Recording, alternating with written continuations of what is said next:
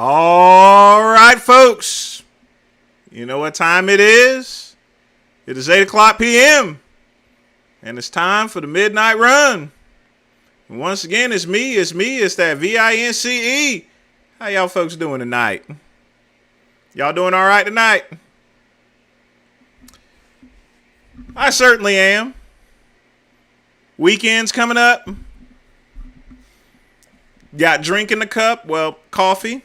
Got my nice cigar. Got the water. We ready for 4 hours of fun. Some mints. Whole lot of stuff happened this week, folks. I'm going to tell you. Y'all did hear about Kid Rock, didn't you? Now, Kid Rock disappoints me, folks. Kid Rock disappoints a nigga. Let me tell you what this mug did. Let me tell you something. Let me tell you what this boy did. Let me tell you what this boy did. Now, as you guys know, Kid Rock protested Bud Light, Budweiser. He went and shot at some cans of beer. Said F Bud Light, fuck Bud Light, yada, yada, yada, yakada schmackity. And you know what this boy does? He gets $30 million for Coors Light. That's right, not Coors, Coors. And then just recently, today, or last night, pictures came in today. What is he drinking on? Bud Light. He is a deceiver. Kid Rock is a deceiver. He is a Benedict Arnold. A Benedict Arnold. He has betrayed the movement. Just keeping the real tell it to you like it is. Order 66, Kid Rock, for betraying the peoples by drinking that Bud Light. Well, technically, I can't call an Order 66, but you guys know what I'm talking about. You know what I'm saying. He done betrayed us all. He messed up. He fucked up. Like Nino Brown said to G Money, you are incapable of handling your business, you know. Now, I didn't really care one way or the other about the Bud Light controversy. I never drunk the stuff. Anyway, I've already told you folks, the great one does not drink Bud Light.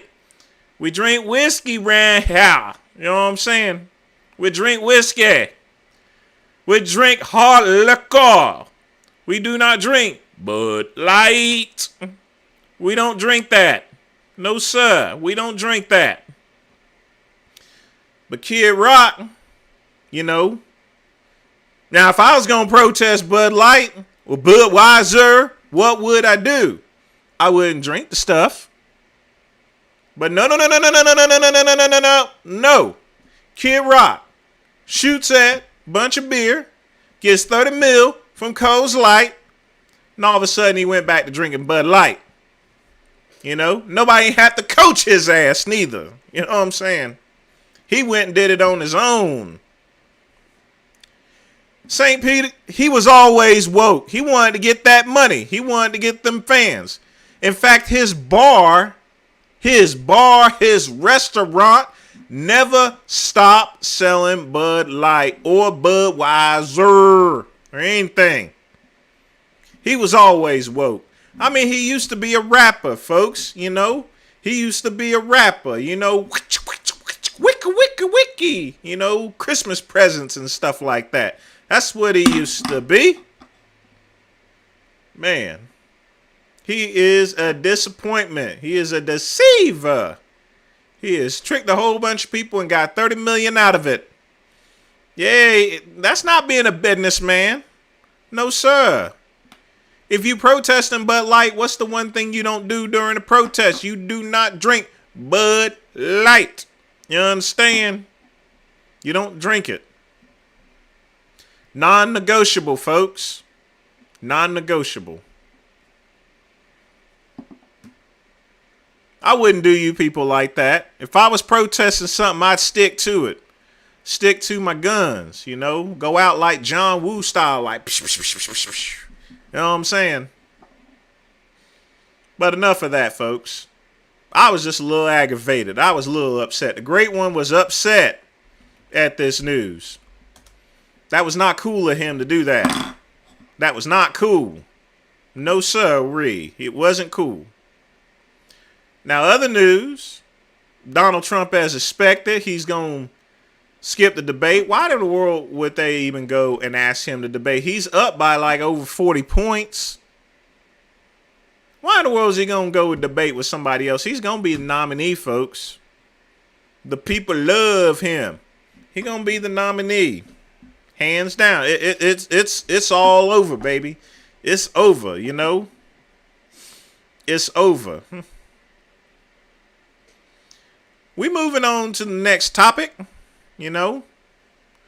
We're going to start videos in about 15 minutes, you know. Just like Jay Leno, I got to do my monologue, all right? So get off my monologue, y'all, you know. I'm feeling good tonight. I'm feeling like Steven Seagal, baby. Hard to kill. But folks, what are y'all drinking and smoking out there tonight? Post it in the comments below. What are you drinking and smoking tonight? And while y'all doing that, I'm going to fire up the videos. We're going to get it started like MC Hammer. I'm more like Johnny Carson. Okay. That's a big compliment, you know. That's a big compliment. I appreciate that, Serratus. Hope you're doing all right tonight. Now, I ain't going to be under Seagal. If I was going to be anything, I would be above Seagal. Just saying, you know. Oh, boy.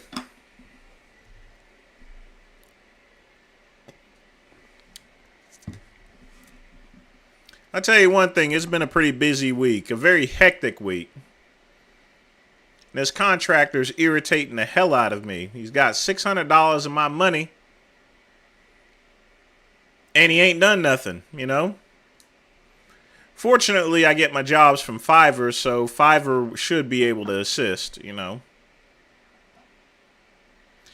That's good, that guy. I saw Big Lenny's live stream, so usually whenever he does a live stream, you know, it cuts into things, so, but that's all right. I'm going to be around for 4 hours, you know. It's the midnight run. We're going to run it till midnight. You know that. That's how we do it around here. That is exactly how we do it around here. But let's see what, how long has Lenny been live streaming anyway? I'm just curious.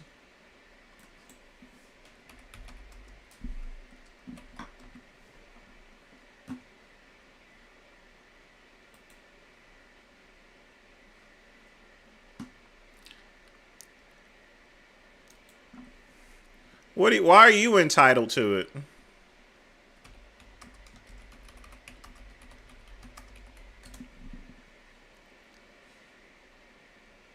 I don't think Rob had a life insurance policy at all. He been live for 30 minutes. Started one with the post USPS, but I don't think there was hardly Let's see what we anything got contributed to that for the short time that he was employed there. Rob was about 6'5", 270, very hard. Drinking aspartame cider. Hello, Vince. Or should I say the great one? Still coping. It's hard to cope.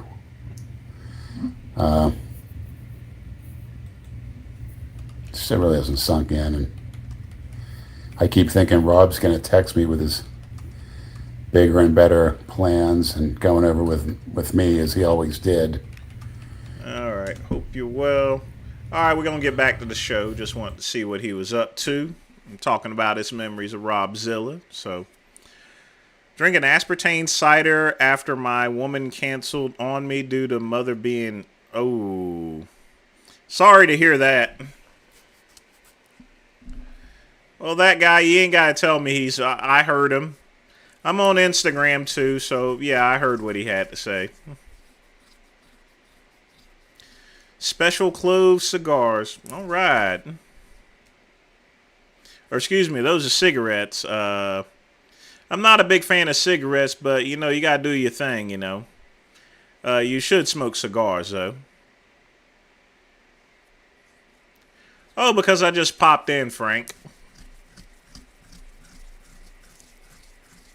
I thought I'd pop into his live stream, you know, check out, see what he was doing, you know.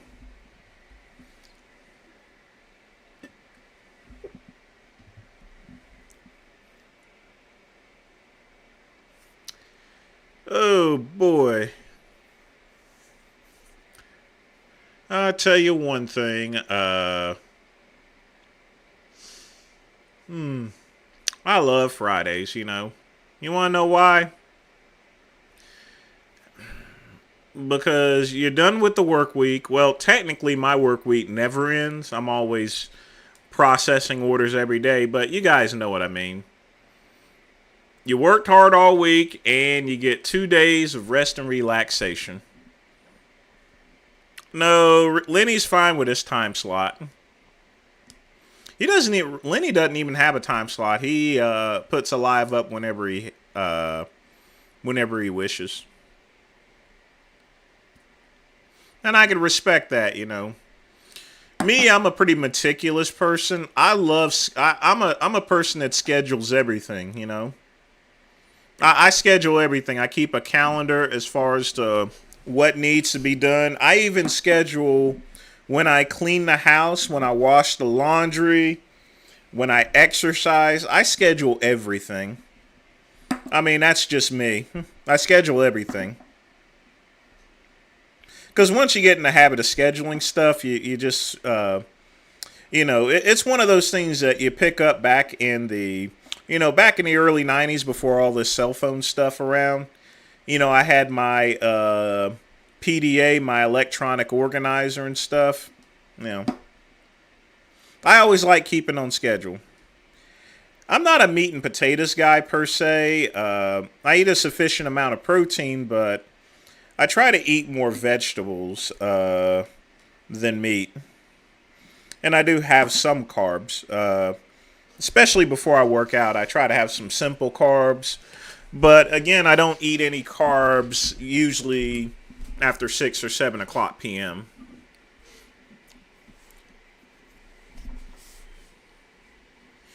And I also don't eat any red meat after 7 o'clock p.m. neither. If I'm having a steak, I'm going to try to eat it as early as possible.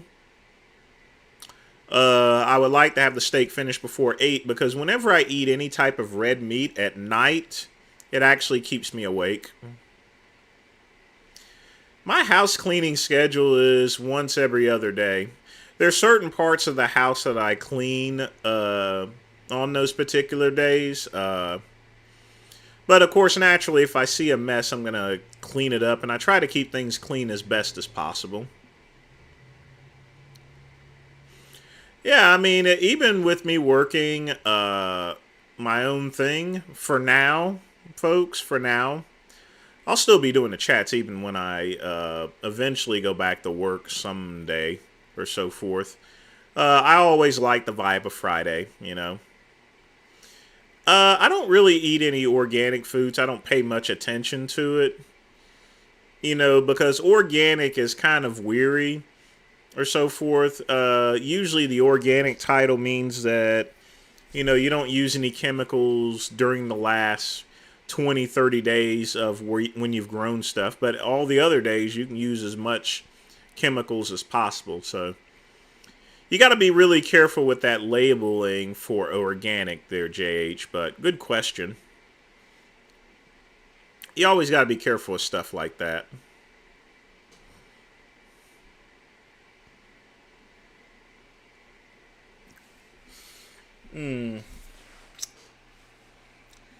But it is 8:15. Let's go ahead and get the cigar lit.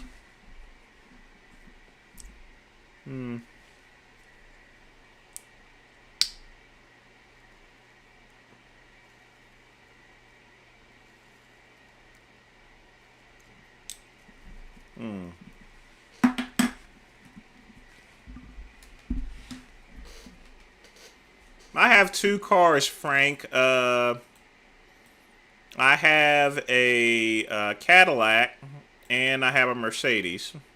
They're very old cars. I like them because they're paid for.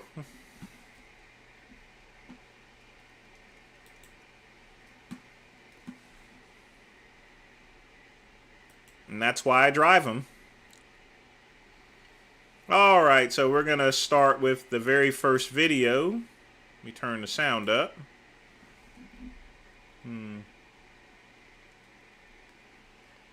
Oh yeah, I got a little teeny cigar today. Something's wrong with my other cigars. They're burning not too evenly, and I think it has something to do with the lighter. But they seem to be messing up a little bit, so I may need to increase the humidity in them. But here we go. I just wanted to have a different experience. Now I remember this guy. This guy was from the Wes Watson video.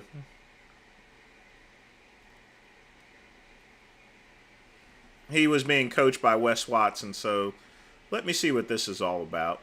Not only for the artists, but for the clients. I've worked at several different shops. I've tattooed clients at tattoo conventions. I've tattooed them at my house.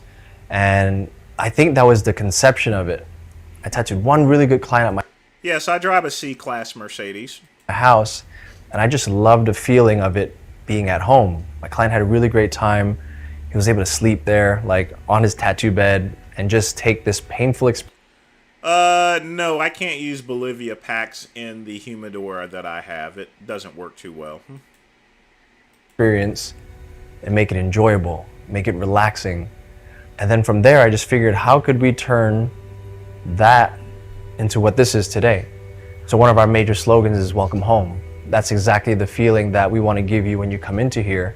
And that is by far the nicest tattoo parlor I've actually seen. Wow.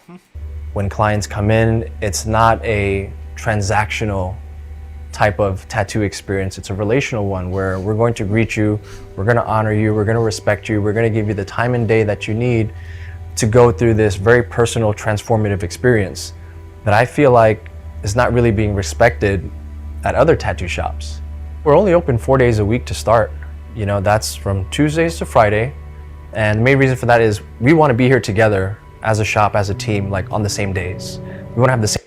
Hey, Tuesday to Friday, that's a pretty good schedule.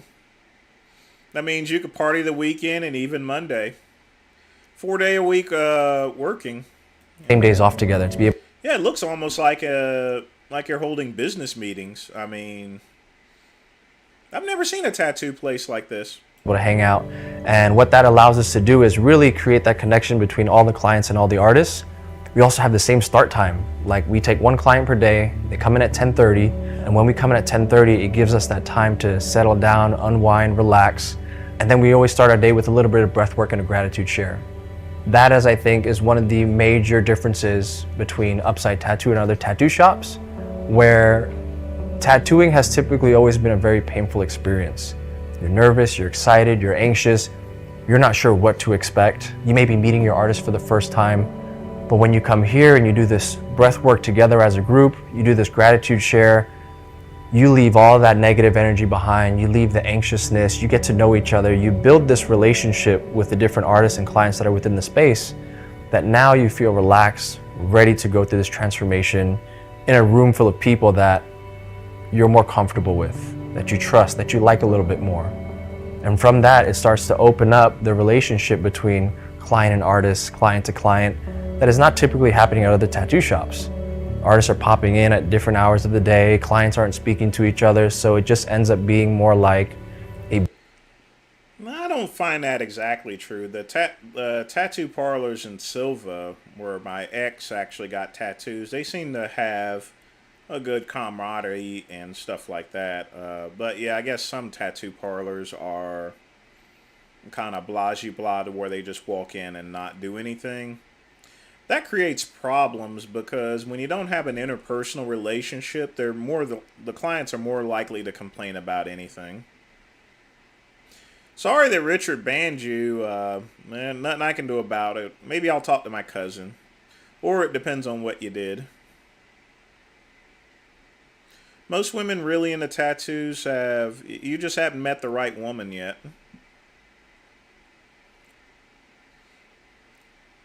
I don't schedule trios because I rarely have them. Business, where people are just coming and going, rather than we're having a gathering every day. People are coming to our house, you're welcomed into our home, and you're part of family while you're here within the space. The culture that we're creating at Upside is really to place the tattoo experience on the client, to make it a completely client-centric experience. It's the reason why we don't have any TVs or any artwork on the wall. There's no distractions because we want the focus to always be on the client. That, I think, is a major culture shift in tattooing, whereas in other tattoo shops or just the culture in general, it's artist-centric. It's about the artist's ego, it's about their work, it's about what they're doing, what their trophies are, what their accolades are. None of that matters in here. What matters is that you show up as your best self as an artist, that you show up. It's actually good. I hate it when I go into a restaurant and there's TVs everywhere. I see it as a distraction. I think it's good that they don't have any TVs or anything. Nothing that distracts. But I do like nice music.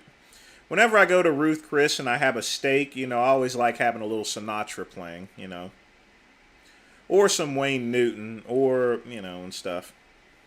Up, prepared, ready to be able to give your client the best work possible, the best experience possible. And it's not really possible with just the artist. It has to come from a place of everyone is doing this together. It comes from the help of the assistant, from the people who are working within the shop.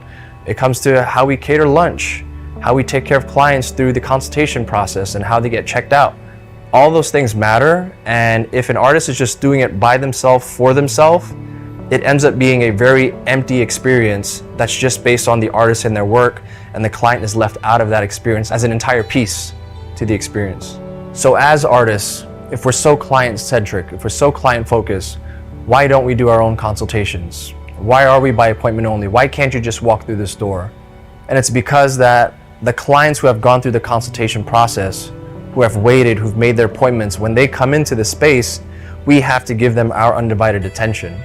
It's part of our system. It's part of the way that we work, that we have a dedicated consultant that answers your questions from the moment you send an inquiry in, to your design process, to the consultation and the creative call. That's actually a good idea because, if someone rushes in to get a tattoo is an hours-long process, and any little mistake you make, that thing's almost permanent. So that's a good idea. To your appointment setting, to the deposit processing, there is somebody who is there to answer your question every step of the way. And when it comes time for you to walk through these doors, we're able to give you our full undivided attention so that you can have the experience that you deserve, so that you're having a session that's uninterrupted.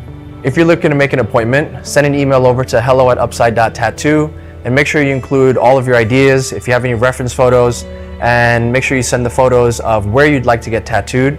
We'll be able to get back to you with all the information that you need. We'll work with the artist to make sure that your ideas are brought to life. And once you make that appointment, you get to have this creative call with your artist. The creative call is where you and artist meet and you get to go over all of your ideas, your placements, your concerns, and we're able to make sure that you're reassured that we're going to give you the design that you want on the day of your appointment. At Upside Tattoo, we only do one client per day. And the reason why is that gives us the full time of day to work on your project without any interruptions. So typically clients come in at 10:30. There's this little buffer window where we just allow you to kind of settle into your space, get comfortable, get to meet the artist, see your design. And at 11 o'clock, we work through our breath work and our gratitude share. And from then until about 7 or 8 o'clock, that's where your tattoo time begins and ends. If the artist needs to stay a little bit later to work through your design, we're able to do that as well. Every tattoo that we create for every client is going to be personalized and customized just for you. So with that, when you make an appointment, you're selecting your artist based off of their portfolio, the body of work that they're doing, and you trust that their design is going to match your aesthetic.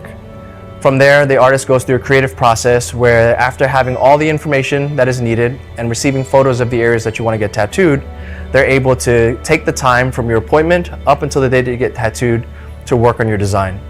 Once you come in on the day of your appointment, you get to see the design, and that's where we begin the creative process of applying the tattoo on for you. When you get tattooed, it's a very personal experience where you're going through a physical transformation, With that, we ask that you come by yourself so that you have the time and the energy to connect with your artist when it comes to design, and you don't bring any plus ones. This leaves you fully accountable and leaves you fully responsible for the decision that you make in owning the transformation that's about to take place. Getting tattooed is a collaborative experience, and we believe that the perfect alignment between Upside Tattoo and our clients are the ones that allow us full creative freedom and the ability to allow us the free range to create the designs that are going to match your ideas and brings out your full expression onto your physical representation. Every time you get your tattoo completed here, we'll leave you with a full care package, and that includes the tattoo aftercare. It's going to include your soap, your ointment, your lotion, and any other goodies that comes with it. We're so excited to be able to go through this next transformation process with you. We're looking forward to creating together. Very professional. I knew I liked this guy whenever he was in that Wes Watson video. But, you know, doing one client a day, he must charge a lot, but seems as though you get the... If I was ever going to get a tattoo, I would definitely go there, that's for sure. That is outstanding. Alright, next one we got is Pugman. He has some markings on it, but why not watch the whole thing? Vegan Gains is my cousin's always pretty entertaining, so we'll watch the whole thing and see what we have. Okay, I hope we never see you again and you wind up in a fucking ditch somewhere. And messaging me to be like, man, like, are you doing all right? I mean, this looks I genuinely hope your mental health issues are incurable, get just worse and worse every fucking day. I hope what you're exposed to just drives you to complete and utter madness. I hate you so much. Why should I give you any sympathy? Calling someone an idiot... A mentally ill person wishing someone else to be mentally ill. Getting a retard for speaking an opinion. Because it's an opinion, it can't be stupid. Well, you know what? It's my opinion that you're a fucking idiot. Very, very, very fundamental level. I essentially... Yeah, I agree with you, that guy. So... Pugman doesn't have to leave timestamps, so... want to create like the best world for me, like a world that kind of maximizes the experience that I have. By the way, that's not an opinion. That's a fucking claim that is supposed to be fact-based. There's some sort of truth value. It's not subjective. Either Russian troops are holding back, their firepower to protect citizens in Bakhmut, or they're not. That's not just a fucking opinion. Is it an opinion that your mother has a fucking vagina? Is it my opinion that the fucking sky is blue? Oh my god, you're fucking... Well, the sky is sometimes blue, and sometimes it's white, and sometimes it's cloudy. It's not always blue. Retarded. I don't know what the hell this guy's doing. Really?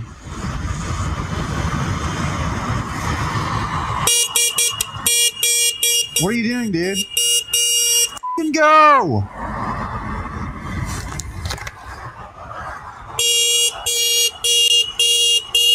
Patience is a virtue. And considering the fact that that car can simply ram him into other traffic, I wouldn't be really doing that. F*** you! Alright, so... God doesn't know where the f*** he's going. Asking for one bite and what you think. That is all. No offense or anything, Dom. I know you're vegan, but truly love your...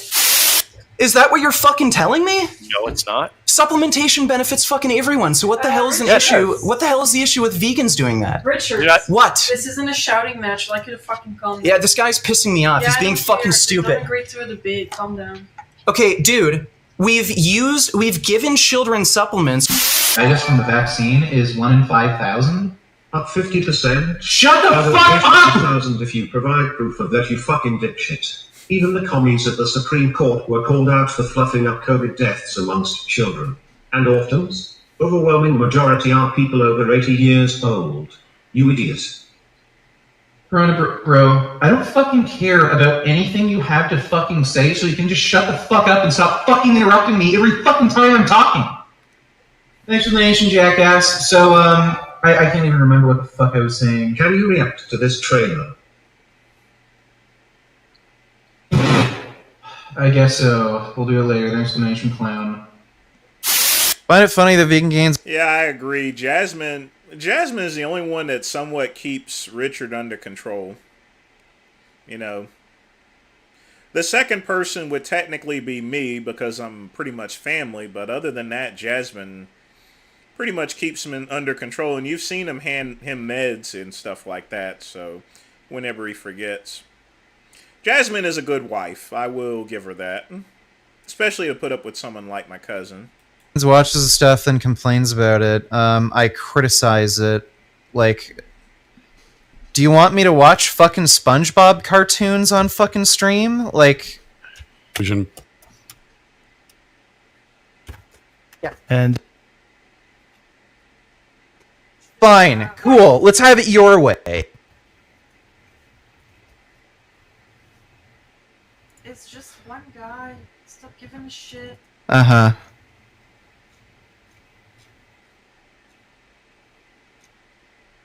Fucking God of War. Nothing's wrong with SpongeBob. I love that show. Especially Patrick. Patrick is cool. Isn't even out yet. Yes, Vegan Gains is my cousin. Third cousin. Distant.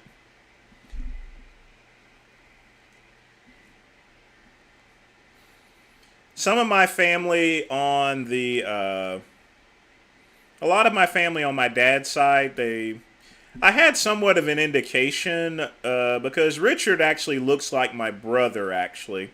His name is also Richard, and he was a vegan. He also looks like him at his age, too. I kid you not. Dead ringer for my brother, whose name is also Richard. So when I finally went to Ancestry.com under Burgess, I saw him listed in his family. I'm not going to give out his mom's name. So I went back and asked my mother, is there any Burgesses in the family? And she said yes, you know. It's part of my dad's side, so put two and two together. You know, I definitely had to confirm that, you know, because I definitely didn't want it, so, Small world, isn't it? Let's just sit here for 2 fucking hours until God of War comes out. How about that? You know, I showed Richard pictures of my brother, and he actually agreed with me, you know, so that it does look like him.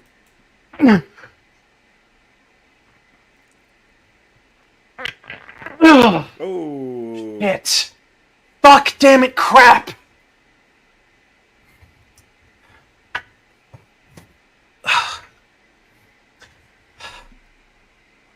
I'm kind of stuck.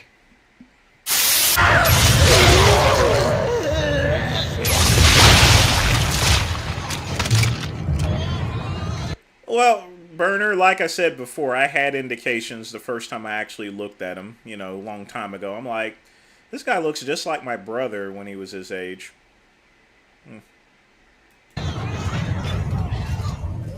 I hate those enemies so much. They're just fucking stupid. Dumb babies. Fuck you. Fucking shoot them even if they weren't fucking mutated freaks. He literally just admitted he bases his moral principles on preferences. So that's your whole worldview, you retard. Yeah, that's your whole worldview. You don't care what God thinks. I just proved that. I just proved you do not care what God would think. You're an idiot. You form your own fucking preferences. All right. Malformed question. We appreciate the call. Everyone's going to have a separate opinion of God, you know.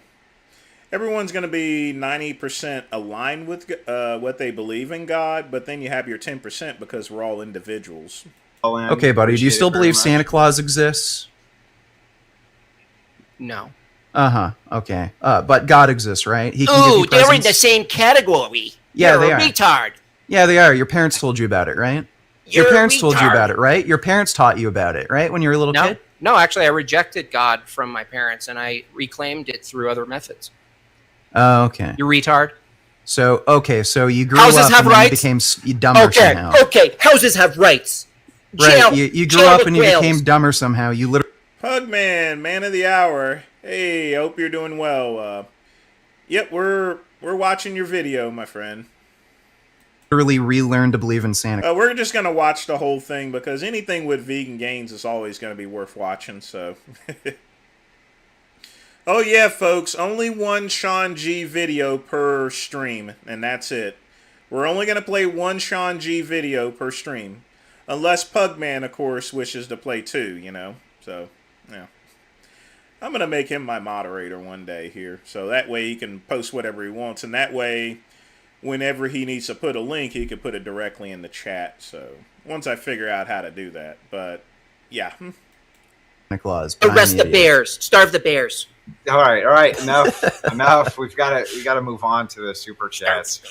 It got pretty contentious, I must admit. Okay, so get the fuck out of my chat. Get the fuck out of my stream. Like, what the fuck are you doing here? Like, spouting the stupid shit when you don't even know what the fuck you're talking about. Like, what are you, 15 fucking years old and you think you fucking know everything? I'm changing lanes without signaling. Good. Yeah.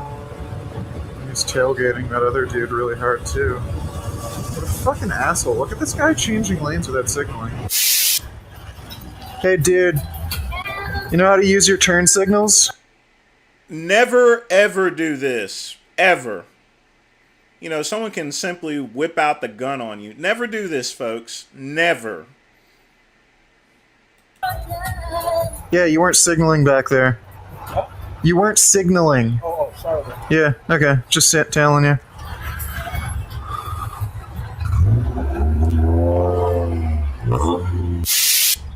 Don't know why some people are so friggin' lazy. It's just moving your finger an inch. Yeah. Bitch, Merriam-Webster literally say it. So yes, why don't you fight me, bitch?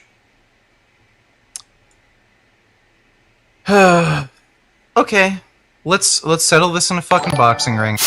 Breakfast is a compound word. Break fast.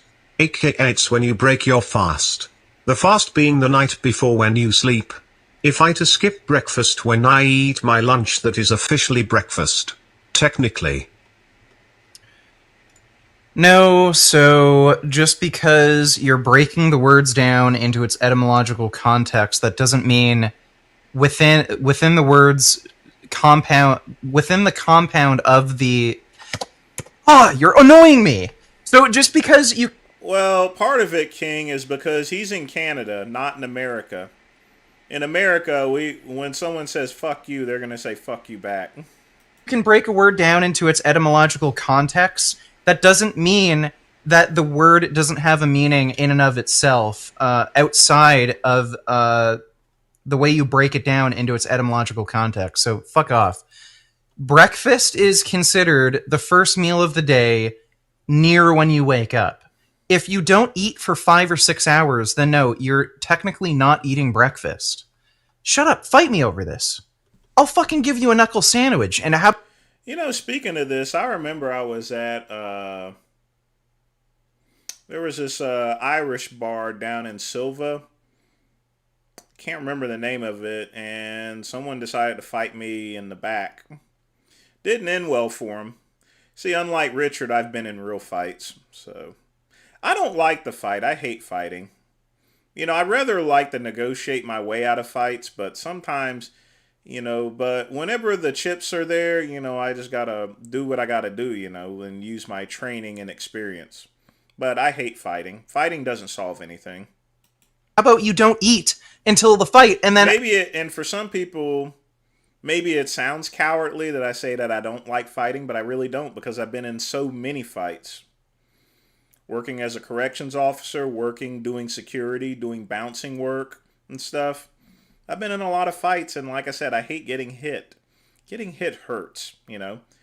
And also, hitting someone also hurts my hands as well. So, you know, whenever you get into a fight, everything hurts no matter if you're winning or losing. I guess you could call that fucking breakfast, dipshit. Okay, I have never encountered such retarded horseshit before. So, this fucker who runs Mitsubishi Motors in Markham... He made this have restricted access. So you have to go in, ask the guy whether or not you can charge, and then he'll give you access. There's not even an option to fucking pay. Well, that's to keep people from running off and skipping without paying. And this is supposed to be a public charging station. So if they're closed like they are now on fucking Sunday, then you're... So, Raiders, from all the fights that I've had, I probably have pugilistic dementia. You know, honestly, I should donate my brain to check for CTS, so I might even have partial CTS from all the blows I've taken. Not even allowed to pay for the fucking station. I've never heard of something so fucking insane in my life. Why? Like, seriously, what? Rick Ross was an corrections officer in the early 90s, so he's before my time. Also in a different state. Why the fuck would you put a public charging station here and not even give people the ability to fucking pay? And then when you look on the fucking app, all it says is free. That's all it says on the fucking app. And then you can't even fucking pay for it. You can't even fucking pay for it. Oh my god. So if you're ever in fucking Markham, never go to this fucking piece of shit Mitsubishi Motors Markham 4611. Well, if you're driving an electric car, you know, beggars ain't choosers. You know, I drive gasoline-powered cars, so I can pretty much go to every gas station. But when you drive an electric vehicle, you're kind of limited as far as to where you can go. Just keeping it real and telling it to you like it is. Fuck this fucking retard who runs this place. Oh my god. Talk about that because it's too personal. Fuck you. Guess what? Eating fucking Beyond Burgers and eating fucking potatoes and rice doesn't give you fucking mental health problems, jackass. Wasn't your sub count 350k plus a year ago? What's going on? Love the vids, by the way. I just don't want this channel to suffer. What do you think's going on? I'm losing fucking subscribers. If my subscribers were higher and they went down, that means I'm losing subs. I don't know why you have to ask. No, the sub count doesn't bother me. It bothers me when stupid fucking people bring it up and ask me why. For one thing, how the fuck am I going to know? I don't know why people are unsubbing. The reason why they're unsubbing is because you keep banning them. Also, the stuff that got you all your subscribers happened over, 7-8 years ago. So, you know, you got all your subscribers from your original, from that article that was in the Daily UK that you were threatening to kill animals. But, you know, that's only a moment, you know. And you should be, you know, the truth is Richard should be building up subscribers, but he is losing them. That's because he's banning all of his people. It might be a fucking glitch with YouTube, and it likely, in large part, is. I had an ex-boyfriend that actually ended up in a jail, the same place that I actually worked. You know. His name was Skipper, actually. Nice, fat, round ass. Loved it. But, yeah, he ended up in one of the pods here, so, yeah. The only thing I could do is just bring him a kit, you know, for shaving. That's about it. But why the fuck are you asking? People don't want to sub to my channel. Why are you asking me? Goodbye. Congratulations, Jen. You're banned. Yeah, I definitely need a better computer. I've got a 3080 Ti in my system, but I need a better computer. Go fuck yourself. Get the fuck out of here. Stupid motherfucker. Not long after that, he went and completely rebuilt his computer to a brand new one. Okay. Why are you in such a bad mood, dumbass? Because your IRL stream earlier failed? Kid Boo is right. You can't. Oh, I also want to mention he doesn't get that. He's losing subscribers because he does. The only thing he does now is just react videos. He doesn't make regular videos like he used to. Can't use basic technology. React to videos instead of playing this disappointing remake of Modern Warfare 2. What the, fuck, dude? Bye. You're banned too. Thanks for the fucking computer advice. Go work at Best Buy, dipshit. But I was about to play online matches. Well, the full game isn't released, so that would be impossible. And it literally says in the fucking title, campaign. So why would you think that? I can tell you why. It's because you're a fucking idiot! I'm moving in. What? Shut your mouth. Follow me. What you want? Packet secure. Copy. Watch out behind us. Cover, Sergeant. What you want? We're taking fire. 3 hostiles to our south. Copy. I'm inbound. Be advised. Conceal your weapon after you kill the running dude, fucking idiot. Clear. There's 3 of them, stupid. So speaking of being an idiot... Jabbing. Okay, well, thanks for that nonsense. I'll take you to the candy shop. I'll let you lick the lollipop. Go ahead, girl. Don't you stop. Keep going till you hit the spot. Well, I'll take you to the candy shop. Yeah. One taste of what I got. I'll have you spending all you got. Come on. Do you know how much stuff is made with corn? Corn's in almost everything you eat. No, it's not. Yeah, it is. Tomatoes? Okay, so tomatoes are made of corn. This one's my favorite. I remember this one. Let's see, what else do I eat? Do you want me to get, like, all the shit I eat out of my fucking cupboard? How about this? Yeah, bring it all. Bring your whole icebox, dude. Roll it up here and open that door. Let's see.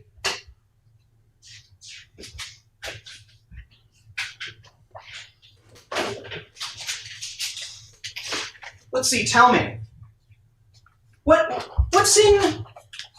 Let's see, we got some soy protein isolate right here. I eat this every day. We got lentils. This is the bulk of my diet. Got oats here. Got nutritional yeast. Tell me, which of these fucking products contain corn, dude?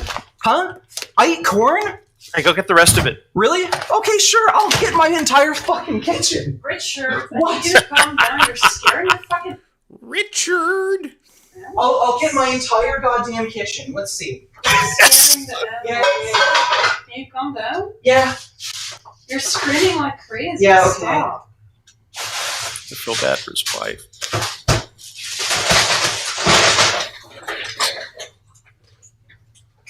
Okay, let's see. Tell me. Here's some yellow... Oh, no, this is brown rice. Does brown rice contain fucking corn?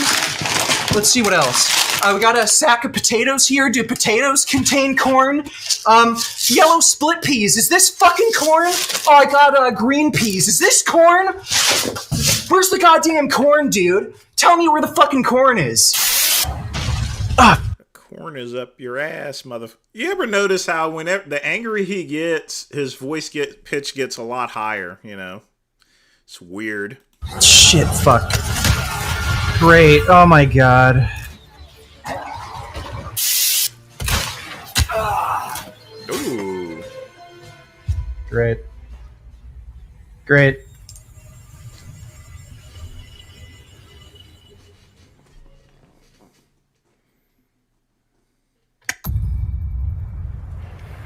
I don't even want to play anymore, because that was so stupid. Fuck you. Also, if you're on a motorcycle, don't do this neither.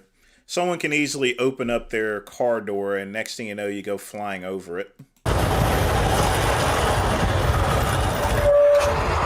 You're seriously stopping when traffic is going to let people out. There's no other way. Again, folks, and also don't stop and confront people. Hopefully he doesn't come to America and does the same thing on a visit. He'll get shot. Well, what do you mean? Like, it's a green light, dude. Huh? Doesn't matter. You can't stop in the middle of traffic to let people out. Alright, just, like, I'm just saying, you're not legally allowed. It's cool. There's nothing... What is he talking about? He's an idiot.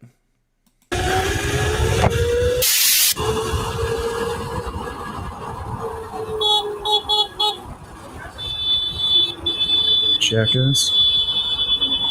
Is that you or him?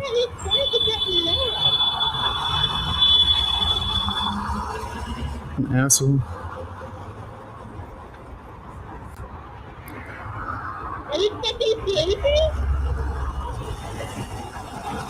Is that guy talking shit? He fucking swerved into me. Fucking asshole.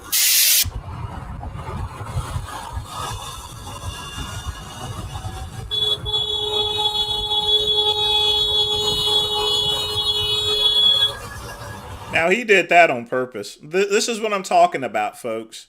When you start arguing with people, they're going to fight back, and, you know, that vehicle is bigger than his motorcycle. This guy want to get his mirror smashed? There's that jackass Vegan Games Exposed. I bet he's gonna upload a clip of me. He can't drive. He had to brake real hard. Oh, I missed the turn. Fuck me. Border were probably used by fucking children, you fucking hypocrite! You're gonna answer my question. Shut the fuck up! Is there such... You're so stupid. I thought you were a good debater. No, You're You dumb. didn't even ask me a fucking question, so I don't know why the fuck I did. you're Wait. interrupting me. Do you remember If what Aiden question I Ross- asked? What question I asked? If I fucking just You said don't, because you're didn't ask me a coked question, out. obviously I You're wouldn't a know what coked out fucking question idiot, you and you asked don't know what the me. is You going on in the just wanna waste conversation. everyone's fucking The time. conversation is above your head. You're just not following.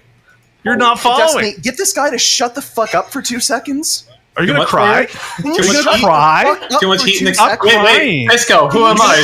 Can you tell me how this the argument for Hassan? Can you tell me how this grants him copyright over it?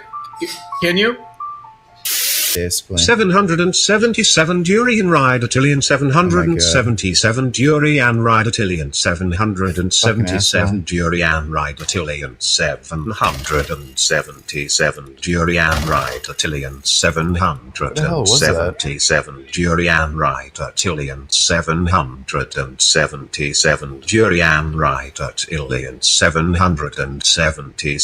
Durian Ridetillion 777 Durian Ridetillion 777 Durian Ridetillion 777 Hey, Ancient, we're just having a little bit of fun at Richard's expense. Durian Ridetillions. Fuck you, asshole. 50 feet with SMG is sniping? What are you, fucking retarded? Do you know how fucking far a fucking ACP will go? Oh my god, you're out of your fucking mind. Shut up. Stop fucking telling me how to play the fucking game. You mean the puppet government was implemented after your disciplines? Okay, buddy, again, there are third-party sources that you can look at that track data. The United States is not directly involved in the fucking conflict. They're just supporting. There's other NATO fucking members that are tracking data. Ukraine themselves are tracking data. I think that's more reliable than fucking Russia, right? Well, like, what else am I gonna go on?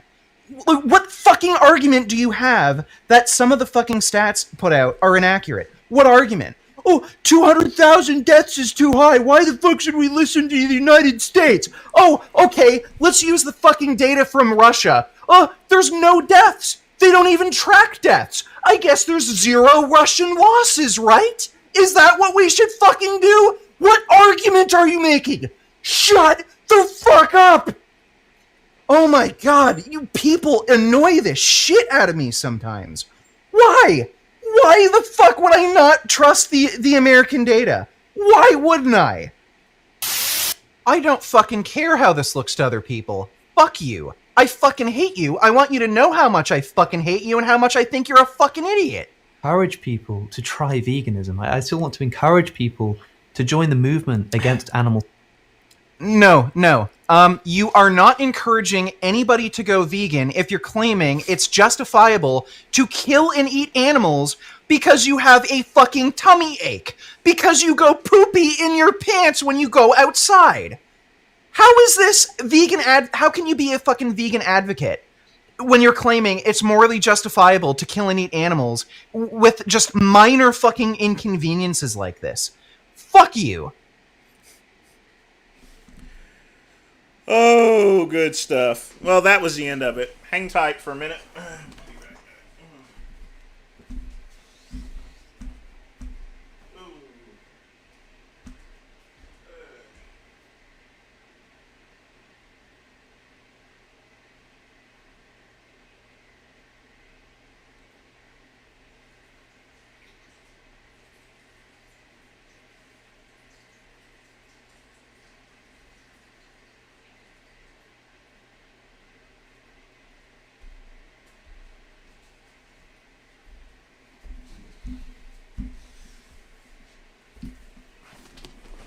But yeah, you lose subscribers when you have a premium membership. You know, but considering that he's getting $10 per person, I think that's what his fee is. He's still bringing in a good amount of money. So, all right, next video. Let's see what we got. It's always good fun to watch him, you know, and stuff. Always good mints.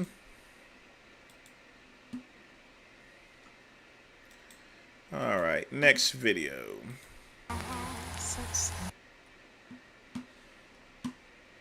See what we got here. Wes Watson. Very nice Rolls Royce. Very expensive to upkeep. I wonder why he doesn't have a front plate, but oh well.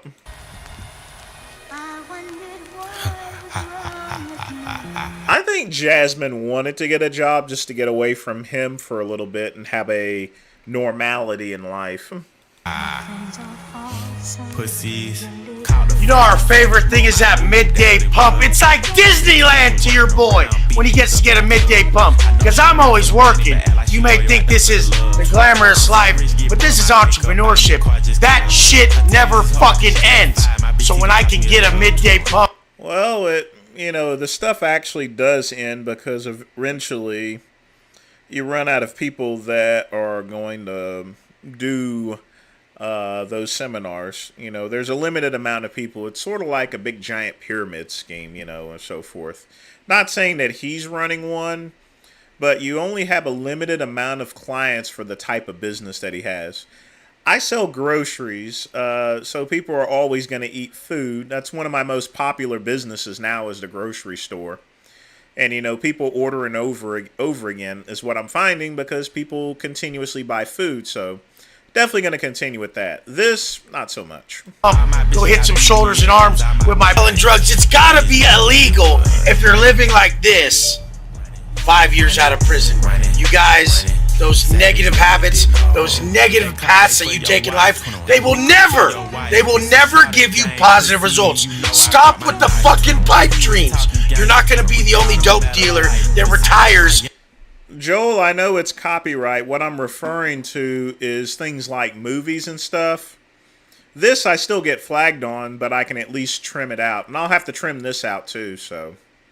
In Mexico on his villa, and you're not gonna be that fucking motherfucker who tries to always commit grimy acts and get a positive outcome. The only reason I'm successful is because everybody's fucking winning, and you better fucking remember that next time you try to cheat the system, because there's no cheating.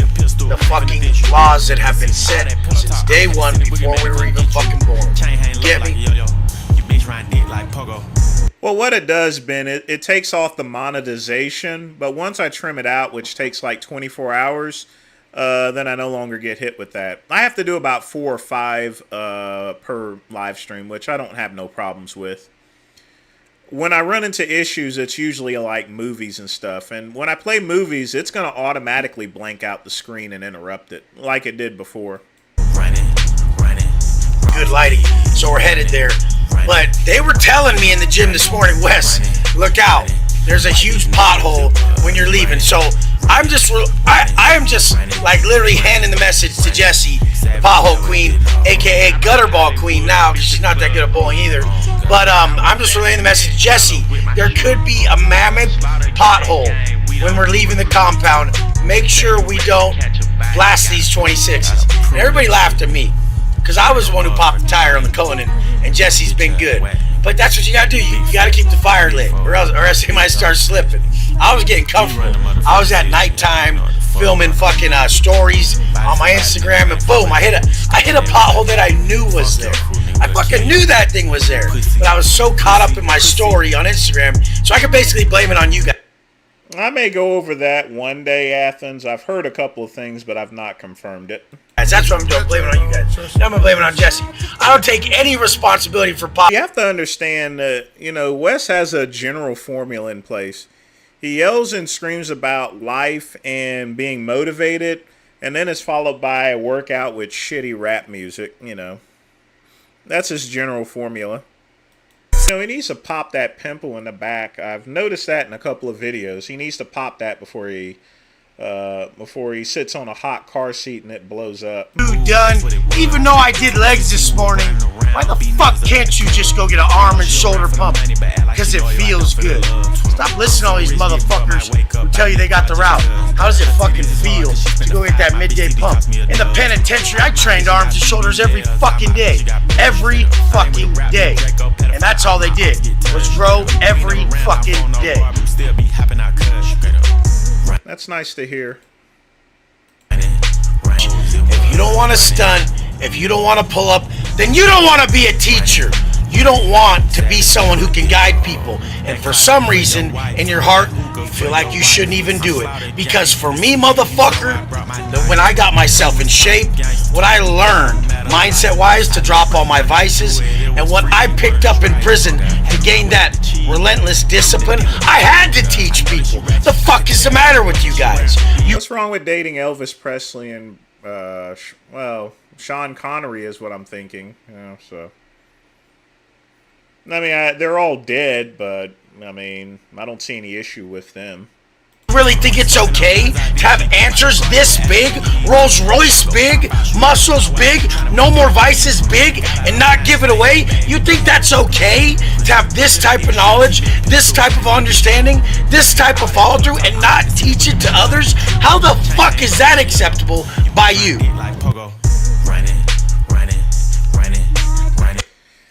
You see, and this is the mentality that I hate. You know, you should... Well, let's finish this up. Oh, that is finished. That's the mentality that I hate most, folks. You know, it used to be where people used to guide people as far as the wanting home businesses and being self-employed. Nowadays, you got people like Wes that says, well, if you're not self-employed and you're not running a business, you know, you're a piece of shit, basically. You're not living right or anything like that. Wrong! Wrong! You know, you shouldn't be self-employed and start a business if you don't want to, if you don't, you know. And a lot of people don't have the aptitude to be sales folks or anything like that, you know. Be pushed into doing a business. Sometimes, for a lot of people, you know, just working a regular job is just fine as long as they save their money and stuff. That's the same thing with college. Parents always push people to go to college and they end up in debt, whereas they should be able to go to a trade school or a community college so they don't get stuck with so much debt, you know.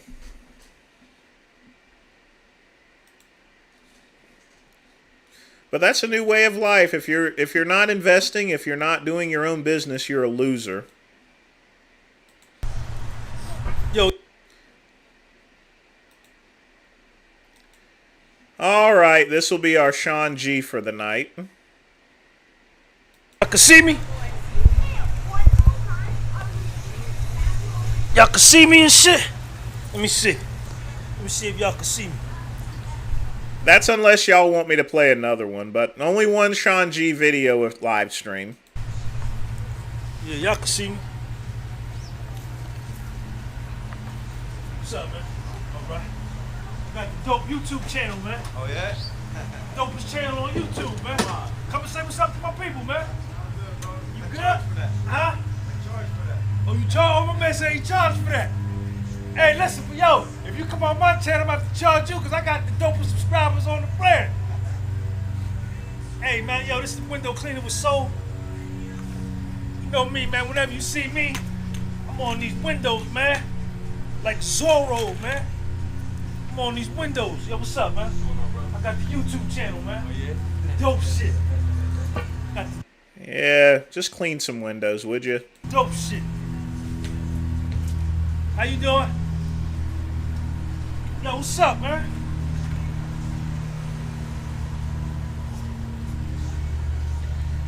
There's no honor being in prison. People always brag and talk about being in prison. I worked at prisons. You know what they serve? They serve the most disgusting food. They feed you barely enough to be alive. They overcharge you for goods on commissary. They overcharge you just to make a phone call. And if you manage to get a cell phone snuck into prison, there's only one place it's been. So you got a doo-doo smeared cell phone that you're actually using. There's no fun in prison whatsoever. There's nothing cool about being in prison. You know, the only time you're actually cool in prison is if you're getting a paycheck from prison, just like I was. Only idiots go to prison, you know. And if you end up in prison, you know, you need to do something positive, and once you get out, don't go back, you know. Yo, man, I clean windows, man. I clean windows. This is my shit. This is my business. This is my shit. I don't work for nobody, man. Yeah, when I went to prison, I went there for a job. I work for no motherfucker, man. I work for me, man.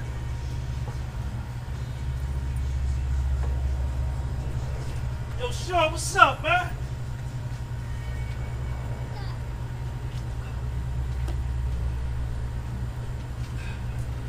Get that window nice and soaked up. Soak that joint up with the mop. Collie Muscle's a damn liar if he enjoy. There's nothing to enjoy in prison. Where the ball go? We're in the sewer? Huh? You threw it on the roof? Over with. We gotta get you another. We go to motels and get you some more. Yo, say what's up to the people, man. The camera rolling, man. Say what's up, man. Tell them to subscribe, man. Subscribe. What's up? Peace.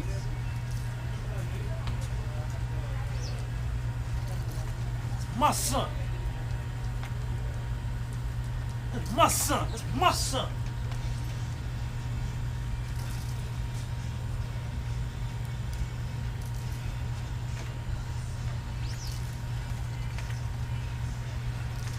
They ain't got no phones in there, right? You wanted to go in there and play on them goddamn phones. That's what you wanted to do. No, you ain't. You was looking for a phone. I really wasn't. I already knew at the store. Just had no phone? Yeah. You been up here with me before? Yeah.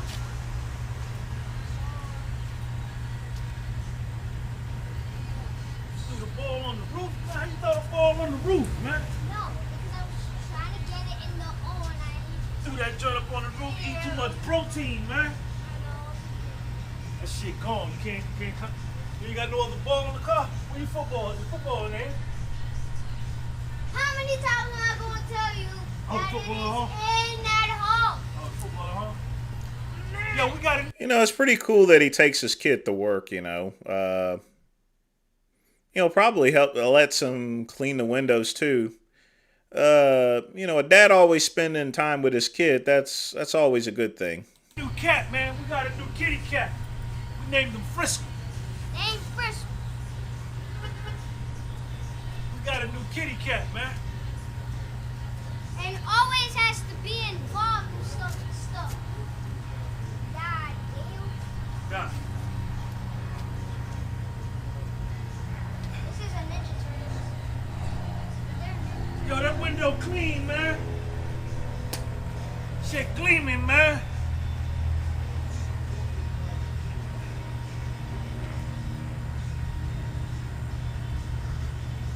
I love my job, man. I love what I do for a living. I wake up in the morning, I can't wait to clean windows, man. Can't wait. You know why I can't wait? I ain't got no co-workers. You know, people may laugh at that, but he's self-employed, and it's like I said before, you know. Obviously, he didn't go to any college that I know of, unless it's a little bit different, so he's not stuck with college loan fees and stuff. I ain't got no supervisor. I ain't got no goddamn time clock. I ain't got nobody to gossip with, though. Go by the water cooler and gossip, man. I ain't got no backstabbers trying to take my job and shit. I ain't working with people I don't like, people that don't like me. I'm not reporting. This is the most important part, though. Like I said, I don't, you know, if he's happy doing it, and washing windows actually pays pretty good if you have a good client base and everything, so. I'm not reporting my supervisor. I'm not better than my supervisor. I'm not reporting to somebody who's beneath me. That's the worst feeling in the world, man. You working on a job and the nigga you report to, you better than him. What kind of shit That's a phone repair shop. is that? Where they do that at? I clean these windows, man. These windows don't bother me. They don't talk to me. They don't want to gossip. They don't tell me their problems. The windows, they love me, man, when they see me, man. The only problem I have with some windows is when they see me coming and shit, they see how good a nigga look and shit. Sometimes they jump out the goddamn frame and run down the street. I have to go tackle the motherfucker. Boom! And put them back up, because they don't want to get clean. Yo, this is stigmatism in my soul, man. What's up, man? What's going on with you?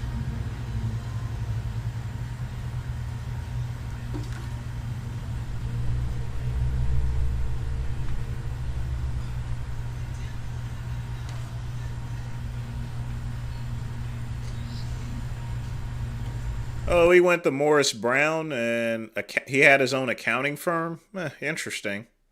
I'll have to look into that. I never actually checked and see what he went to prison for.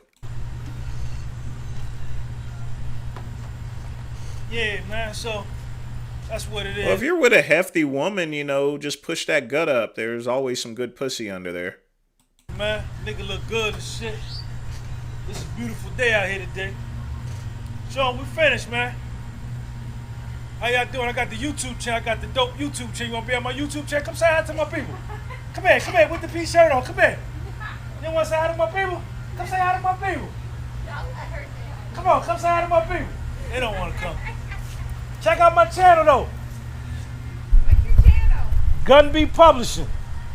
Yo, what's up, man? Y'all want to say what's up to my people on YouTube? Oh, you there over there? Yeah. When I was over there? Yeah. Alright, that's my man right there. Yo, you gotta subscribe to the channel, man.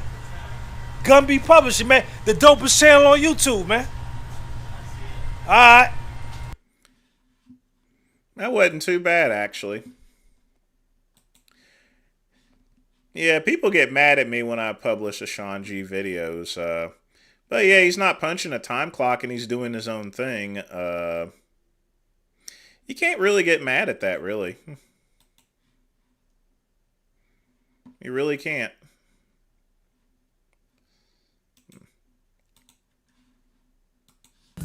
Just to let you... Alright, folks. Post some more React videos. Of course, I got my preloaded ones. One's without titties in it this time, fortunately. No, mate. Just to let you know, I'm recording you. What do you want? What was what about? Don't know what you're on about, mate. Don't know what you're on about. What are you stopping me for? Why do you think? Well, tell me, what are you stopping me for? Huh? Right, are you stopping me under the Road Traffic Act? Well, why don't you give him an opportunity to answer, you know? Right, well, I'm asking you, I'm a detained. No, you're not. I'm a free to go then. I'm a free to go. Listen, mate, I'm asking the questions. You're the public servant. Will you take your hand off my car, please? Thank you. You're the public servant. I'm a member of the public. Right, I'm going. Unless I'm detained, I'm going, mate, okay? Am I being detained? Am I being detained? Right, I'm recording you. That's okay. Am I free to go? Right, well, I don't want to talk to him. Am I being detained? Listen, mate, am I being detained? I'm recording you. Am I being detained? Just to let you guys know, the police have a right to stop any vehicle, you know. I mean, after all, that's the basis of it. If they find anything wrong, taillight busted or something like that, police can stop you, you know. Am I being detained? Right, I don't want to speak to you. Am I being detained? Right, goodbye then. Excuse me? Goodbye. Have a nice day, mate. In future, don't try and open my car door. Do you hear me?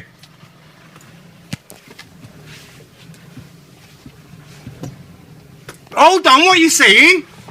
Hold on, what are you saying? Making off? No, nobody's making off at all, mate.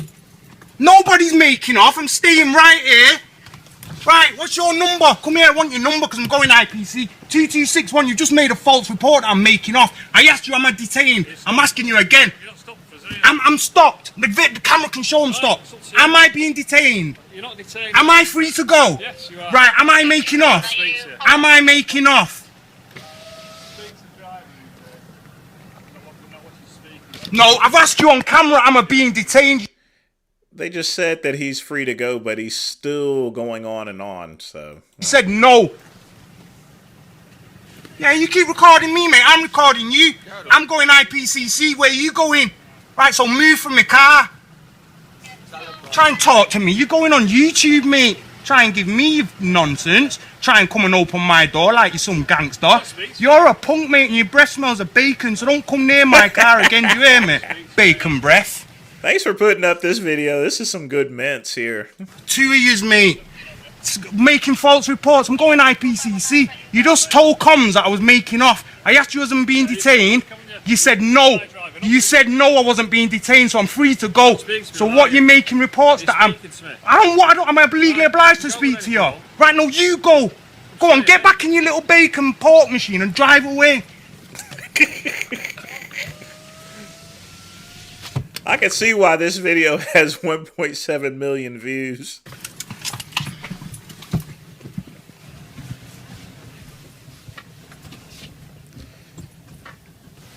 British are cheeky little people.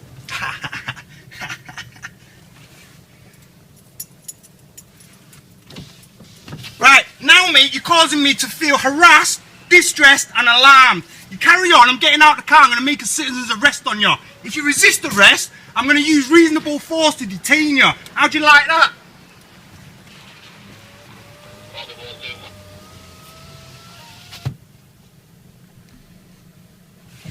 See, now he's done did it, so, yeah. Don't try and open my car door, mate. What you doing?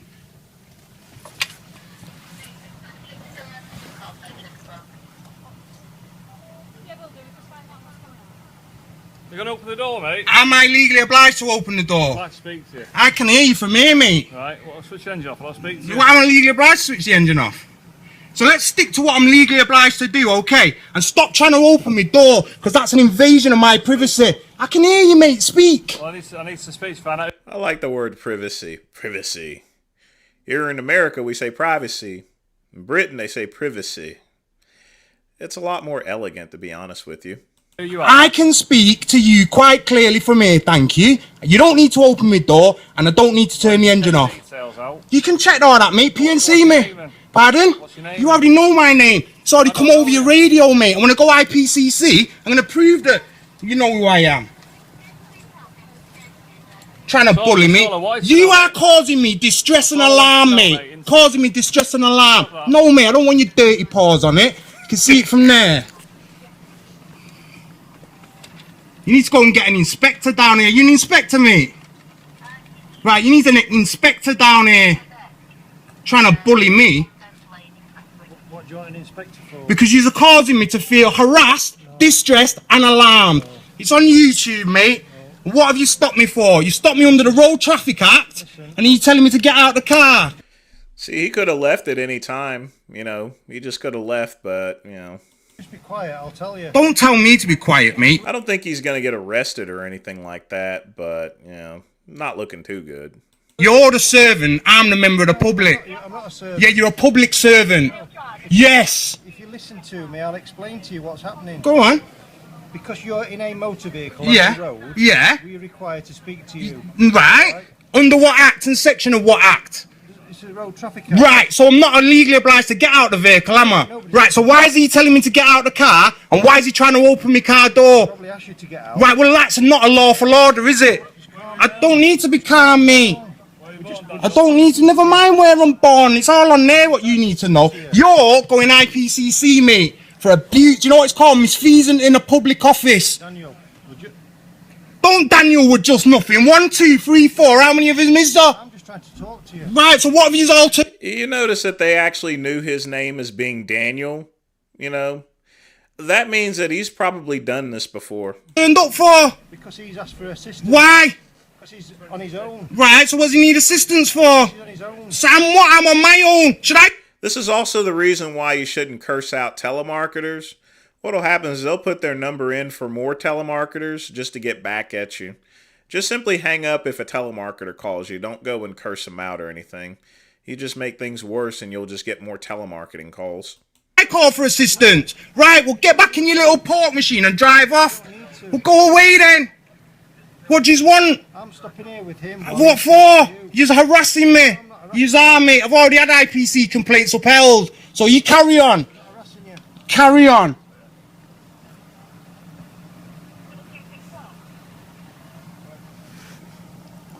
I want your numbers, all of yous, mate.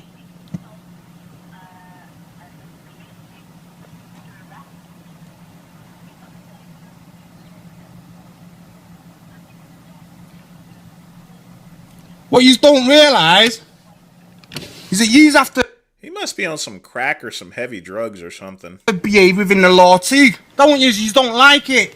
So don't come here trying to harass me, bully me, trying to open my car door, chatting macca to me with your bacon breath. What's my name?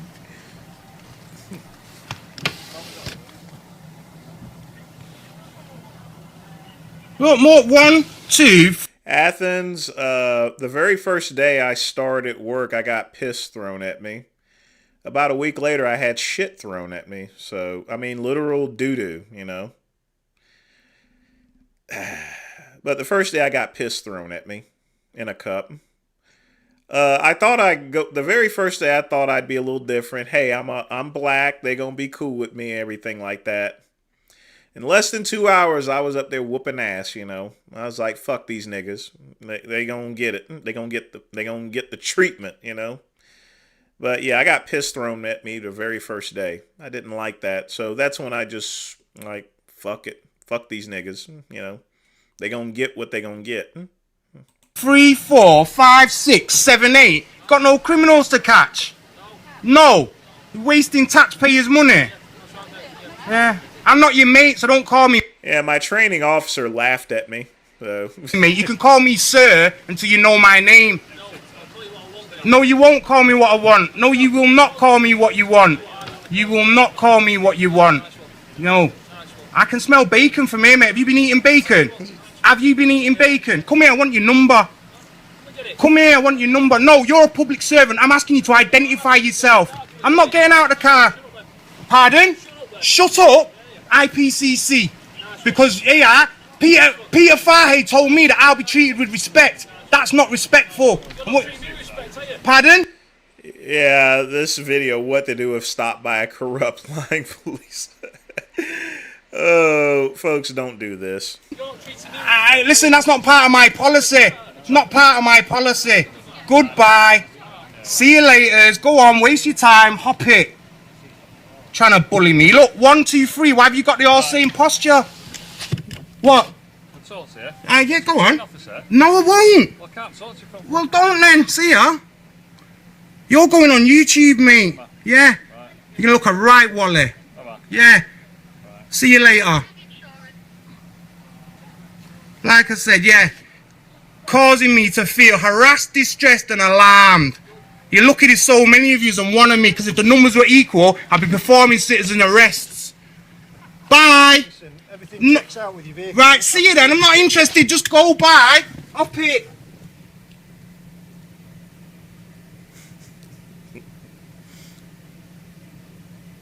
See ya. See you, mate. Bye.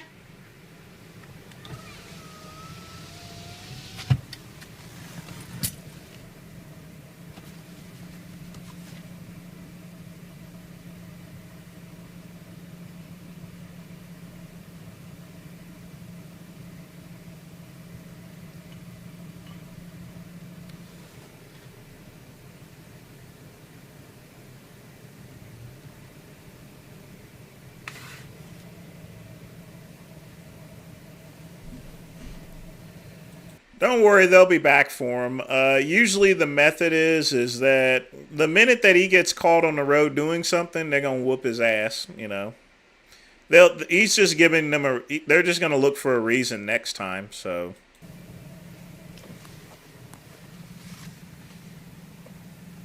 One little beacon breath remaining.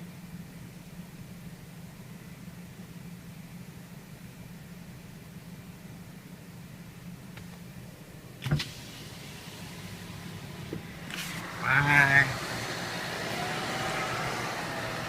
Let's see what else he has up here.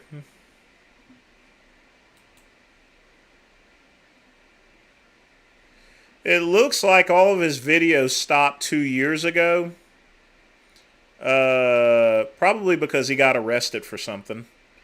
That would be my guess, because all of these are consistent up until 2 years ago. Goodrum. Yep, that'd be me. Thanks for the $5 donation. I definitely appreciate that.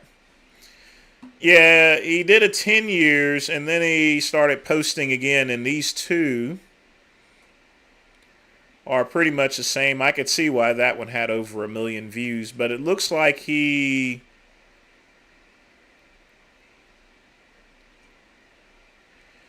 Definitely a conspiracy theorist, that's for sure. 1960s government, you know, this is some weird stuff. But it looks like he stopped posting 2 years ago, so he's either dead or in prison or something. Whenever you see something like this and they don't show any videos for, I mean, you'll let me pull this back up here. Check this out. He posted videos for 10 years, and then 12 years, 13. So he was consistently posting videos. So my guess is right around this time he got arrested, did something. He did an 8-year stint. He got out this year again, and then went to prison again, where he probably is now. That's what it looks like to me, because between, you know, you don't just post consistent videos for 10 years and then wait 8 years in order to post your next one. You know, that just doesn't happen. So he probably got himself in, he probably had to do about 8 bars or something.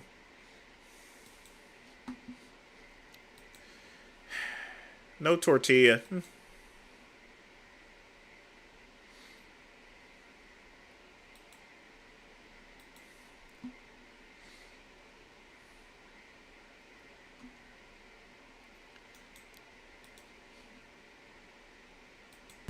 Just to let you know. Oh, that was the one here.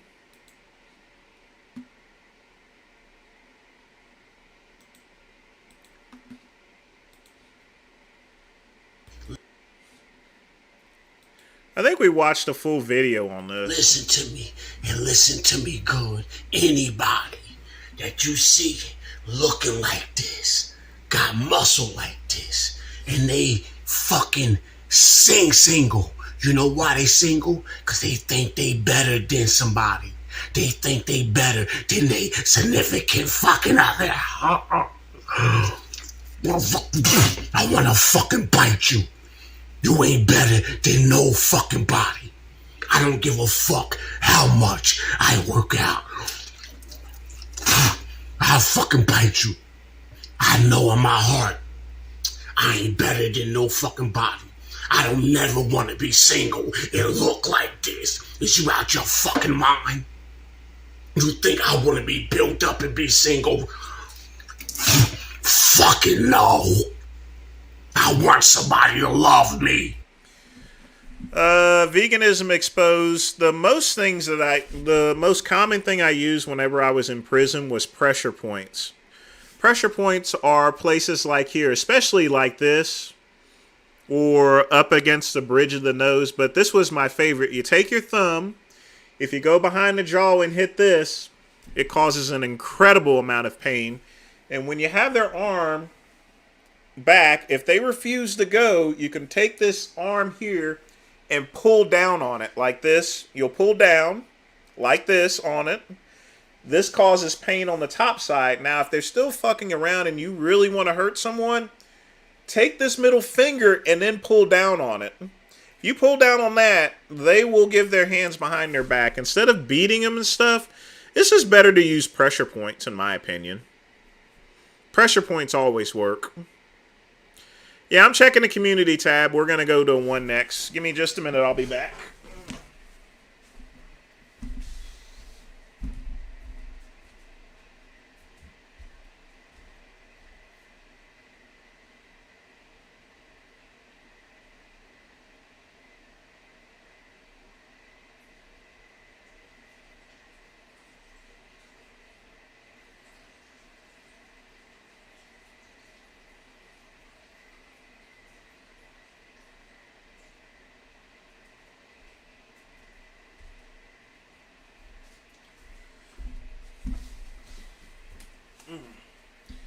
Now, I will say that I have had to drop some hammers and stuff like that, but the good thing about pressure points is, you know, like I said before, if you guys remember, when you hit someone, it hurts your hand.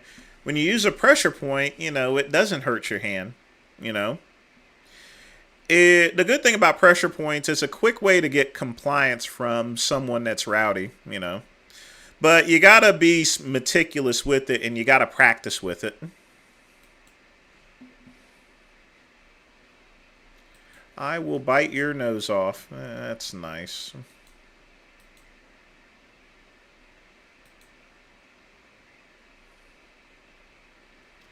Why does he want to bite someone's nose off anyway? It's weird. From the outside, the People's Temple Church founded by Jim Jones appeared to be an exceptional example of racial integration and charitable deeds. The temple provided medical and legal aid for the poor, free food halls, and drug rehabilitation services. However, from the inside, things were rather different. Jones controlled his subjects through a combination of brainwashing and both physical and mental abuse. People who managed to escape reported having all of their possessions confiscated, receiving beatings, and even having to legally sign over their children. As the truth about the organization began to leak out, Jones moved all of his followers to a compound in Guyana known as Jonestown, where he was able to exercise even tighter control over his subjects. When reports continued to surface saying that people were being held against their will, a small investigative team was sent to the compound, but Jones had the majority of this team killed before they could report back. Knowing that the game was probably up, Jones forced 913 of his followers, almost a third being children, to drink cyanide-laced Flavor Aid. This done, the insane monster calmly watched his followers die before finally taking his own life. From the outside... Yeah, the Jonestown massacre was just...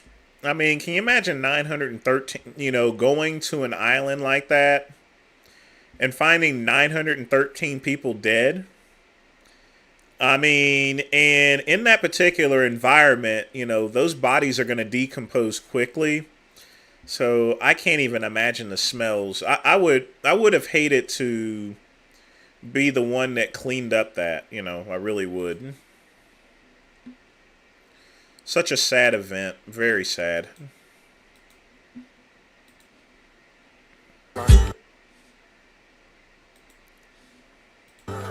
Life in Jonestown was bleak. Jones would force his followers to watch Soviet propaganda documentaries and would give lectures about the revolution and alliances with the Soviet. An ex-cult member, Deborah Layton Blakey, recalls that frequently, at temple meetings, Jones would talk non-stop for hours. At various times, he claimed that he was the reincarnation of either Lenin, Jesus Christ, or one of the variety of other religious or political figures. Members would work 6 days a week with near 12-hour shifts every day, with only an hour for lunch. Even then, much of the food needed to be imported, and on some days, the only thing that would be served was rice and beans. We're just getting ready to leave. These are potato chips made from plantain, and they're more delicious. They're a combination of a potato chip and a French fry. And radishes, You don't know what you're missing down here? They make their own buns and hamburgers and the leafy green vegetables. Yeah, I've seen about every single clip from Jonestown. That was a big thing whenever that happened. It's something they also taught in school as well. That was part of a school lesson, so... And then when I was in high school, if you guys remember the Branch Davidians, a lot of horrible atrocities happen. Just a lot. Some of these videos are not showing up, so let me check and see if there's been any of them that have been blocked. Hang tight, folks. Let's see what we have.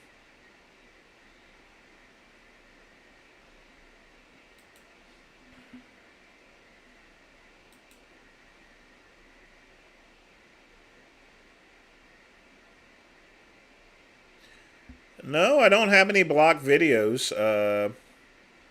Hey, Serratus. So I think that's all of them for now that I got. Oh, wait a minute. I got one left here. Let's take a look at this one. This one's 10 seconds.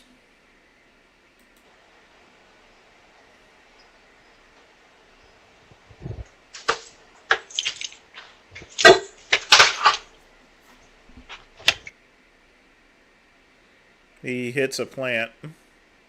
Okay.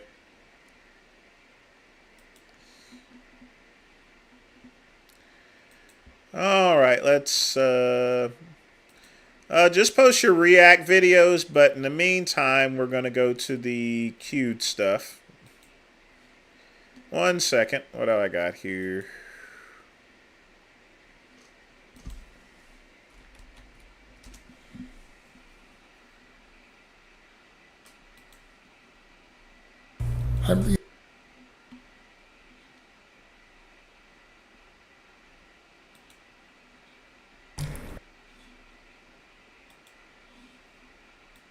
Hey everybody, it's Jason Blaha here, and once again it's time for a squat and deadlift day, but we're just going to call it a squat day. I went ahead and took a play out of my book from yesterday. Yeah, Heaven's Gate was 1997. You know their website is still up, actually, to this day. Yes, I'm also in the Matrix. And said, you know what, my fatigue's high, I'm going to really need this weekend to recover so that I can come in and have a really good training week next week, because actually the week started off pretty good. The first 2 days were great. Obviously yesterday I was really feeling the fatigue accumulating, and again it's just training in the heat. So I'm just like, let's not deadlift. You know, I pulled 3 really heavy reps on Tuesday after squatting. He sure is one ugly fuck, that's for sure. You know what, if I have weeks where I only deadlift once, probably not the end of the world. I'm still doing all my back work and posterior chain work that builds a deadlift. However, I did have, you know, my bar set up, but I went and put it back up. I had it in the holder, the power bar. I think I'm going to pull with the power bar for just a bit. So minor mishap there on the squat. I went heavier today, but on the walkout, I tapped that J hook, right? I tapped that J hook. Although today, and I definitely paused it and checked, happier with the depth today. For people who are who want to question that, I need to start setting up the camera to the side also. When I've historically checked it, the angles you're seeing there, I'm below depth from the side views. So I'm actually... You know, he claims to have 20-inch arms, but clearly not. Happy with that. I mean, I'm going to keep working. He just keeps claiming that he does, but he doesn't. But his physique is still better than Vegan Gains. On getting deeper, it would be in my best interest. But I crack parallel there. And again, it's just the way my quads poke up at the top. So I'm going to keep working on that. I'm going to keep working on trying to get it deeper than that, though. I mean, in an ideal world, I'd still like to go deeper. But again, I'm relearning the technique, getting used to the power bar again as I'm rebuilding my quads now that I'm actually squatting. You know, so I mean, ideally by the end of the year, I'd like to be hitting 500 for a couple reps like that and an inch deeper than that. So what we do today, just normal hypertrophy work, right? That's the one thing I am noticing with the heat and everything accumulating. I probably need to be sticking closer to 10s. A lot of these 5s and 6s. This is the part I want to show might you. be a little too much on the Boom. Oh, wait a minute. Let me recovery, right? Mainly just because. You see, for all the working out and stuff like that, there's a little thingamajig hanging out. Not loose skin. They beat you up a little bit. So I'm like, let's just do roughly 10 reps. You know, try to get in that 10 rep range. So I picked a weight that I knew would be challenging because I've done 5s and all that stuff recently, 5s and 6s on the belt squat. So I'm like, well, let's drop it down to 200 pounds of plates. Obviously, the moment arm is pretty heavy on this thing. It's over 50 pounds. But, we just tracked plate weight. And I nailed it just about right. These were very hard for sets of 10. The third set, I was a little worried on the 10th rep that I wasn't going to get it, actually. It locked pretty good, but I felt like on the eccentric, I'm like, I don't know if I've got this rep. But, it's a machine, so the beauty of it is it can pause at the bottom. And that's the beauty on a machine like this, to where when it does tap the floor, let's say you do kind of almost hit. The natty part serratus is questionable. Muscle failure. You can rest at the bottom for 4 seconds and then lift it on 10s. Right? So it's kind of a nice situation. It's a good weight to work with because you know that you'll be able to push it up. So I dropped the weight down just a hair because I can get you at 8s with the 25. So let me go down to the 10-pound plate because I can get 10s with this. Okay? So I just did supersets, did 3x10 on the belt squat and on the glute ham raise using a weight that was challenging for sets of 10. Yeah, he does have a lot of equipment, but he's over a period of time, you can acquire that much equipment. A lot of his equipment he probably bought as used. That's a good thing. If you want a lot of equipment like that for a low price, you can go to closeout gyms, you can go to yard sales and stuff. And weight plates are super easy to buy. Any yard sale you go to, there's always going to be weight plates and shit like this. Right, had about 1 rep in reserve on the first couple sets. Pretty much the glute ham raise, I took it to 0 reps in reserve on the last set, which was actually 9. I knew that there was no way I was getting a 10th rep. Right, I knew from the feeling in my hamstring the 10th rep would have failed, so it was pretty much a 0 rep in reserve set. And it was the same thing with the belt squat here. On the 10th rep, and it's also, I think people need to realize that they're like, well, how can you predict those things off set 1? You can also space your rest times around that. Right? If you know you only had 1 rep in the tank on the first set, before your third set, take a hair longer break. And it'll let you get there at about 0 in reserve on 10. So this is stuff that you learn just intuitively. It doesn't even always matter on percentages and things because you can space your rest times to make sure that you're at the level of fatigue you want. That's just something you learn with years and years and years and years and years of lifting.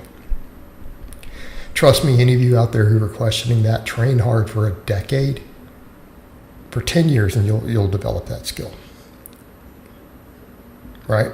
It's not something you learn in your first year.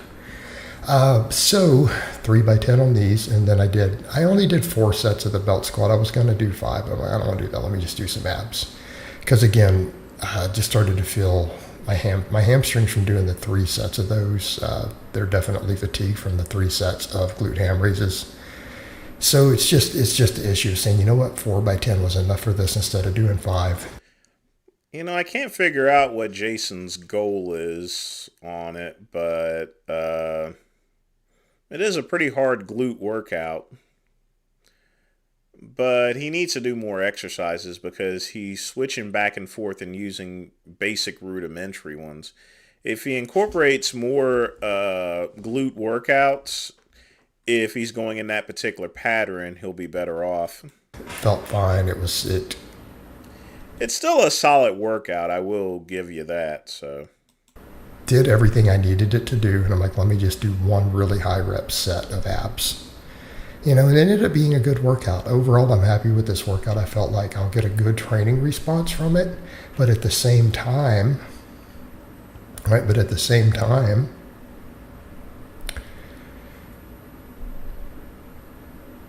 didn't beat myself up too bad, so that I want to be fully recovered by the end of this weekend. I've seen people do that before. It definitely does work your glutes. I can give you that. The thing about it is that Jason's going to look the same year after year because he has poor genetics. I'm going to have 2 days off from training. I'm going to do a lot of music stuff. you know, my normal work, coaching work, all that. And try to have a somewhat relaxing time. I'm going to get extra sleep. All right, I'll probably sleep in at least one of the days a little later. And I think come Monday and Tuesday, we're going to have some real good workouts. So again, it's just mitigating the total fatigue while still getting a training response. Kind of taking it down and saying, what do I need to get some hypertrophy out of this week, like these last couple days? You know, yesterday's going to be only arm hypertrophy. Let's be honest, my back and chest are over from that. But it's still giving a stimulus to maintain. But we had a good workout on Monday. You know, then we just did the arm work. And I'm going to adjust the bench programming to look very Hey, Squeaks, what's up, man? similar to what it looked like the month before I hit that 315 for 8, and when I also did 335 for 5, because I need to be back there. But I was happy with the squats today. You know, I was a little thrown off by hitting that J. I can't believe I tapped that hook on the way out. That almost never happens to me. And I'm glad it wasn't a true max, but I still managed to get 2 reps with 445 doing that. So I'll take it. This year is probably the most useless workout as far as building abs are concerned. I never liked it. You can actually end up getting a hernia that way. Take it. And then we just cranked out some abs. But yeah, I mean, I feel like the squat's going to go up good from here. My quads are getting stronger. Quads and adductors are absolutely getting stronger from the belt squats. I'm getting my technique back down on the back squat. You know. He just has a bunch of loose skin, KCB. He doesn't really have gyno or anything. I feel like next week, if I absolutely had to, I bet I could hit a 500 squat. In addition to that, he obviously eats and drinks a lot of dairy products. So when you have a lot of dairy products, it makes you look a lot softer. But I don't want to. But I want to know that it's there at least. But we need to get back up. I mean, you know, I've had people ask, what do you want to get to again? I mean, at least 550. I would like a 550 in meat. And I think that would be more than reasonable at my age and weight. I'd be happy with that. Right? I think that's a goal to shoot for. All right, guys, but that's really all I have to say on that today. I hope it's... Yeah, the reason why I don't like that workout is because it's a bouncing workout. It's pretty much it's an uncontrolled workout, and he's, you know, it's one that has a lot of momentum in it, and I hate momentum exercises because it's a good way to get hurt. Other than that, I guess a solid workout since he was building glutes. But yeah, you can get, I mean, he's been gathering up equipment over the years, and a lot of that stuff you can get used for pretty cheap. You can get an inversion bed from me for like $200.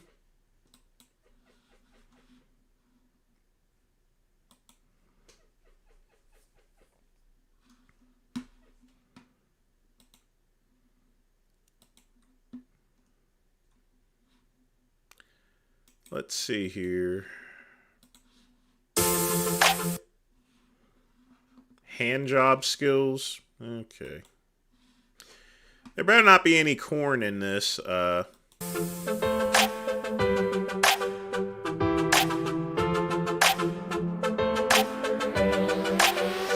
Hi, I'm Ashley Manta, Sliquid's lube evangelist and co-creator of International Handjob Day, and I wanted to share with you some of my favorite lubes and my favorite hand sex techniques so that you can take them home and try them in the bedroom. And the most crucial ingredient for any good hand jobs is lube. Today I want to show you one of my favorite lubes in Sliquid's line, Sliquid Sassy. This is a gel-like consistency and actually the thickest water-based.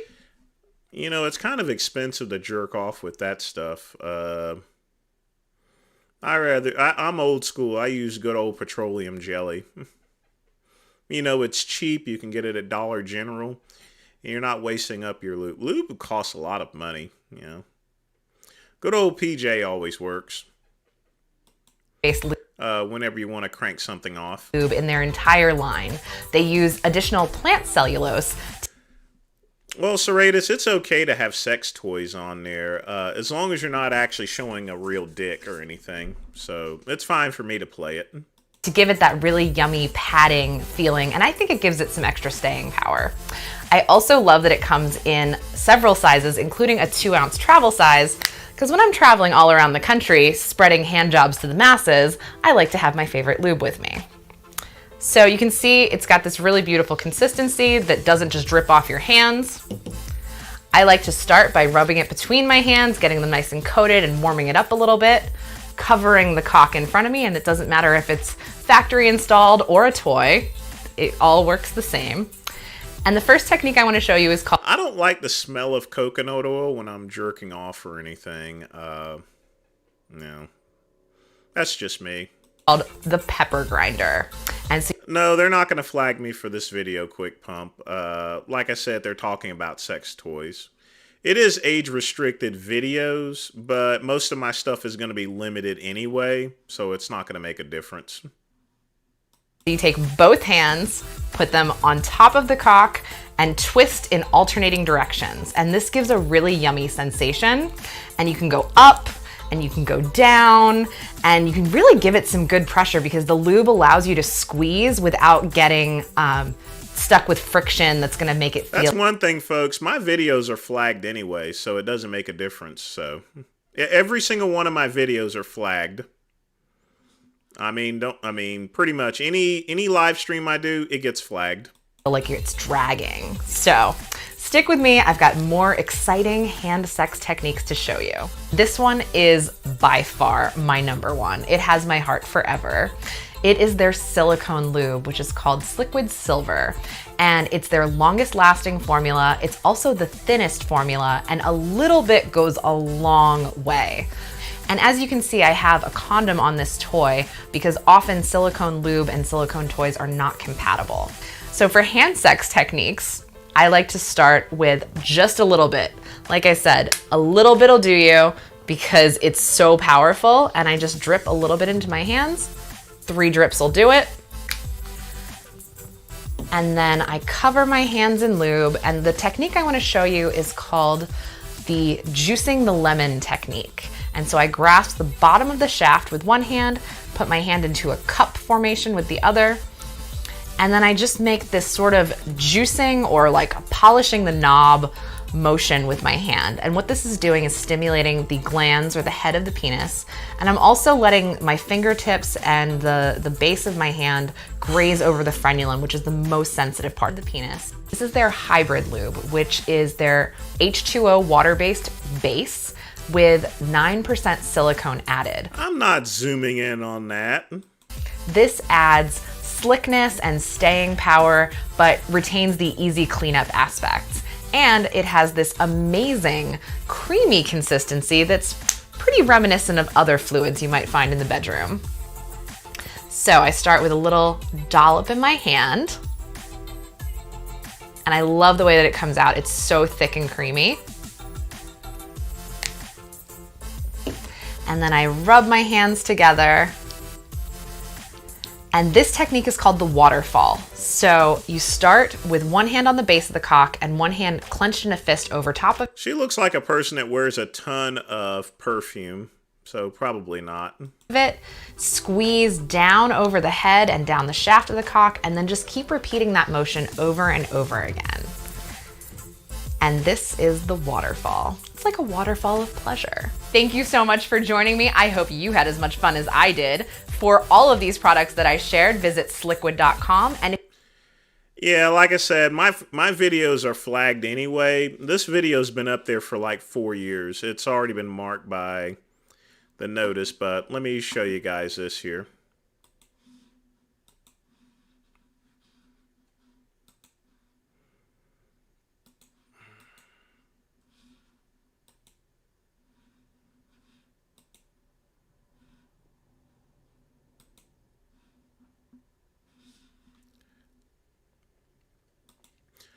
So this here, let me get a little closer. So you see, each and every time, my monetization's automatically going to be limited. We used a combination of automated systems and human reviews to detect violations of our advertiser-friendly guidelines. And showing a picture of a dildo is... so that's why I don't worry about videos like that. You know, if there's any nudity or anything like that, that's when I get pissed off. But that, I mean, I'm going to get flagged anyway, so it's not going to make any difference. I'm already flagged, as you guys can tell. But don't show that video anymore. I don't want to look at dildos or anything like that. This is a piss trooper show. This is an alpha show. You know, I already know how to jerk off I know how to spank my monkey, you know, and stuff. And I especially don't need one from a wild man, you know, or anything.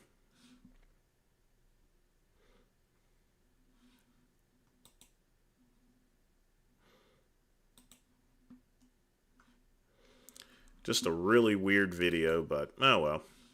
Let's go on to the... So it looks like I'll have to load up another one of my preloaded ones here. So 1 second, folks. Yes, I've had a kidney stone before. And the reason I got that was from...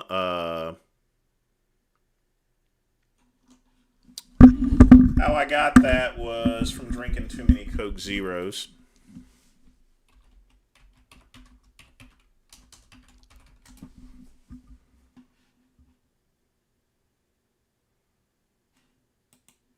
Yeah. Oh, got a new show for y'all. We got a damn good show. So, Disney coming out with a new Snow White. Yeah? Yeah. And the actress they picked is not white at all. Really? Yeah, she's woke. Look like a Mexican to me. Yeah? I mean, I don't know what she is. That was just a racist joke. She is Latino. She could be. She looks white. She could be from Lebanon. No, she's got like a nice tan to her skin. White people got, some of them got like an olive. Those white people have been desecrated. What? They've been mixed with these other dark-skinned races. See, me and you, they're not pure white. Yeah, they're not pure white. See, yeah, we got white in us, but yeah, we got that black in us. Yeah.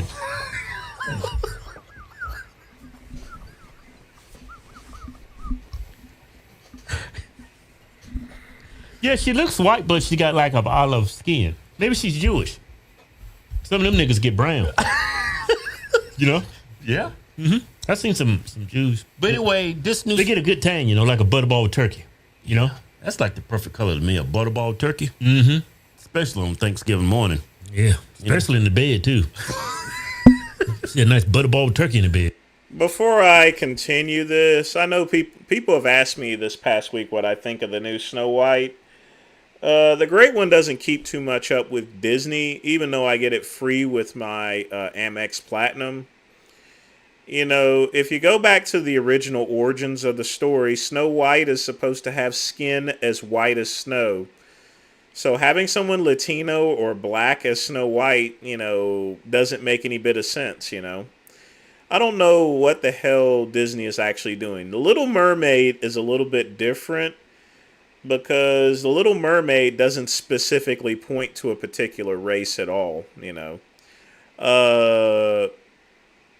Whereas Snow White, you know, that's clearly going to be a white person, you know, as the book says. So having someone that's Latino or someone that doesn't have white skin, it's ridiculous. And yes, I have no problems with the word dwarf or anything. I don't know why they call it. I don't know why they changed the dwarfs around. But it's definitely woke. It's beyond woke, actually. It's just woke gone wrong. Hey, boy. Hey, Kev, come on, man. Let's get serious. Hey, so... why you say she woke, though? Okay, let's go to the video. This girl is woke. This whole movie's woke. Yeah? Yeah, check it out. The original cartoon came out in 1937, and very evidently so. There is a big focus on her love story, with a guy who literally stalks her. Yeah. Weird. Super weird. So we didn't do that this time. Cast a guy in the movie. Right. Andrew Burnap, great dude. All of Andrew's scenes could get cut. Who knows? It's Hollywood, baby. You said you were. Oh, hush, dragon. Dwarves, it doesn't make a difference. Potato, or something. Bringing a modern edge to it on stage. Just pause and keep it up. Look at Wonder Woman. That's Wonder Woman? Yeah, that's Wonder Woman right there. Yeah? Yeah, that's Wonder Woman. I haven't seen Wonder Woman. You any good? Oh, man, Wonder Woman. Oh, man. Yeah. That's Wonder Woman right there. She tall as hell. Either she's tall as hell or that girl's a midget beside her. Probably a little of both. Yeah, she do look like she got midget proportions. Look how big her head is down there. Yeah, she got some T-Rex going. Her head the same size as the tall girl, but she's down at the floor. Look at all that damn head going. Her head matches her body, though. I mean, she's cute, too. Yeah, she's adorable. I would definitely hit that. Okay, play it. I just mean that it's no longer 1937, and we absolutely wrote a Snow White that is not going to be saved by the prince. She's not going to be saved by the prince, and she's not going to have a problem playing it because it's a job and she's going to get paid a lot of money. So, of course she's going to take the job. She's not going to be dreaming about true love. She's dreaming about becoming the leader she knows she can be, and the leader that her late father told her that she could be if she was fearless, fair, brave, and true. Look at Wonder Woman. And so it's just a really incredible story for I think young people everywhere to see themselves in. Snow White is running for president. I'm launching my campaign. Yeah. Hey, you took a beautiful story and ruined it. I don't even think it's got the dwarfs in there. No? Obviously, you've never read the Snow White book itself. Snow White is actually a very dark story. If it was made in the real sense, it definitely isn't a child's story, that's for sure. I don't think so. Snow White and you have no damn dwarfs in it? And Snow White's not white. They hijacked it. I mean, they hijacked Snow White and they're using it for a different purpose. Yeah. I'm tired of this woke stuff, man. That's like taking. When I want to go see Snow White, I want to see a white woman. Hey, blonde hair, blue eyes, and thick, and a little freckle action going. Honestly, Disney should be just, instead of trying to rewrite German and movies like this, they should take from African stories, for example, like. From someone like Chinua Achebe, and make a movie based off a book by Chinua Achebe, and I think it would go over a lot better because that's a traditionally African story. So when you have a traditionally African story, no one's going to have a problem with black people playing in those parts. When you take a story like Snow White, on the other hand, it is supposed to be a white person, a lily white person, in fact, almost an albino person. Was with a little freckle action. Make a redhead too. Yeah, get some fire crotch going. Give me some of that damn fire crotch going. That's what I think of Snow White. Hey man, what y'all did to Snow White is like going to Black Panther and making them Brad Pitt. Taking Brad Pitt and putting waves in his hair. Get him a fade. He got him a do-rag on. He wearing do-rags in the movie. I mean, it's Snow White. Yeah. Why didn't y'all? If y'all want to make up another... I mean, I know Snow White is fictitious, but why y'all taking all the white characters, all the white-led cartoons, fictitious characters, and making them something they're not? Yeah, you shouldn't call it Snow White. You should call it... Marie. I have to disagree because there are stories that were traditionally played by white, but the story itself, like Hansel and Gretel, doesn't have a specific basis to race. Whereas Snow White, it's you have to have. I mean, it's non-negotiable to have a white person playing it. For some reason, Disney has it. And the movie's is set for failure. It's bound to fail. Dora and Boots. That's what you call it. Dora. No. What you call it? Dora and Boots. As far as the twins are concerned, I like the one with the beard, actually. Put a little monkey in there. Call it Dora in Boots. Becomes a leader. I mean, that's what you were saying at your little interview. Becoming a... Dragon, there are albino black people. I actually had a roommate named Nard who ripped me off for for paying the rent since I was the main signer. He was an albino. But yeah, there are albino blacks out there. A strong, powerful woman. This is a damn fairy tale. That don't make no sense, man. No, I wouldn't date the twins. I mean, it's a fairy tale. Are y'all gonna go back and change Peter Pan and Little Red Riding Hood? What you gonna do to Beauty and the Beast? They're gonna replace the Beast with a Negro, I bet you. What? That's what they're gonna do. No, they're gonna. No, I know what they're gonna do. What they gonna do? What they gonna do? They're gonna. I ain't gonna say it. I'll probably get in trouble for it. You know what I'm thinking. I don't know what you're thinking. That's why I'm asking. Why don't you go and tell everybody? I ain't saying shit. It's too much suspense. Yeah, that was his nickname. His real name was Bernard. If I ever catch him, I'm going to beat his ass. I was going to beat his ass the last time I ran into him, but he was with his fat-ass wife and his ugly kids, you know. So I changed my mind. I haven't seen him in close to almost 20 years. But like I said, if I run into him, he's getting whooped on sight. Unless his fat-ass wife is still there, you know. I don't like beating people in front of their wives or their kids, you know. But he is one person I would whip his ass if I saw him. What's going on? He literally trashed the place, and I had to pay for the damages. I like Beauty and the Beast. That Beauty was hot. Then that monster came in and just... Oh! He also stole my checkbook and wrote bad checks too, by the way.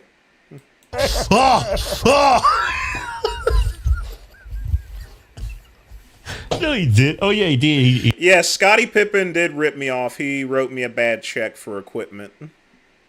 He won a heart because she was looking for true love. Yeah. Right? Because it's not what's on the outside. It's what's on the inside. Put that damn beast in the suit and everything. Walking around dancing with the bitch. Beauty and the Beast. That was a damn good show. They ruined Snow White, man. Ain't nobody trying to look at that woke shit y'all playing. Hey, man, we got a new giveaway going. Yeah, that's the whole thing. I don't get this whole thing about remaking white shows as being black. You don't need to. Remake traditional black shows like Good Times, you know, for example, you know. What's Happening, you know. The Jeffersons. There's plenty of traditionally black shows of all type that's been around. You don't need to redo something, you know. And you especially can't do Snow White. Other things like Little Mermaid, I guess you can get away with it because it's not specific to being a race. But Snow White is Snow White, you know. Period. Quick Pump, I haven't seen him in over 20 years. Probably will never see him again, you know. That's the only time I've ever had a roommate other than... I've never had a roommate since then, and that's why I live alone.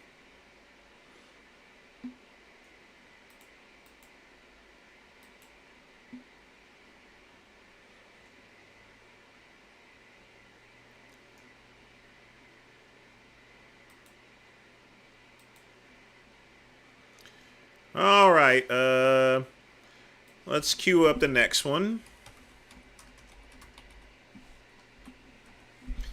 This will be one of my own. From the collection. Folks, if y'all got some more React videos, post it. But, I mean, I have my pre-queued ones as well. This is a very infamous one. Hi, I'm John Townsend, and this is the final episode here at George Washington's Mount Vernon, and it has been it's been a grueling couple of days. We have now I watch Townsend's. I'm subscribed to his channel, but this is the one. This is the only video that people got pissed off at. So Wait and see. It's so much fun. The experiences are incredible here. A great. You post videos in the community section. If you do make a donation, I would see it, but the reason why I have it posted in the community section is because of that. You know, I can't be in a position like Vegan Gains to where I can just play them directly from donations or anything. Set of people. The site is amazing, and these wonderful people to interact with. You'll see, Scatman. Just be patient. Had so much fun. I can't wait to bring you this next episode. I really want to thank you for coming along with us on this particular set. And quit messing with him. He's very educational. I like him. Of videos because they really tie together and they're a lot of fun. I've saved probably the yummiest for last year. We're going to go and find out about this wonderful 18th century dessert. Come along.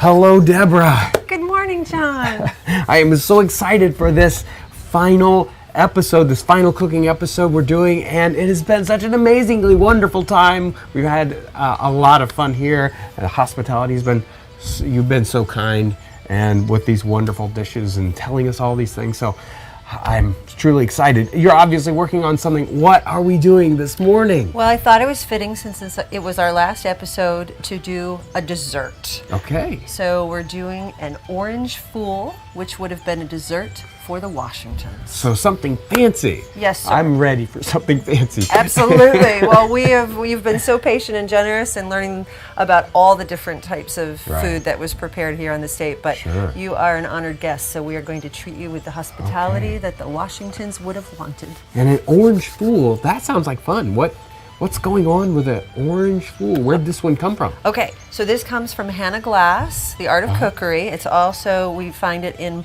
Martha Washington's, the cookbook we attribute to being Martha's own, in her own hand. Okay. So, you know, taking... You see, about 6 years ago, whenever the presidential election was in place, he put out this video. This is a presidential drink called the Orange Fool. So a lot of people thought it was a swipe at Donald Trump. So... thought I'd play it again. Favorite recipes from already published cookbooks. And so he ended up getting a lot of hate mail. This is the only video that he's ever made in all these years to where people got super pissed at. Putting them into our own, just like we all do at home. Right. Yeah. And everyone should. Everyone should. Yeah. Exactly. So what we've got in an orange fool are eggs, and we have heavy cream, lovely cream. We have the juice from 6 oranges, a little nutmeg, a little cinnamon, and about 1/4 pound of sugar, which sounds like a ton, but it's really about a 1/2 cup. So it's not exorbitantly sweet. It's a lovely, lovely little custard, basically, that we're making. Now, you're using sugar in this thing. It might sound very, very sweet, but you said oranges. What do you have in here again? I have the juice from 6 oranges in my pipkin here. What does the recipe say about the oranges? Well, Hannah Glass is specific that they should be from Seville. Okay. Seville, Spain, and those are not sweet oranges. Okay. Now, if you notice, the title's a little bit different, but the original title was An Orange Fool, a fit for a president. I mean, it was fit for the Washingtons. A presidential drink. Bitter orange is not the same we're used to today. That's right. That's correct. Which could explain the addition of the sugar. So maybe when we do it, we might cut back on that, depending on our palate. And of course, today we like things sweet anyway, so we might leave in the same amount anyway. Wonderful. Well, how do we begin the preparation for this? Okay. Well, we're going to start with beating 6 eggs. And while you're doing that, I'm going to go ahead and add the cream and the juice from 6 oranges. We'll put in our nutmeg, our cinnamon, our sugar, and now we can go ahead and put the beaten eggs in. Okay. Yeah, that'll work. So then we're just going to stir this all up together. Okay. And get that nice and mixed in. Until we're really making a custard-like. Yeah. Yeah. Once that's good and mixed up, it's ready to go on a slow fire. We obviously had to cook this, apparently. We do, because we got the raw eggs, and so we need to get those all cooked up nicely with the rest of the ingredients. So we're going to be putting it over the brazier here. Okay. And I'm going to pick the coolest spot I can find. We'll check out the video once this is over with. Slow fire, according to Hannah Glass. Right. And that's mainly because you don't want all of those eggs and cream to curdle while you're cooking it up so nice and slow. So this is the time-consuming part of this very simple dessert. You can't rush this. Can't. Well, what's your estimate for the amount of time we're going to have to sit here and stir this? About 40 to 45 minutes. Okay. Well, it's like so many of these other things. It takes a while, but I'll bet it'll be worth it. I hope so. I hope you think so. This is actually thickening up very nicely. That's not taken as long as we expected. So we've got it off the fire. It's starting to cool. What's next? Okay, because it's nice and thick now. It's thickened up. We're going to go ahead and add the very specific reference that Hannah Glass puts in for how much butter, which is a small amount of butter. A small amount of butter. Okay. So there it goes. And based on 18th century usual recipes, you know, I think it's about a tablespoon of butter. And so now we're just because it's still naturally hot because we just took it off the fire. It's melting the butter into there. And then Yes, you have to understand that this is sort of like a tourist type thing to where they have visitors in and they show them how life is back in the 18th century. So yes, they do have slave reenactors as well. Guess what, John? We stir until it's cool. Well, it looks like it's going to take about an hour. Cool off. Well, you sure there isn't a way to speed this up a little bit? Well, absolutely. There'd be ways that you could speed it up. You can put it, sink the whole container into some cold water, or like the Washingtons had the luxury of ice. So you perhaps speed it up that way by cooling down the container a little faster. Now that would be wasteful, I think, in the 18th Definitely. century. It would be extravagant for them to use ice in that manner. But depending on how prestigious the guests were and how things were going, But they in had the time. kitchen, They would have had time to earlier do so. Yeah. They can take their absolutely. time and let it cool off normally. Sure. But you got to keep stirring it while it's cooling. Okay. That's another specific Yes. Hannah Glass instruction. Keep stirring. Just keep stirring. Well, it looks like it's cooled off. What do you think? I think we're Is it ready to pour. It goes into the glasses. It does. I'm going to let you pour them because if I did it, it would be all over the place. Okay, I'll take it on. Here we go.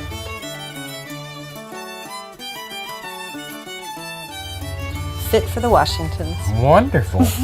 Does it get a little maybe nutmeg up on top? We could certainly do that. Absolutely, John. I like the way you think. So, do these set a little bit longer, or are these ready to send up to the table now? I think traditionally they would have set just a little bit in their glass to give them a little, time. Yeah, they'll get some body. Exactly, Yeah. give them some body, and then yes, served to the table with a degree of elegance and fineness that the Washingtons were renowned for. Okay. Well, the orange fools look wonderful. They've set up, and it looks like they're ready for us to partake of them. In your honor, John. In my honor? In your honor. This is our final tasting together There we go. out of this series. Wonderful. Let's see what we've got here. All right. Yes. Nice, and actually didn't turn out too sweet at all. At least. And it could have, as you pointed out, because I did not use Seville oranges for the juice, so it would be even perhaps a little tartar. Yes, and maybe a little stronger of an orange flavor. This is not terribly orangey flavored. No. It's just a very nice custard, really, is what it... I like it too. Yeah. And of course, maybe a little more nutmeg in there if it was me, but... He's always with the nutmeg. I'm not sure. I mean, it's possible that he could have dusted those curtains there. It's really good. Really very good.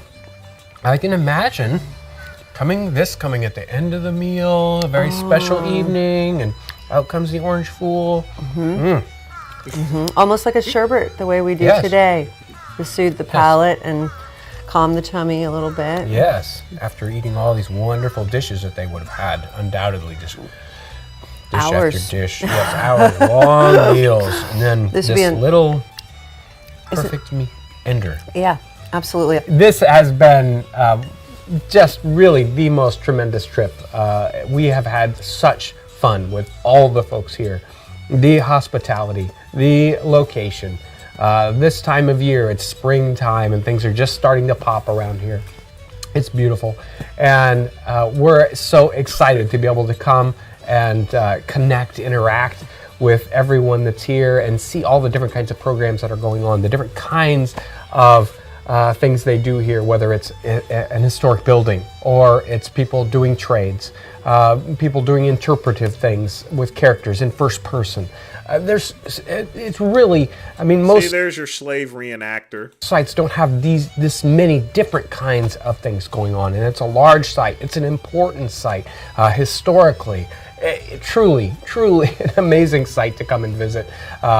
Again, I've said in the past episodes, if you guys really should subscribe to Townsend's. You can learn a lot about the 18th century. But, yeah.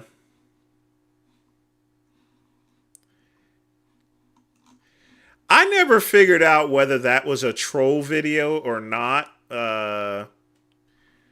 It had a much different title that indicated that it possibly could have been, because it was just too convenient. So, but it was kind of funny at the time. But you know, he got really blasted for that.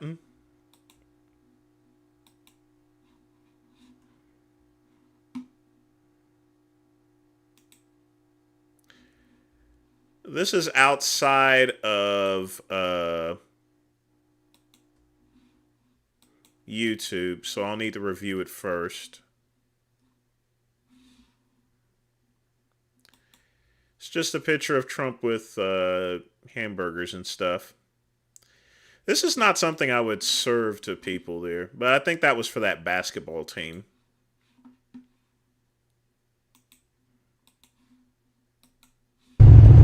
Was crack, boy, Matt.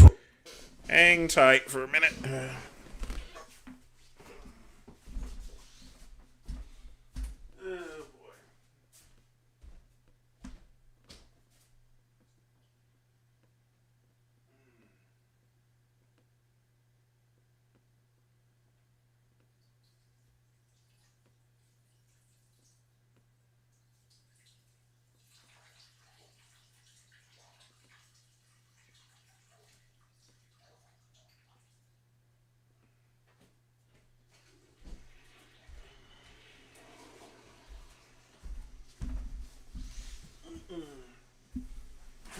In guys, case you wonder, I take I take hydrothorazide, so at nighttime it causes me to use the restroom more, especially if I'm not drinking. And plus, I've cut down on alcohol, so I've been mostly drinking a ton of water. So,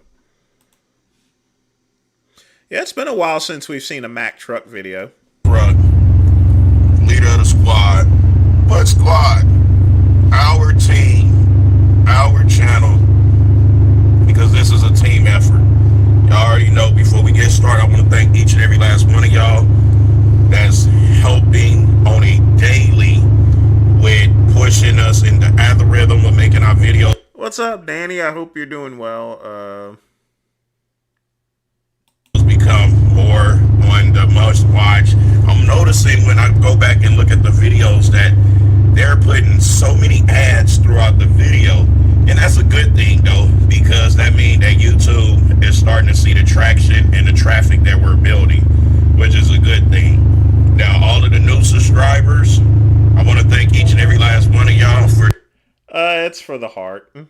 Choosing to rock with us, and all of the die-hard subscribers that's been here longer than a year, 2 years, 3 years, 10 years.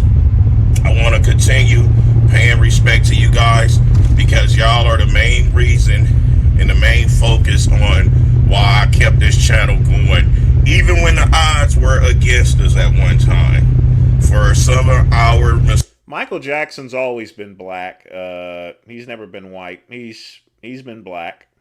He just had the Villa-Lago. Mistakes that I made. You know, I use the word our a lot and we because KCB, I'll check it in a minute once we finish reviewing this one. I know that it's bigger than me, and I know that not much of this would be possible without you guys. Now, this video that I want to talk about now, guys, remember this is just my opinion. Plus, I have a whole lot insight than the average person that's watching this video. Is a question that a lot of you asked me recently was, why do bodybuilders want to be so big to where it start to complicate our health? And when y'all asked that, I was like, wow, I don't know. So then I had to do some serious soul searching and thinking about that question. And this is my opinion. Because at one time, I wanted to be big, huge, because before I started knowing these bodybuilders up close, I thought they were all competing on the stage at 300 pounds to 280. Until I actually got all the way high as a national NPC bodybuilder is when I start realizing that, wait a minute, these dudes are not that much bigger than me. So the average one is on stage at like 245, 235. So I was like, okay, that's not too bad. Now, this is the thing.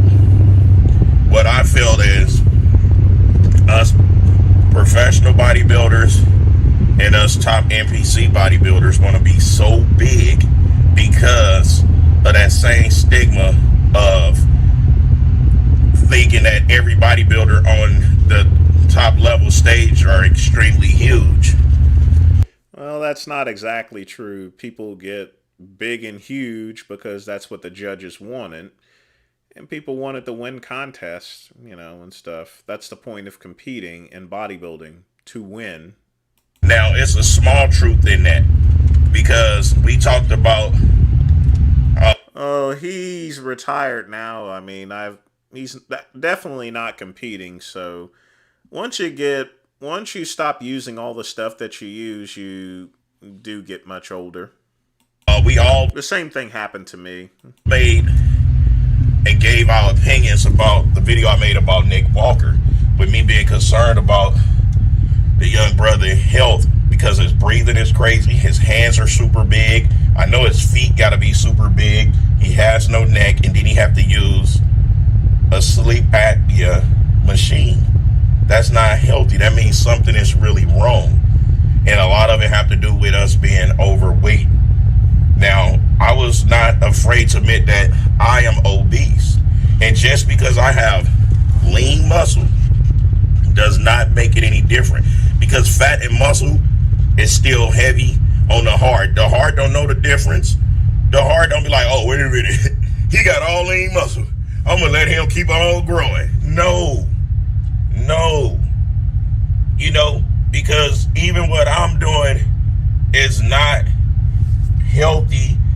The only thing that make it to where it's cool is because I don't stay this big year round. Even not staying big year round,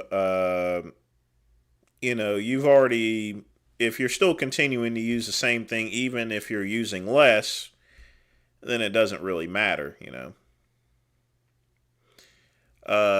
Yeah, it's a George Jefferson cut. Sometimes my hair ends up like that as well. He's still competing? What a dumbass. Why is he still competing for? I think he's actually older than me. Let me see how old is Mack Truck. Why would he still be competing?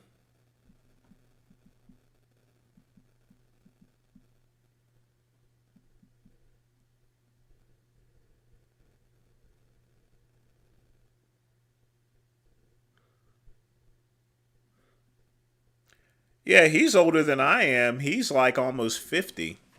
Why in the world is he still competing? I wonder if he's going to compete in the Masters Olympia show. I always would drop down to 215, 210, 208.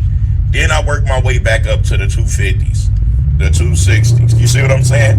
Only when I'm about to crush the stage, like my last show, I got my ass cooked. As you guys can tell, I don't keep up with bodybuilding that much. I should do more. I was humbled. I ain't ever been the last person. It humbled me. I greatly appreciated being able to go against some top great guys. So I knew already, like, damn, if I'd have had my water and my conditioning a whole lot tighter, it would have been a hard time for them. But y'all that's been here for a long time, y'all already remember the meltdown that I had, how I barely made the competition. I actually got to the competition like 2 minutes after it already started, so I had very little time to try to bring my cortisone levels back down. I didn't get the opportunity to pump up. I only had enough time to get glazed, so I went on the stage and I had a great time. All right, Aaron, take care. Thanks for joining me. Yeah, he has 70,000 subscribers. I can't believe he's still competing. That's just very reckless. And as he gets older, it's going to be a lot harder for him to get into that type of conditioning, and it's going to be a lot more dangerous. He's up there talking about Nick Walker. What he's doing is super dangerous, still competing at that age.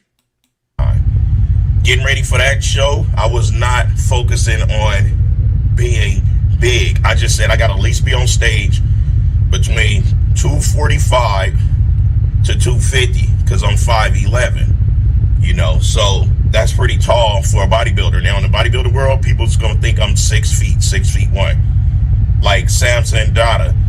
Me and him are 5'11", but for some odd reason they keep on talking about 6 feet, 6'1". No, 5'11" with a good pair of shoes on, 5'11 and a half. So I think that the majority of us bodybuilders that want to walk around nearly year-round, 280, 300 plus pounds, is because trying to play the size game. And I blame, but I'm not even going to blame, but I'm going to say since Dorian Yates came out, changed the game. He changed the game. Him and now NASA, somebody, they changed the game when it came to that big mass monsters. Shredded, dice, hard muscle, hard as fucking granite. You see what I'm saying? Then Ronnie come and just completely demolished. You see what I'm saying? And he got 8 Mr. Olympias off of that, right? Ronnie has the most beautiful, colorful personality and heart there is. You know. Yeah, but Ronnie's pretty much almost paralyzed and has to walk around in a wheelchair. So it's a trade-off between winning all those titles and being in a wheelchair. And Ronnie is taking a ton of oxys, so it's definitely not a good situation from him. He won a lot, but he's really paying for it. Don't ever start nothing, talk bad about anyone. He's willing to help anyone. And he's happy with life. I don't think I'll be that strong to lose all my mobility and have my body be so broken down the way that his is to call myself the 8-time Mr. Olympia. In my opinion, if Ronnie wouldn't have walked around 330, 340 all season, it could have probably potentially saved them joints. I think Mack Truck is a little mistaken. The reason why Ronnie mainly is in that wheelchair is because he had some surgeries that were pretty much botched. That's what the main cause of it. I mean, he was already having joint issues and back issues, but what put him in that wheelchair is a really badly botched surgery. Because not only the heart work hard, our joints also suffers. So those was our role models. And right now we have people that still think that that is the way. But some of the most phenomenal physiques were those that was in between the weight of 220 to 240. You see, once you start focusing on getting so big, it become a health risk, a scare, health issues. Now, if you don't do it too long with having all that weight on, you could potentially keep reversing the side effects like the sleep apnea. That's also not true. Sleep apnea, even at a lower weight, it helps out some, but chances are Nick Walker's going to be on that apnea machine. Even if he goes to 180 or 170, he's still going to be on it. You know, that's just a straight up medical condition. Even if he got down way in weight and his breathing got better, I still wouldn't risk sleeping without a sleep apnea machine, because it only takes one time for your heart, for you to stop breathing. It only takes about a minute, and in a minute you're dead. So even if he got down in weight, you know, trying to get him to where he's not using it, no, he needs to use it for the rest of his life. Blood pressure, the heavy breathing, a lot of that could be reversed. Because when you inherit that as you going further in bodybuilding with the weight that you're putting on, that's the main cause. That's one of the main causes that's making it that way. I enjoy, when I'm not competing, to be able to wear a pair of size 38 jeans and move around comfortably. Right now, realistically, I would have to wear 42s. And I don't want to wear 40. In case you guys are wondering, I'm wearing size 38s presently. I was wearing a size 42 at one time. Because my waist's too small. However, I got size 40s and my 501s, and even those are too tight on my thighs. Now, I know it don't look like on much of any size when it comes to this camera, but trust me, guys, those of you that see me in person, y'all can vouch for this. I'm a really big guy. You know, I'm a really big guy. And like I say, when I put on an extra 3 to 5 pounds, my breathing and my lungs suffers until I adapt to that weight. I bump my meals down to 4 meals a day instead of the 5 and 6, because I was choking in my sleep. Once I go 5 to 6 meals, I choke in my sleep. And that didn't start until 2019 when I turned pro. I was eating 6 meals plus 2 snacks getting ready for that show. And then for me to have to diet down to just do the heavyweight was crazy to me, because I smashed the super heavy. So I think my coach should have kept me in the super heavies, because that even put a lot of strain on me. A day out trying to drop 11 to 7 pounds before weigh-ins. Guys, and remember, I don't carry fat like that at all. So it was sacrificing some muscle. Now, that was a scary time for me because of the choking in my sleep. I was like, wow, regardless if I'm sleeping, sitting up or whatever. But I learned my body can grow with 4 meals. My body can grow with 3 to 4 meals. So that's why I decided to just fully take my own. Yeah, that is an extreme amount of meals. If you're choking in your sleep, I think there's something called progenics that, you know, would have definitely helped with it. But, you know, I mean, you turn pro. The thing about it is, Mack Truck wanted to turn pro more than anything else. And now he's complaining about the things that he did in order to turn pro, you know.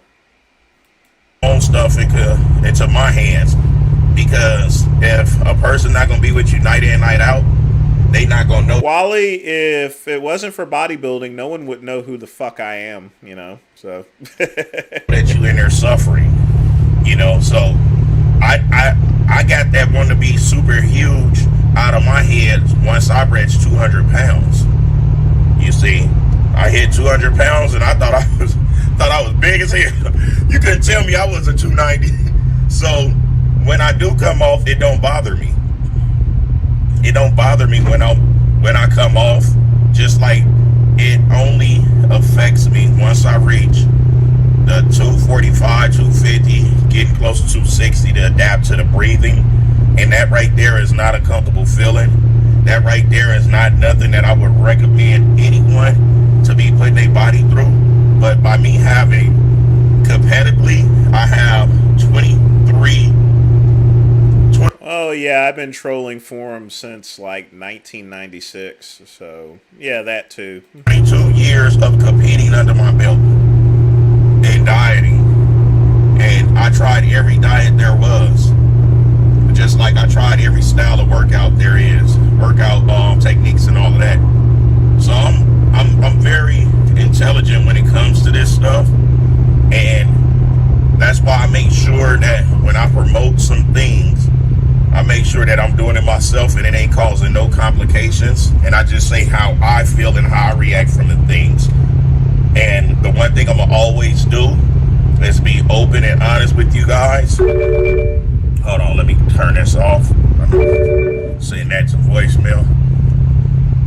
The one thing I'm always doing is be open and honest with you guys. I'm not gonna sugarcoat. Yeah, Serratus. That's why I don't have any problems with trolls, because I was trolling before a number of people were actually born or was still sucking their mama's titties and stuff. So anything or be biased just because it's me.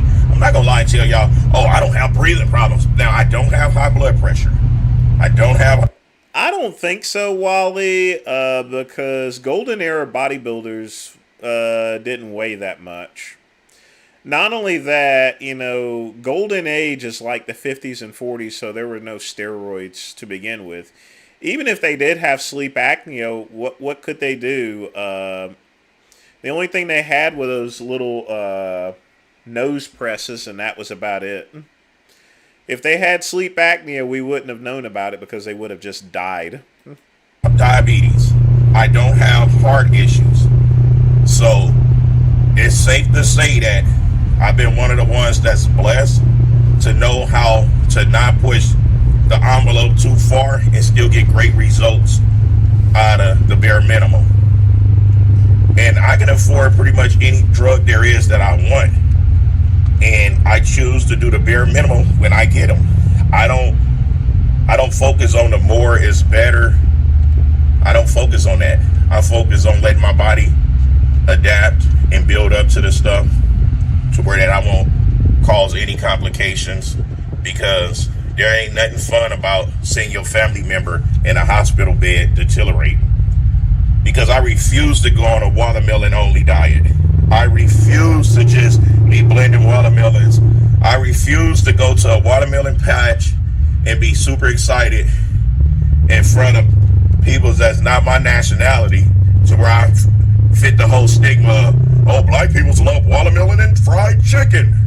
I refuse to go make myself and my... Well, that's something both me and him can agree on. So my culture look bad because I got a result to a watermelon diet. Mac, that's a jab. Hell yeah, that's a jab. And it's a funny one too. Anyway, man, those of you that enjoy my stuff, hit the like button. Yep. Ladies and gentlemen, Mac Truck. I'll agree with them on the watermelon, but the part before that was a load of horse shit. I don't take as much steroids as other people. Well, what do you take, you know? It doesn't matter how much you take. There's two things that factor in. You know, how much you take and your age. Mac Truck is older than me. He's 50, you know. He needs to be out of bodybuilding. He doesn't need to be competing anymore. I don't know why people do that to themselves. It's just reefer madness there, that's for sure. It's madness.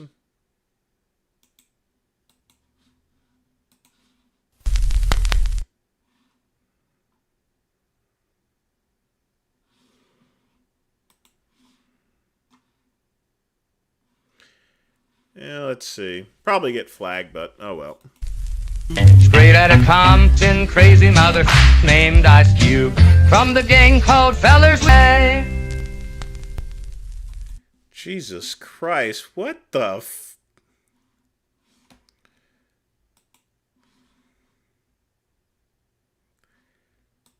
What was that? Yeah, that's gonna get flagged for setting the woods on fire. But, oh well. You see, this is similar to the Setting Woods on Fire song, actually. But that is scary as far as AI is concerned. Very scary. But it's using the... Yeah, it's using the tune from... It's the background is actually from one of Hank Williams' songs. But, you know, now that I think about it, you can mix it. It mixes pretty clearly, you know.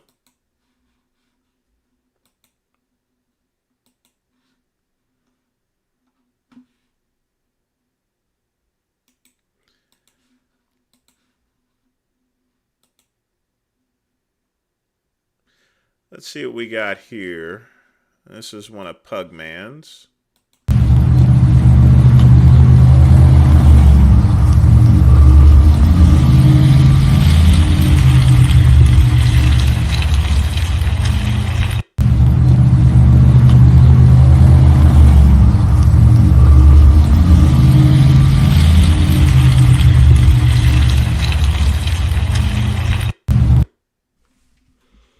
Not as loud as I expected. Those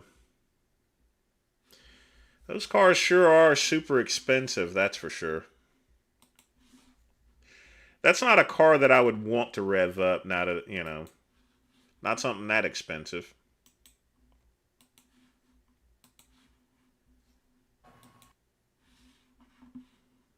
Dennis James kicks father once again.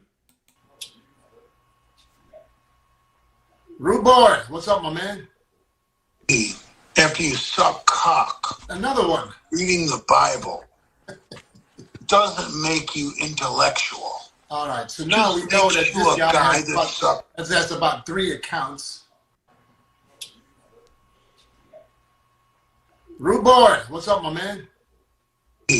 After you suck cock. Another one.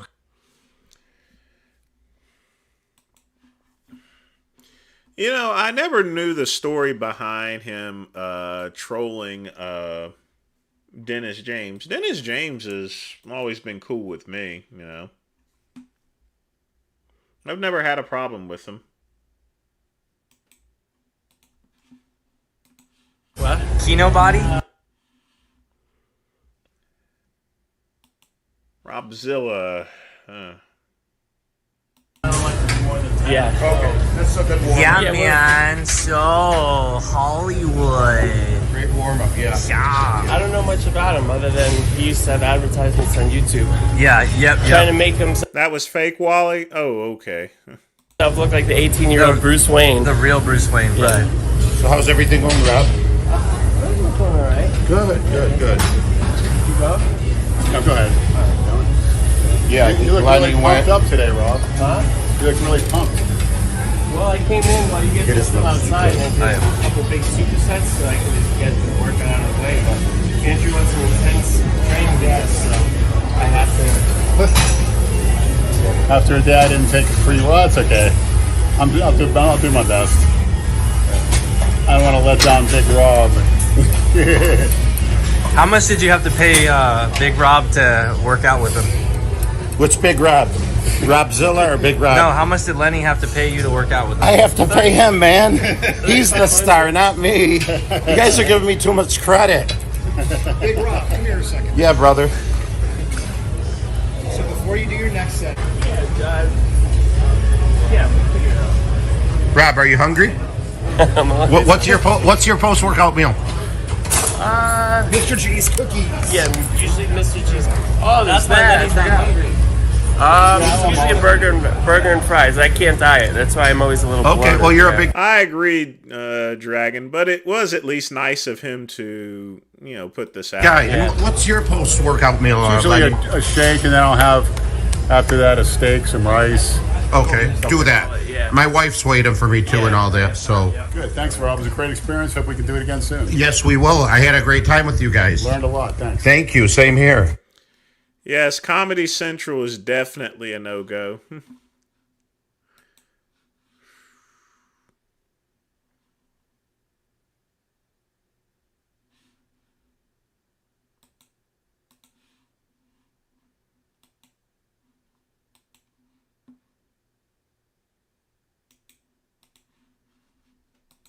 What? Kino body?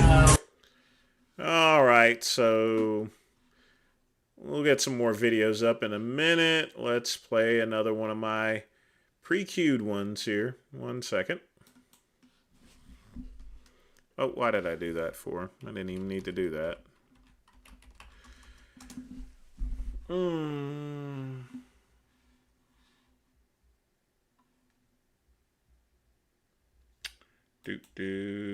Do.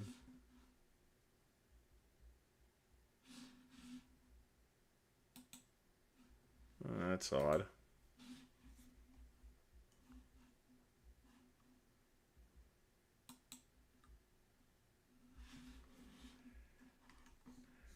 Well, Rob, everyone inserts themselves one way or the other. I was insulted by the Delray Misfits originally. And I mean, I was already all right. I mean, when I was working with Aaron, Genova was around working with them too. So that's how I first ran into Genova. So people connect in different ways. That's just the way it is sometimes.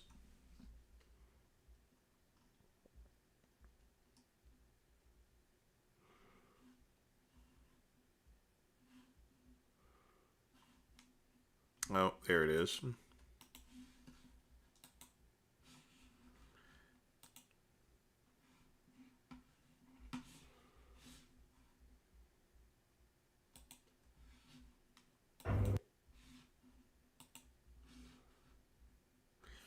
Here's some old Scooby.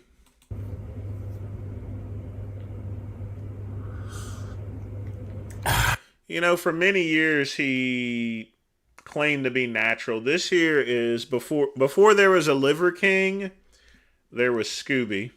Good morning. 6 a.m. here in Frankfurt. Breakfast time. I'm on day 5 of my biking tour, biking like 140 kilometers a day, so I'm consuming a lot of calories. Breakfast is important. Now, if the breakfast is included in the hotel, I will obviously eat it.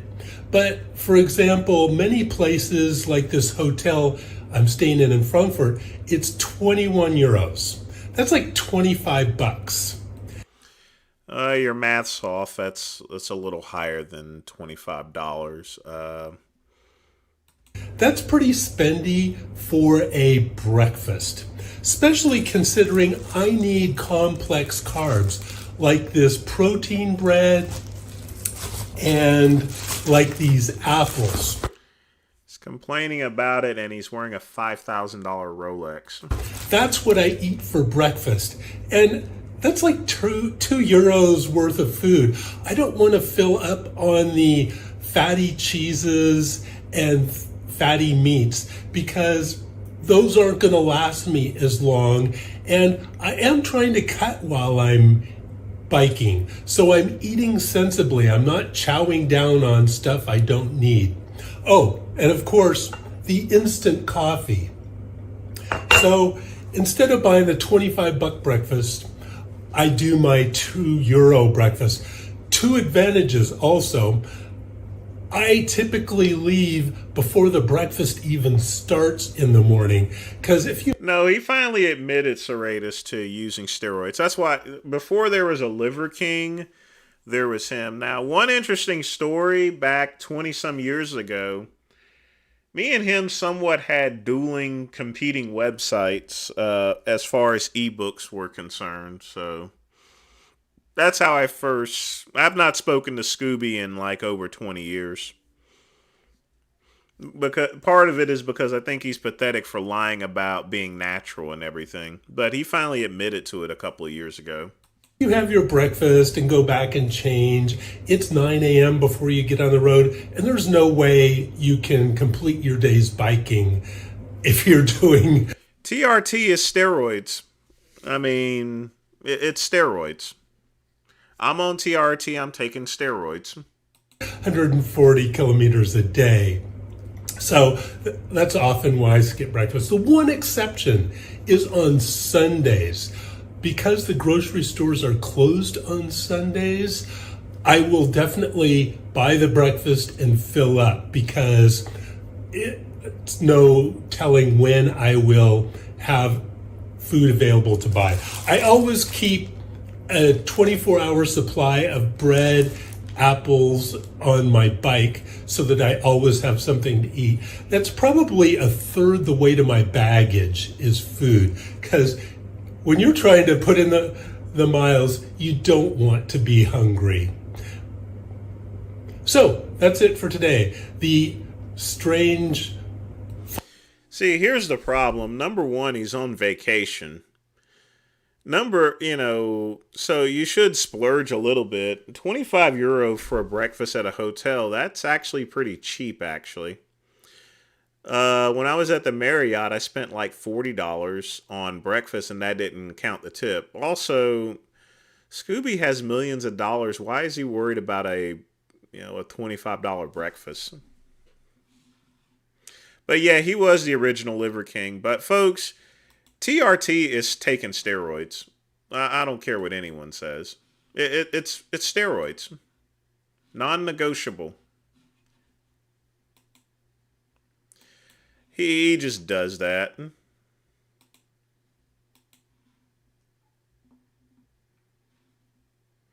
That's just his thing. Yep, we still got a little bit of time, so if you have a React video y'all want to post, go right ahead. In the meantime, I'm going to get to my next video. Give me just a minute. Where is it?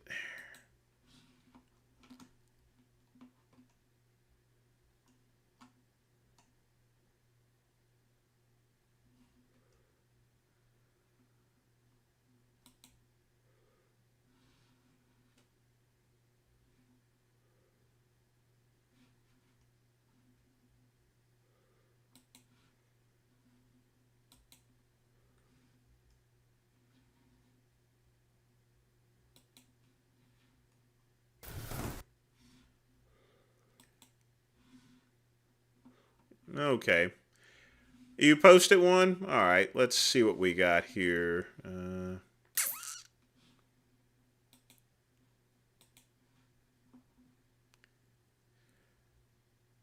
I've already played that one. Oh, wait a minute. No, I didn't play this one. I wonder why this one just showed up just now. Wonder why it didn't. Okay. You want some? You want some? Oh, too slow. Heavy. Hard. Pumped. Sounds like a porn ad. But whatever. The last thing you want to do is sit in the sauna for, too long. Fucking Ziz mode. R.I.P. Same with cardio. Freaking Tesla. Oh, you flipped me off. I'm in the right. And movements, right? Like, you're never going to fuck up your shoulder doing a lat pull down unless you have some very creative form. My glycogen has been depleted from a hard workout. Maybe I should replenish it. Oh, I wouldn't say it like pisses me off or anything. They're just they're just being chatty. But you know, part of me wants to say, dude, just shut the fuck up. Let me work out. You know what's kind of scary? His personality's similar to Dallas McCarver's, actually. It really is. Both of them have similar personalities. I don't know if Hamburg thinks I'm a good guy or not. It doesn't really matter. Do these sets in the lane. God damn it. You know, a lot of new subs. Of course, they're not all caught up yet. Even though you should be. So now I can focus on what really matters. Back day. And if you're staying up late watching this video, fuck you, turn the shit off and go to bed. I have yet to listen to a song where, you know, the Nicki Minaj feature made it better. And I don't condone it. But if you wait until the last minute, it only takes a minute. Let's see Andrew Eubanks hit this weight. So, it is late as fuck. I thought I was gonna get shot. Dumbbells. I put a bunch of fucking flags on the wall just for fun. Now, I'm sure you like the gym. You know, you like the weights. But do you like them enough to sleep with them every night? This is the fucking bedroom. I think you know what time it is. I think you know what's about to happen. Right? I'm gonna reach into my pouch. What am I gonna pull out? The AC isn't on high enough. The fans aren't blowing hard enough air. I can't get a good workout. What is this? What do I got here? Oh, yeah, just imagine me standing here. Do you think I'm a fucking idiot? You get it. You get what I'm saying. Hey, this is the spring 2023. Well, Wally, that's why I never wanted to mention it before, but he does sound a lot like... His personality and his mannerisms are similar to Dallas McCarver, so hopefully, yeah, I hope he doesn't. And Dallas was a pretty nice guy, you know. He was.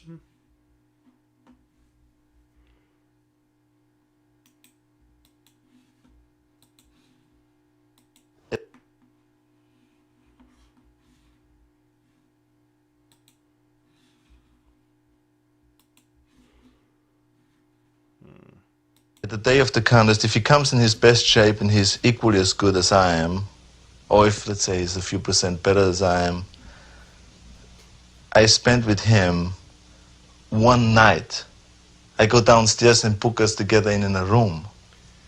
Robert, it's his personality. He has such a friendly personality that, you know, when you have a pretty friendly, carefree personality, that's very attractive to a lot of viewers and stuff. So I think that's what it is, along with his size and his lifting as well. You know, to help him for tomorrow's contest. And that night, he will never forget. I will mix him up. He will come so ready to South Africa, so strong. But by the time the night is over, the next morning, he will be ready to lose. I mean, I will just talk him into that. That's no problem to do, you know.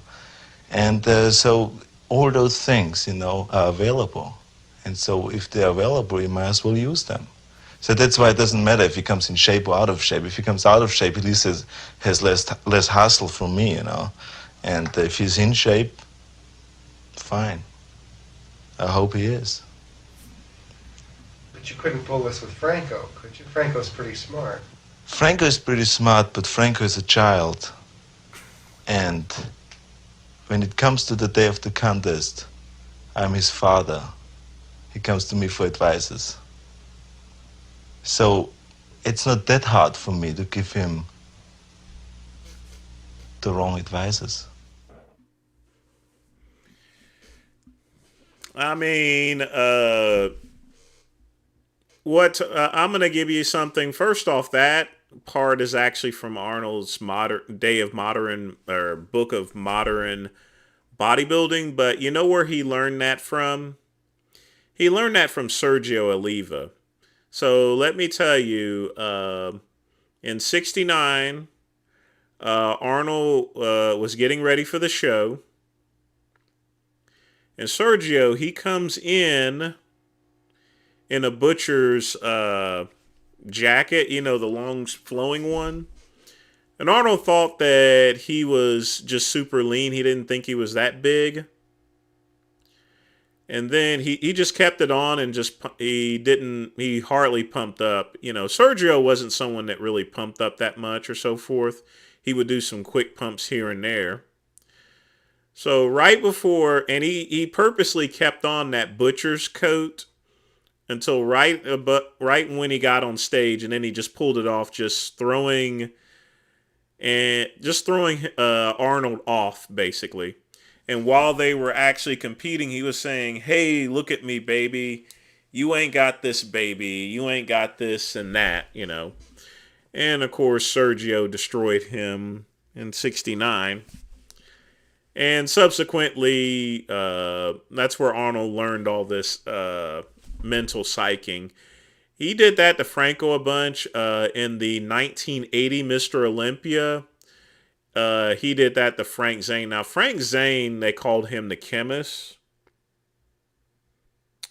And, very smart guys, teacher and everything like that. Frank was about the...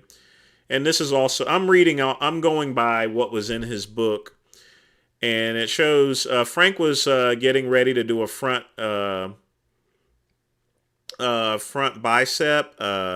And Arnold went over to him and whispered some sort of joke in his ear. And, next thing you know, he just throws off his pose. But, most bodybuilders don't do that these days as far as psyching people out. They just try to move ahead. But in the 70s, I always liked that, where, people like, Ken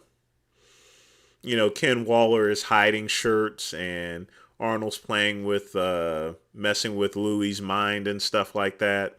The little mind games and stuff. That's one of the things that made the 70s bodybuilders so cool and everything. Just all that psyching out and stuff.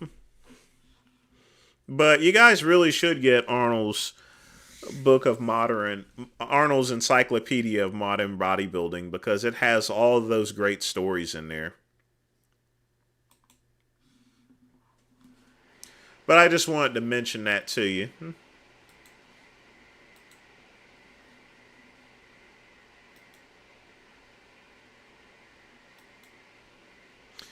Yeah, Sergio's the one that taught him originally about psyching people out. Although A little Genovism here. I'll let someone else judge that. Your legs are dumb. All right, so big. My whole leg is huge. Pop bigger.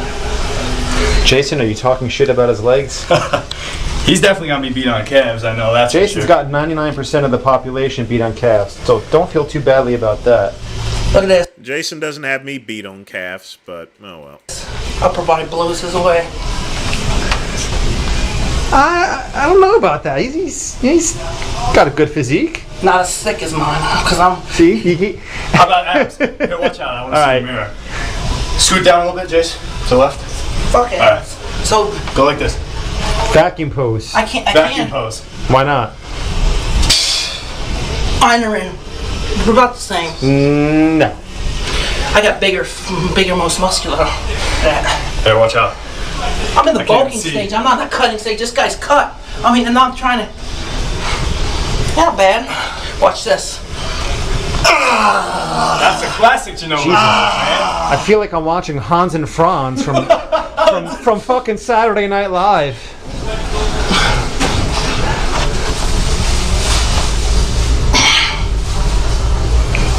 Oh, I can't. It's so blown up.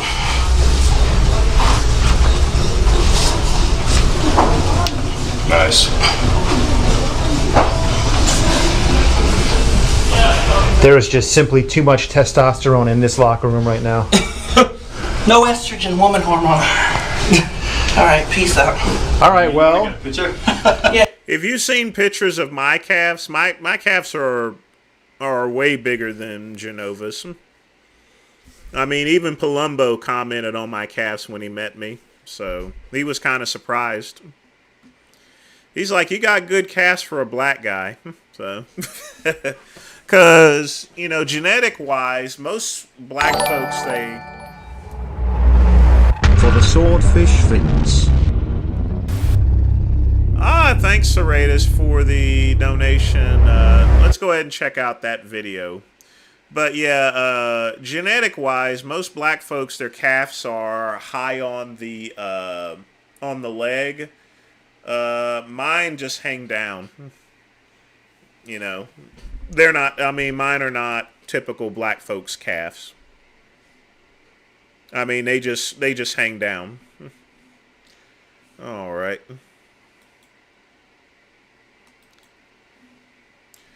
But I remember that. That's some good mints. Genova's definitely bigger, but he's not Cutter. Well, we're going to play Serratus' video because he made a donation, so. You have... But thanks for the money for the swordfish, although I won't be headed to the swordfish this month. This particular month, Serratus, this is when most of my bills come in. I got doctor's bills, dentist bill. I got to pay my insurance for my vehicles, cigars, and stuff like that. So I spend a lot more money this month than anything else. The good thing is next month I'll hardly spend anything for the next 6 months. Sometimes when people ask you advice, if you think that they're being arrogant or misusing the sport of bodybuilding, you give them kind of prankster-ish advice. And that once happened in a Mr. Munich contest, I believe. The thing was around 8 years ago, when some fellow came to me into the gym and said, "I want to win Mr. Munich, you know, and I am a perfect poser, and I have a fantastic body, and I just want to learn a new posing routine." I've seen this video before, but it's kind of mean-spirited as far as what he does. But let me finish this. In a new style, you know, something way out which nobody expects. So I said, "Well, let me see your posing routine you have right now." Well, when the guy took his clothes off and posed for me, he looked like nothing, number one, and his posing was bad. So, I mean, he was just, I think he was crazy, you know. So I thought, well, okay, if he thinks that he's the best poser, I'm gonna pull a little trick on him. And so that's what I did. I told him, I said, "Listen, I have a new posing routine from America." I said, "I'm in correspondence with all the top athletes in America and so on." And I told him that the new thing is that he has to scream while he's posing. And he looked at me and he says, "Wow, that's a new idea." He says, "You know, they will really come out impressive when you go out on stage and you scream. People can't miss you. They all look at you, you know, he's screaming, and that's it." So I taught him how to scream, you know. And first of all, I oiled him obviously up, his body, you know. It's really heavy oil and everything. So I was standing there in the shower room, and I taught him how to do it, you know. I mean, the higher your arms go up, the higher you make a screaming noise, and the lower your arms come down while you're posing, you know, the lower the noise, you know, like, "Ah, oh," you know, this kind of a thing. Well, I practiced with him for around 2 hours, spent a lot of time on developing his new posing routine. And he mastered it very well. He was screaming really loud on the end and, you know, the high and low. And he went to the Mr. Munich contest. And I told him when he walks out, he has to scream loud too, you know, run out, "Ah!" And so he did. And obviously people weren't ready for that at all, you know, so he went out there, he screamed loud, went through 3 or 4 poses with some loud screaming, and they carried him off the stage. I threw him out, and thought the guy was totally nuts. Yeah, that was the whole thing. I never liked Arnold for doing something like that. I mean, if the guy posed bad, Arnold should have taught him some better posing. But it was a contest that he wasn't even competing in. I can understand him playing dirty tricks if it was a contest that he was playing in. But when he wasn't competing, very mean. Although you know, nowadays, when you see people on stage, they're screaming anyway. So maybe I guess he was just light years ahead of everybody else as far as screaming. Oh, of course Arnold was a troll. Arnold was a cad. He was one of the original trolls. I would doubt that he was lying about that. I really do. I think he really did something like that because that's something that Arnold would do. That's something that he would do.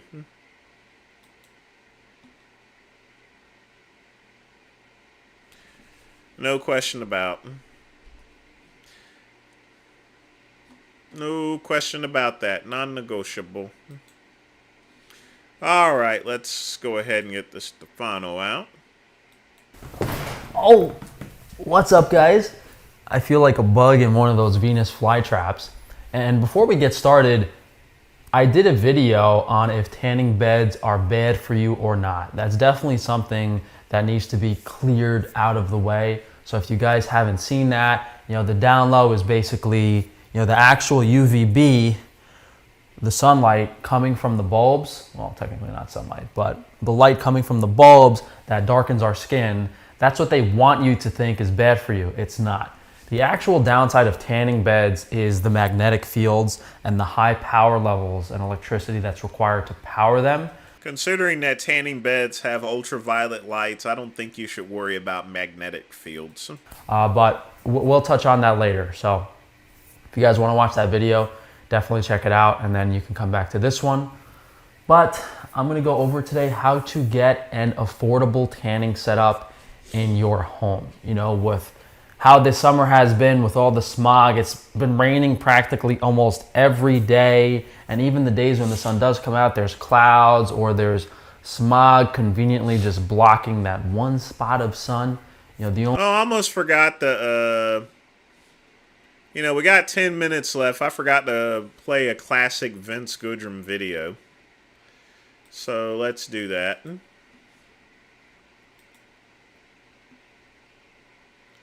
Do do do do do do do.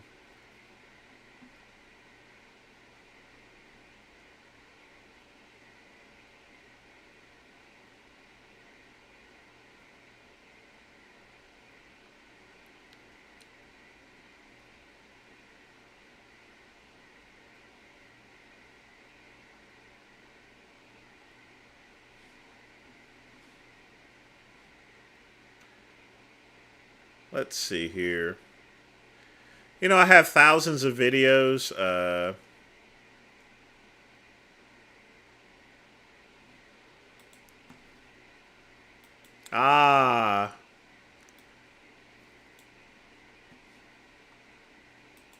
remember this one. On everybody, Vince Goodrum here. It is Thursday afternoon, and I am just about to head out. But recently someone just sent me a notification that apparently the Del Rey Misfits on their last podcast show decided they wanted to go and trash the great one, me, Mr. Vince Goodrum. And, even though these plebs are not worthy of addressing a Nobel like myself, I will give you the opportunity to hear the words that are coming out of my mouth in terms of the response that I will be making to the Del Rey Misfits. So let's start out with the biggest joke of them all, that being Jay Masters. Listen here, Porky Pig. I am no African American. I am not from Liberia. I am not from Morocco. I am not from Mozambique. I am not from Zimbabwe. I don't run around in a damn desert there throwing spears at zebras wearing a loincloth there. I am from North Carolina. You will address me as either Vince Goodrum or an American. There is no such thing as an African American. I have never been to Africa, and I don't intend to visit Africa unless someone actually pays me to go to Africa. I will then go to Africa. Until then, even if I do decide to go to Africa, you will never address me as an African American. I am an American. I was born in North Carolina in the United States of America. You understand, you nerve-wracking son of a bitch? I mean, don't try to be politically correct, because even saying the word African American is not politically correct. Number two, the reason why I did go after you is because you made fun of a mentally disabled person, Jason Genova. You kept calling him a retard over and over again. That is disgusting. That is disrespectful there. So obviously people are going to have a problem with it there. In addition, you also call black people porch monkeys. So if you call black people porch monkeys, what's going to happen? Hey, a black person like me is actually going to respond to an idiot such as you. So just shut up about that there, okay? I mean, it's not like you're going to do something there. You can talk tough all you want there, but like I said before, you know, one day you're going to talk tough to the wrong person and they're going to either whip out a razor blade or they're going to just shoot you right on the middle of the street and you'll be laying dead in that stupid 18-wheeler. Just think about it there. Treat people the way they wish to be treated. Don't call anyone that's mentally disabled a retard or make fun of them there. You know, that is completely disgusting. And don't call black people porch monkeys here and you won't have any problems. They haven't done anything to you as far as I'm concerned. You're just a big fat racist piece of shit there. And I don't like you, period. Secondly, let's go with Big Lenny. Now, Big Lenny, I don't really have too many problems with you. If you look at my couple of my last videos, I wished you a speedy recovery, lass. But, you know, my job is to commentate on the idiotness of this bodybuilding community. And you, my friend, you decided to go out there and publish a video on Pornhub. You decided to spread it around to all channels, including my personal channel, my fan base, in regards to you screwing that quarter mare of a tranny. Now, as far as people getting on me there, guess what? The reason why I got on her is because she is a prostitute. Prostitution is illegal in the United States, but even worse, it demeans and degrades the LGBT community there. So, quite frankly, I don't owe her no favors whatsoever. And then you come up with this excuse saying that you were doing it for urine therapy for drinking her piss. I'm sorry, I don't recall you publishing it to WebMD. You know, I go to that website all the time if I have a bunion or a toe jam or something like that there. But you didn't publish this in WebMD. You published it on Pornhub. So cut the cookie cutter stuff out there. You know, you didn't do that for urine therapy. You did it for sexual gratification, and you put the video out just to get some attention, and very unwelcome attention. You are nasty. Ew, ew, ew, ew. And in any event, what is this deal about cookie cutters? I mean, with your belly sticking out, it looks like you've been huffing cookies like Tic Tacs, for crying out loud. So I think you really should lay off the cookies here. So it's a good point that you brought up the word cookie cutter, because you do need to cut out some cookies amongst other things. Same with Jay Masters. Both of you two need to go on a freaking diet, for crying out loud. Now, Nate, I don't know what kind of videos you've been publishing about me, and I have not heard anything that you said about me. But quite frankly, I'm hoping that you do, so that way I can respond to you, pal. And finally, the last person, Dale. You know, I've not really said much about you whining and crying to PJ Braun about him not acknowledging you after an automobile accident. Let me tell you something here. I was getting supplements, and I had deals with Blackstone Labs as well as Prime Nutrition, ALR Industries, and a lot of other companies as well there. They have hundreds of different sponsored athletes, okay? PJ Braun runs a major company. He doesn't have time to go and look after every single person that is under his roster there, okay? And when he did find out, what did he say? He said, I'm sorry to hear about that. But, you know, at any point in time, you know, I'm not going to know what's going on in every person's life there. I mean, I have a huge fan base, but, you know, sometimes I don't know what's going on with them. So, you know, you need to count your blessings that, you know, you got product from Blackstone Labs there. But in the meantime, you should be doing your job there, which is promoting Blackstone Labs products if you're still, you know, receiving products from them there, Dale. But in the meantime, stop whining about, you know, completely silly stuff. Yeah, when I was starting out, I said there a lot. There. I hope you are better from your automobile accident, but this is just ridiculous. So, just to conclude, I don't really care too much about you Delray Misfits here, because you guys are always just getting in the way of things here. And I swear, if you ever come after me again on any podcast whatsoever, I will drag you down to North Carolina, and I will have you guys on my plantation picking tobacco and cotton from dusk to dawn. That's all I got to say today. You guys take care, and Delray Misfits, don't start a war with Vince Goodrum that you don't want. Come on, everybody, Vince Goodrum. All right, that's our classic for today. And, well, like I said, this was in the early days of whenever I was doing videos. So I was saying there a lot.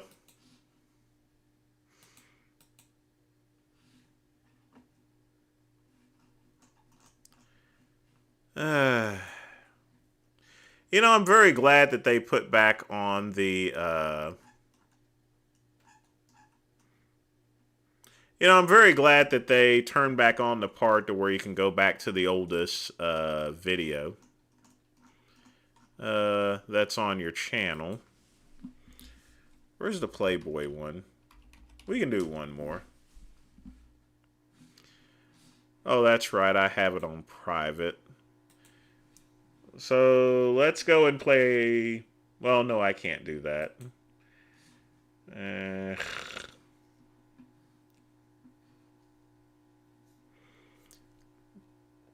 Well, I don't say it as much, Robert. It's just one of those southern things.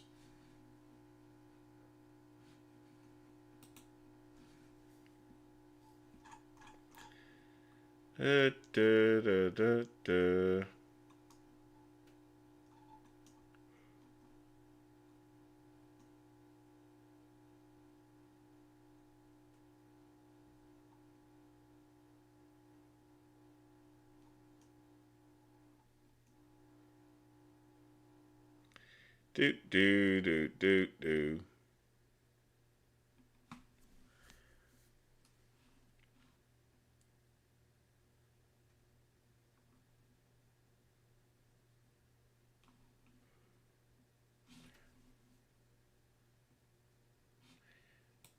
I forgot all about this one.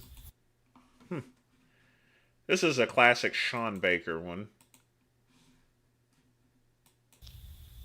What's going on, everybody? Vince Goodrum here. It is Sunday afternoon. Just getting back from brunch, although the only thing I can really eat at this time is a little bit of spring salad and some coffee as I'm attempting to diet down for a show in October.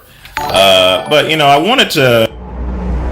Never quit giving it to M and telling M like it is Vince. Need some shirts with that slogan, just giving it to you and telling it like it is minty fresh.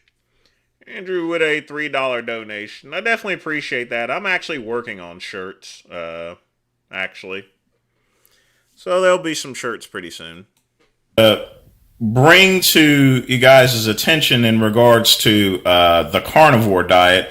You know, some of you guys have been asking me about it and wanting to know my opinion, and I apologize.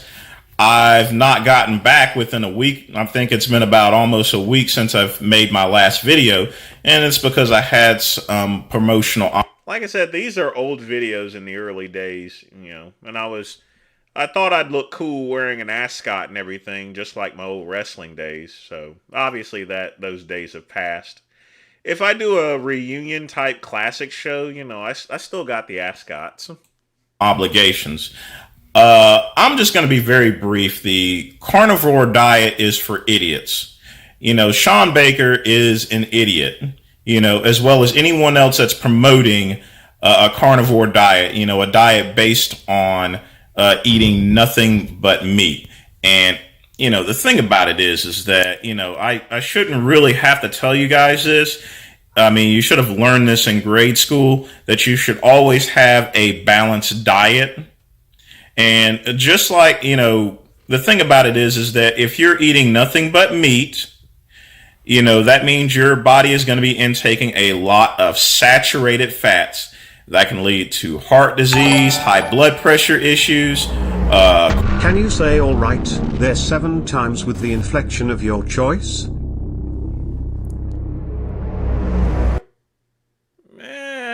Sure. All right.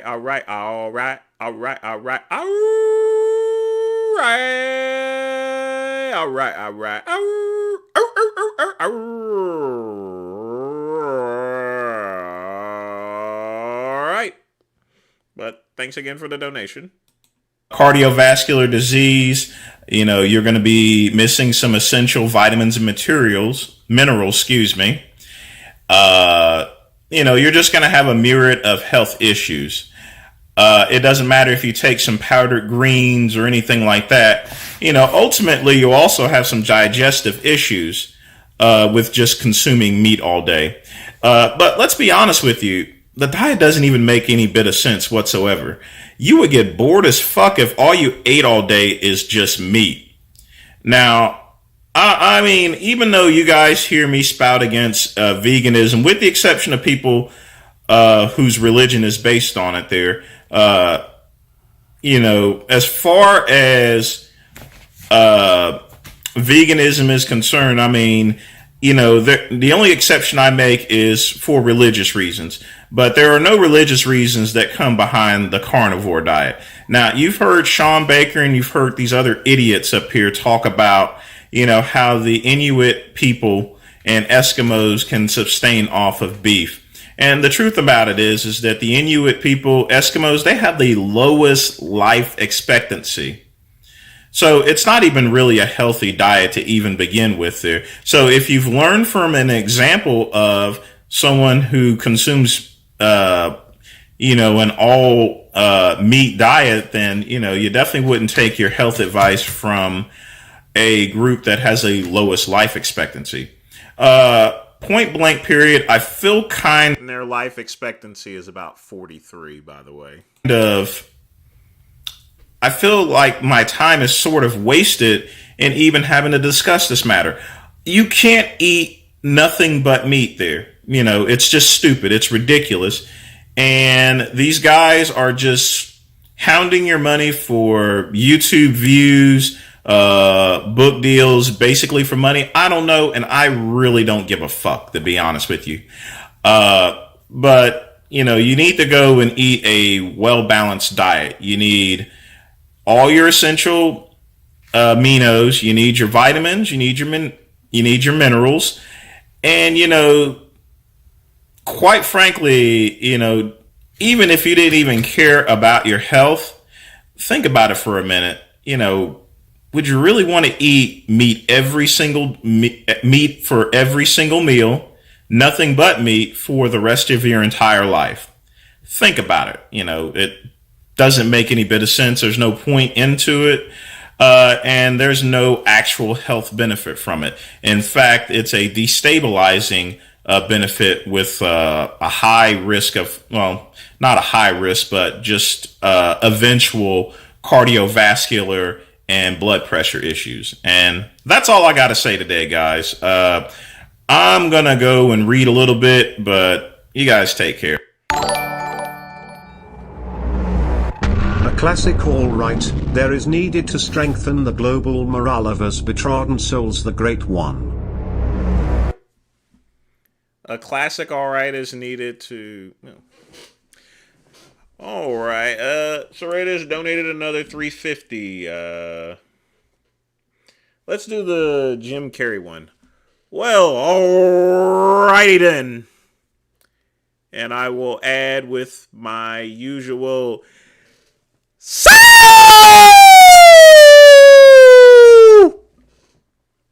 poll.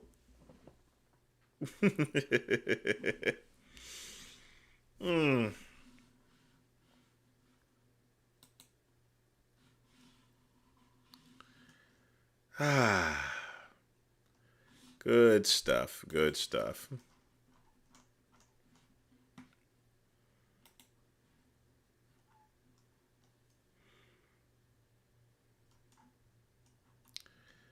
But that is a classic. Yes, indeed. I have about, at this point in time, I have about 1,100. I have 1,100 videos. Literally on my channel, I have 1,100s. Serratus, you'll have to be more specific. I don't have I mean, that's about as classic as I get because I've said all right there in different ways and different mannerisms. So, yeah.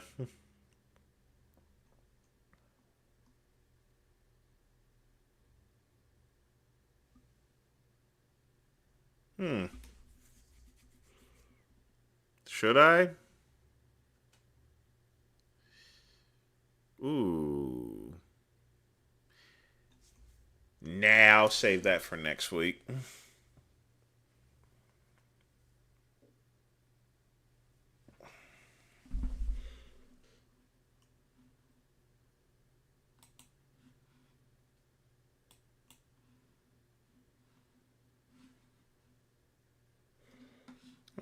Why not? I got time.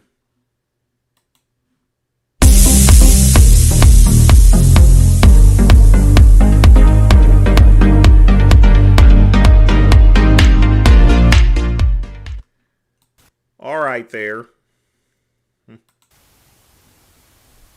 What's going on, everybody? Vince Goodrum here. It is Saturday evening, just testing back out the camera to make sure everything is working as well as the video. So I thought I put in the old intro screen just to make sure everything's working. Just got finished doing a bunch of yard work as well. Put in a new yard post, but with a solar lantern. But other than why did I used to blab about shit like that for? Here I am criticizing myself from 4 years ago. That been a very productive day, and I'm about to head out.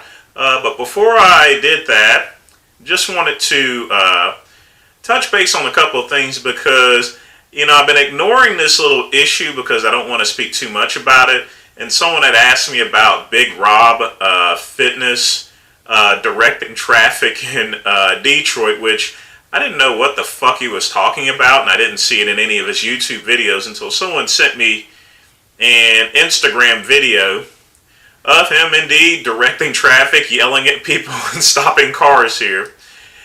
And I have to say that, Big Rob is a complete idiot. That is probably the most reckless and most stupidest thing that you can possibly do. Number one, walking down the street in Detroit doesn't make you tough, nor does stopping cars. What makes you tough is being able to put up with adversity, essentially, and put up with a lot of crap. That's what makes you tough. Even military service doesn't make you tough, and not even my experience as a corrections officer doesn't make you tough. The thing about being tough is just being able to handle your business there, no matter what business comes along, period. It has absolutely nothing to do with, directing traffic in the street. I'm just making fun of myself. I wish this coon would hurry up and finish speaking. Detroit. And looking at the area he was in, he wasn't really in a dangerous area, but still very stupid and very reckless, because you never know. That wrong car can actually pull up, and next thing you know, bang, bang, bang, you're dead, if you go and piss off someone on a really serious day. But in terms of Big Rob Fitness is concerned, he needs some medical attention. He needs some psychiatric attention, in my personal opinion, because I think he's just plain nuts. Going around directing traffic there. And like I said, I actually ignored it because I didn't actually believe it. Not only that, I didn't see it in his YouTube videos, but I guess, the difference between YouTube and Instagram are two different things. I mean, it's sort of like a Jekyll and Hyde complex when it comes to Big Rob Fitness. But, the truth of the matter is, he's a fucking moron for actually going around and directing traffic, because that doesn't make you tough. It doesn't prove shit. except that you're a big fucking moron. Period. You know, adversity in life makes you tough, and taking care of business makes you tough. And if you can handle that, you know, then you're a pretty tough person there. But even with that being said, why go through life trying to be tough and trying to prove yourself? God damn it, you say the same thing over and over again. Hurry the fuck up. You know, just stay out of trouble and that's it. You know, because there's a lot of tough guys sitting in the grave right now. There's plenty of tough guys. There's a lot of badasses that are sitting in the grave. You know, and the only thing the dead can do is stay dead. So that's my opinion in terms of Big Rob Fitness up there directing traffic out in the middle of Detroit. You know, I'm from the hood too, but you don't see me going back out to the hood and hassling all the dealers and everything like that, because that's just plain ridiculous. I have no business whatsoever being there. You know, I work hard in order to stay out. All right, that's enough of that fucking coon for the rest of the night. So let me go ahead and get things edged back out here. By the way, folks, that's me. The reason why I have that stuff over there is because I was actually moving, so I was actually taking stuff down.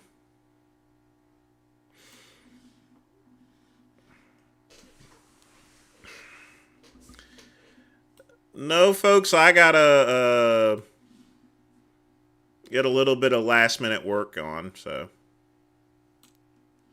I don't care if you report me. I don't care.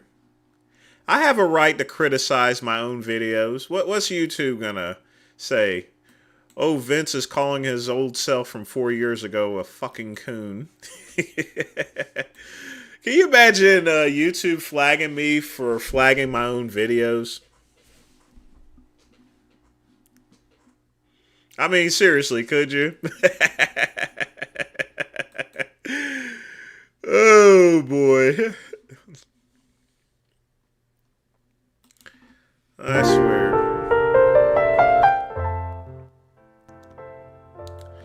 All right, folks. We got 14 minutes left, so get your questions in.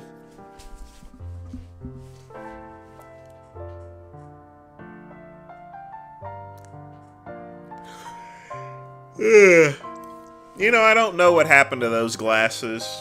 I think I got them packed up or something. I like these a lot better.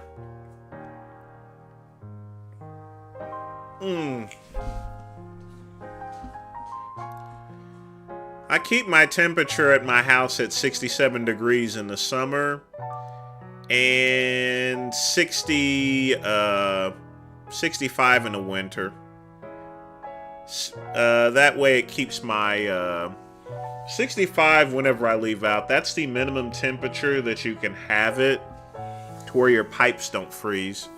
But this year I'll probably keep it at around 69 or 70 in the winter.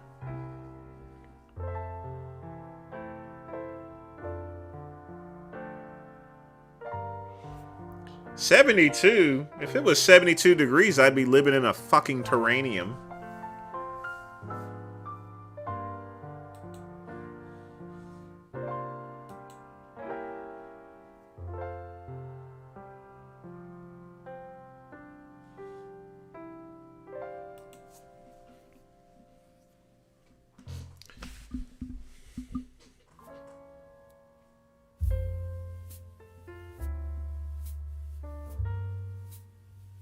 Tip $50 for 50 more minutes.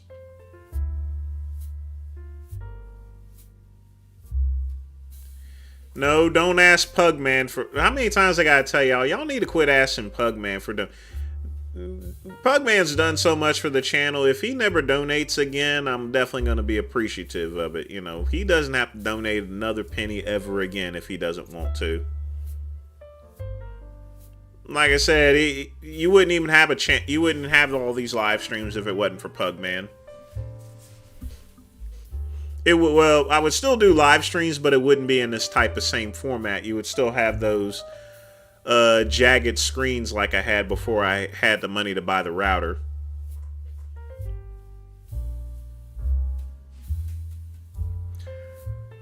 $50 for 50 more minutes. I tell you what, if someone donates $50, I'll stay on for another 50 minutes. I'll just go ahead and say that. But of course, I don't, folks. If you go and make a donation and then cancel it out like Vegan Gains does, if you make the $50 donation, I will ban you from my channel.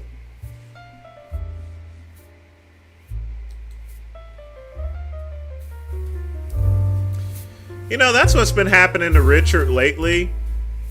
People have been donating to him, and then they just pull it right back out from PayPal. They really do. Now, probably Earl Grey Tuesday, because it's going to be one of my off days. I may stay up there for until 1 a.m. possibly.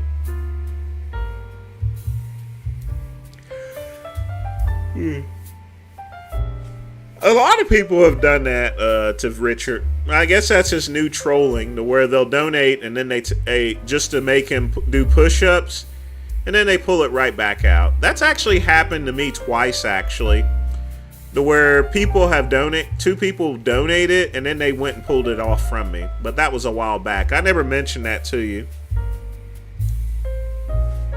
Yeah, I've had 2 people cancel donations on me before.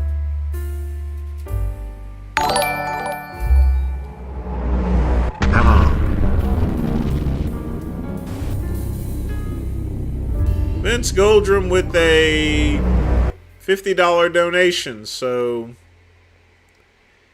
I guess we're staying for another 50 minutes here, so I definitely do appreciate the donation. So in that case, let's cue this up.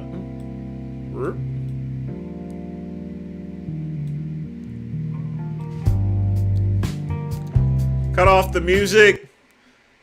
Let's go and play some more videos as soon as I take a piss break.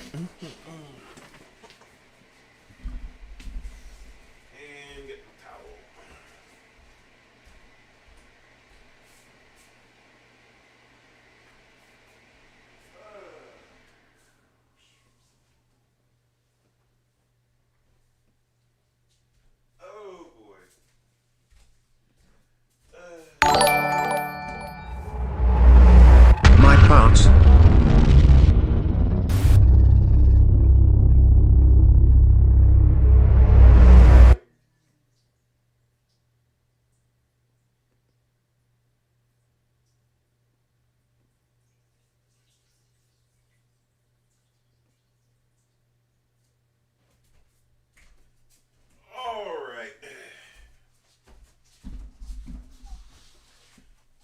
So now it's after 12 o'clock, so this here is overtime. So let's go ahead and check out some videos. Folks, the robe is gone off, so let's start the next time, baby. Next time. Pugman, you always take good care of me. See, you folks, thank Pugman, okay? Extra 50 minutes with the great one. Yes, indeed.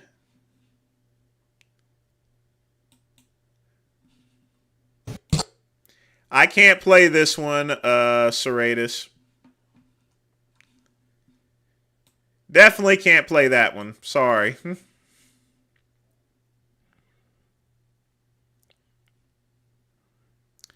Yep, I saw it, so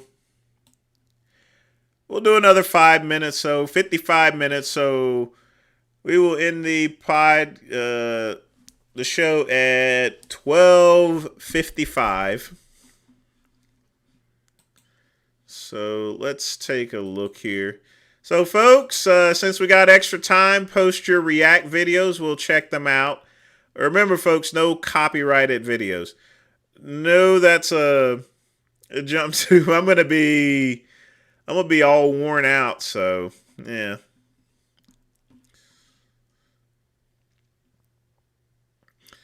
So, folks, go ahead and post some React videos. Let's go ahead and, since I got the extra time, we'll do the Frank Tufano video that I was going to wait till the next day.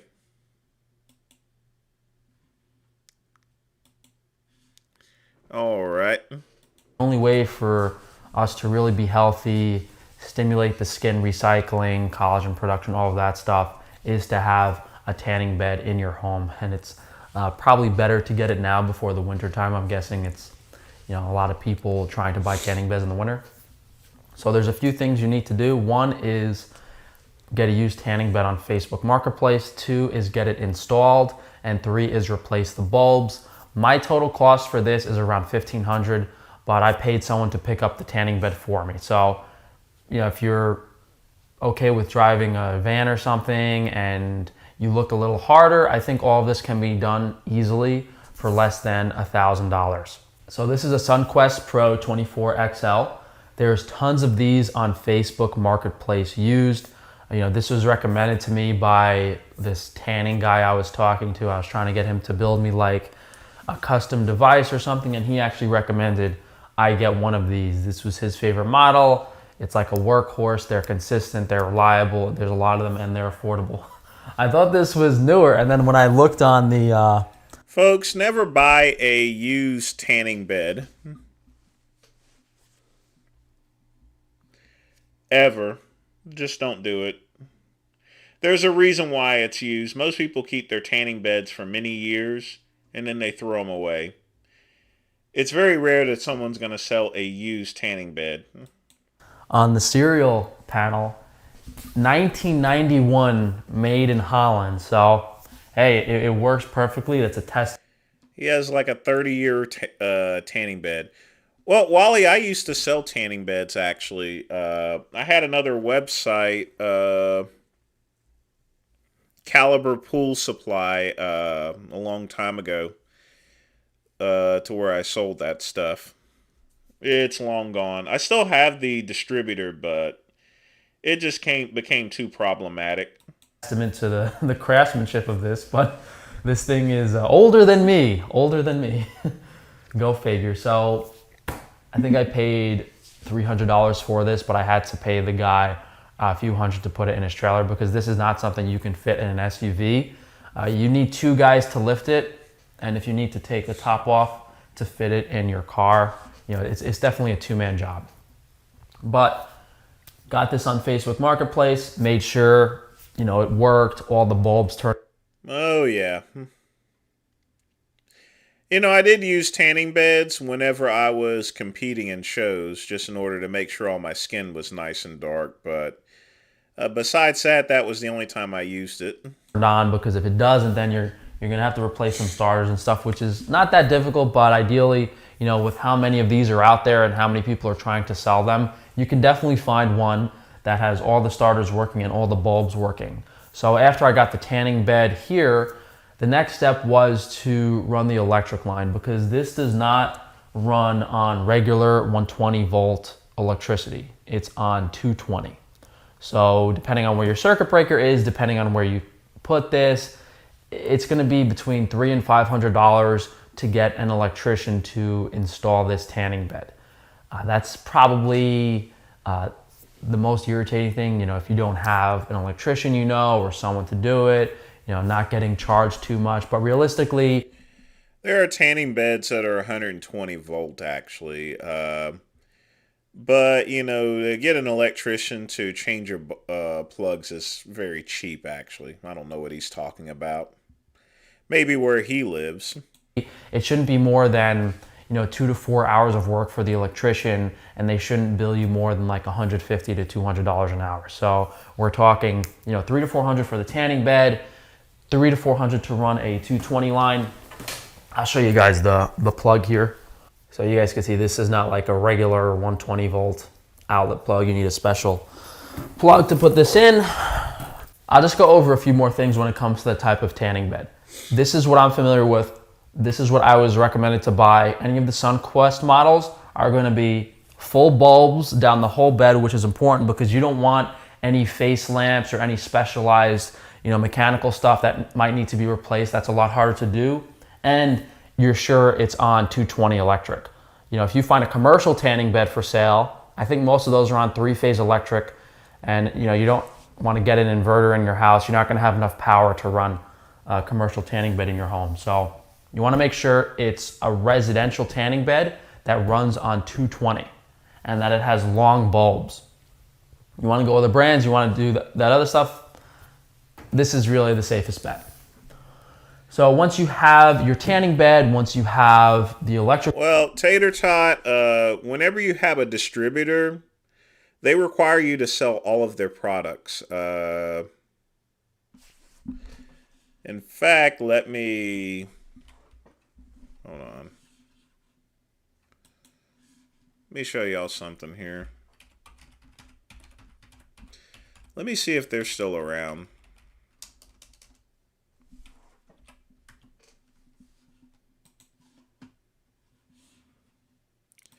This here was my distributor. They're actually still around. I wonder if my account actually still works.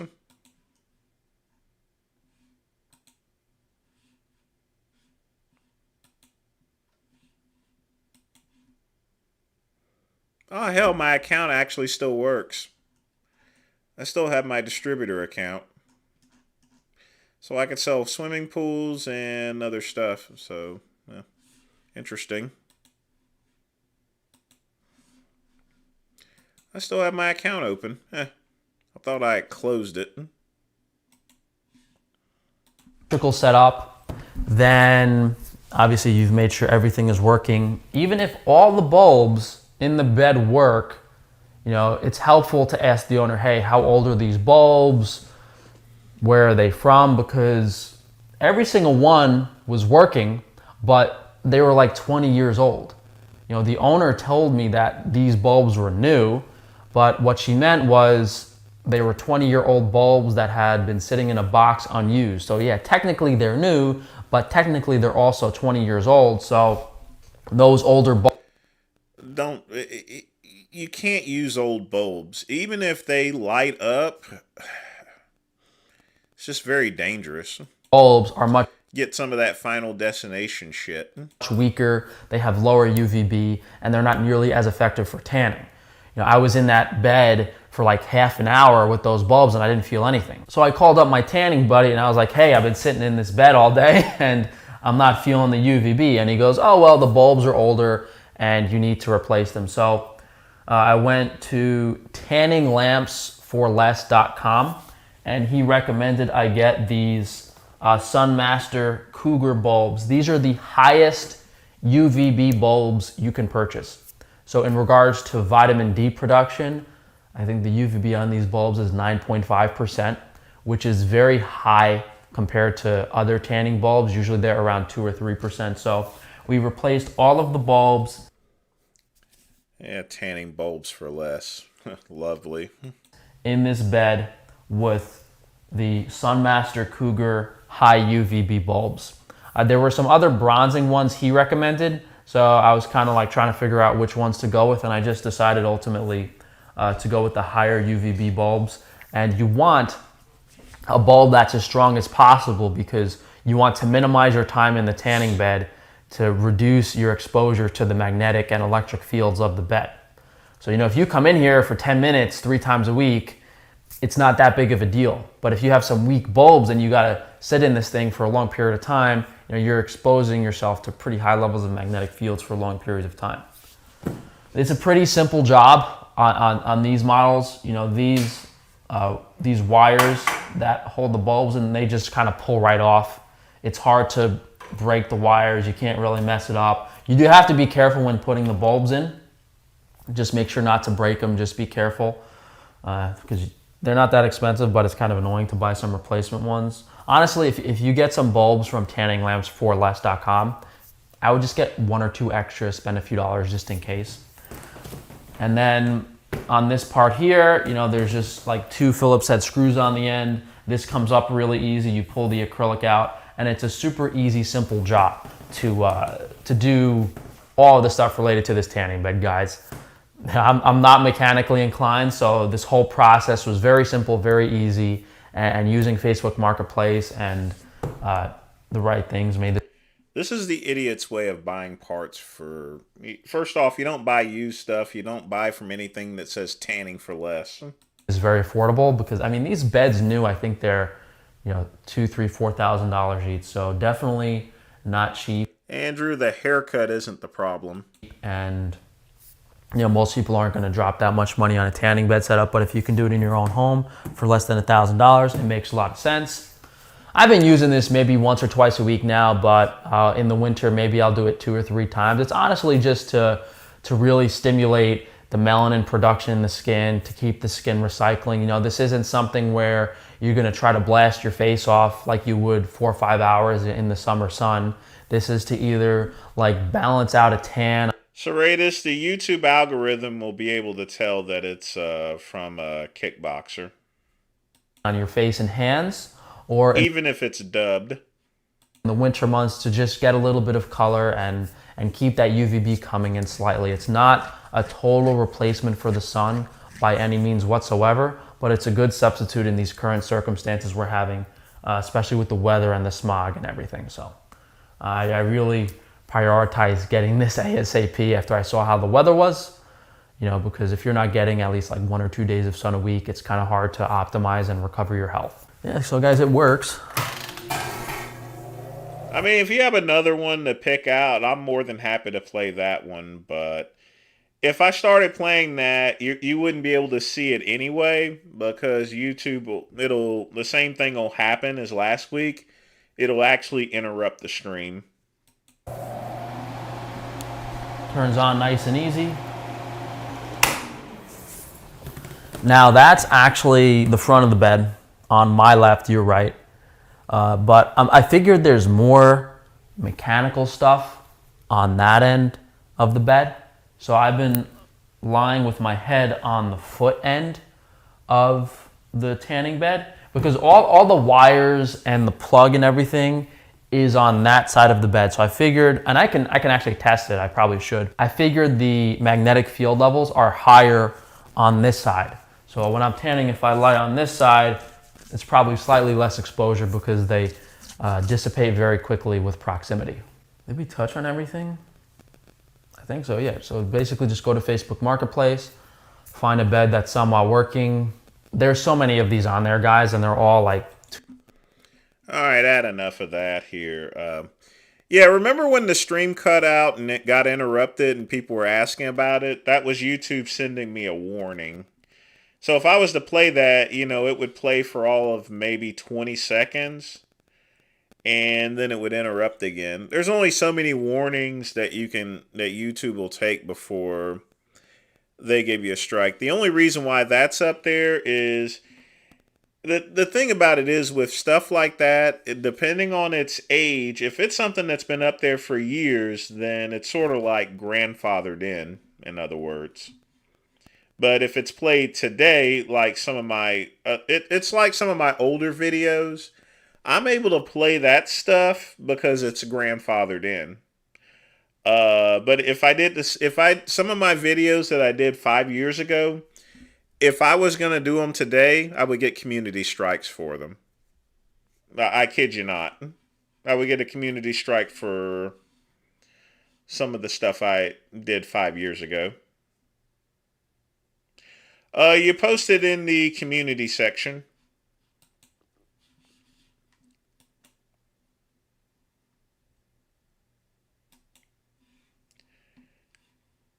But chances are I probably won't have to... Like I said, we got an extra 50 minutes, so post some more reaction videos. While we're waiting on that, we'll keep the party going. One of my pre-queued videos. Do.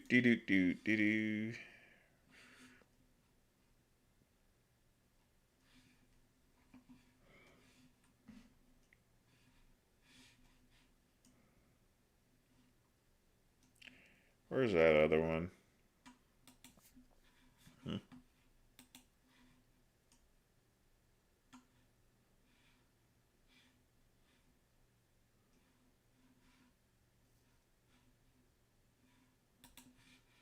Day 16. A little Old collie muscle.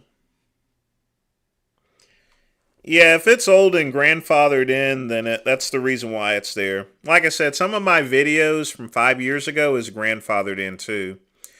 Like I said, if I was going to do the exact same thing, yeah, I'd get in trouble by YouTube.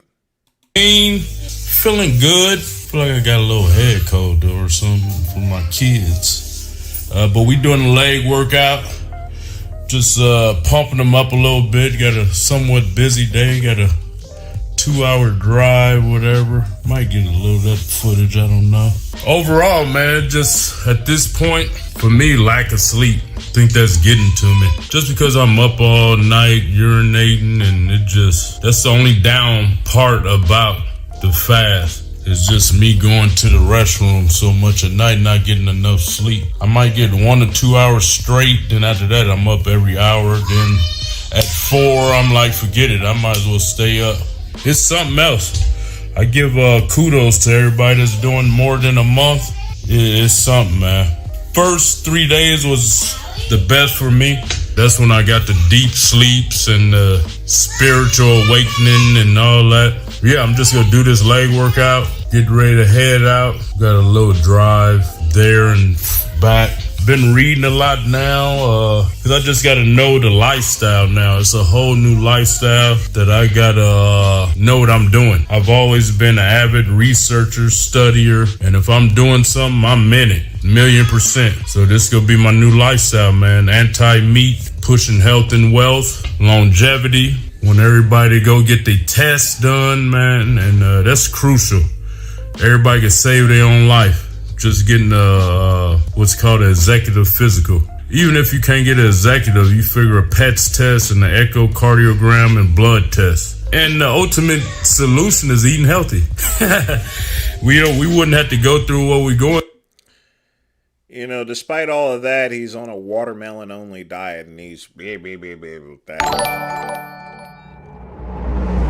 BC Warrior. Let's see what we got here. Thanks again for the donation. Let's see what we got here. Whoops.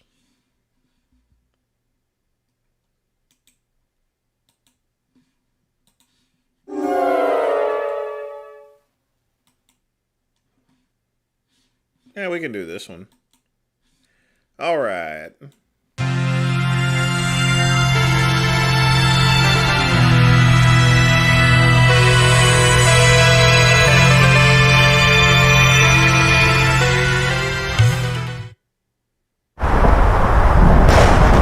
No, Andrew, we're not doing that.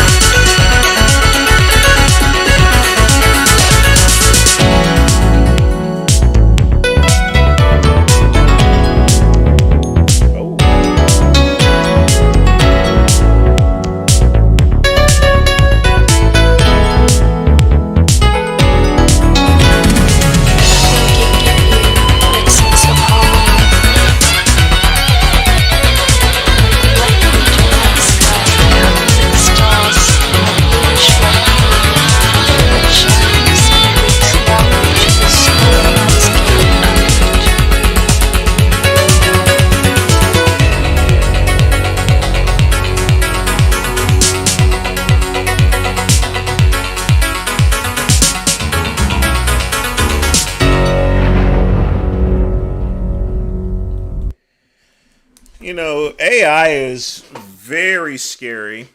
You know, I used to compete in Tekken 2. I would kill vegan gains in Tekken 2. I would literally kill them in that.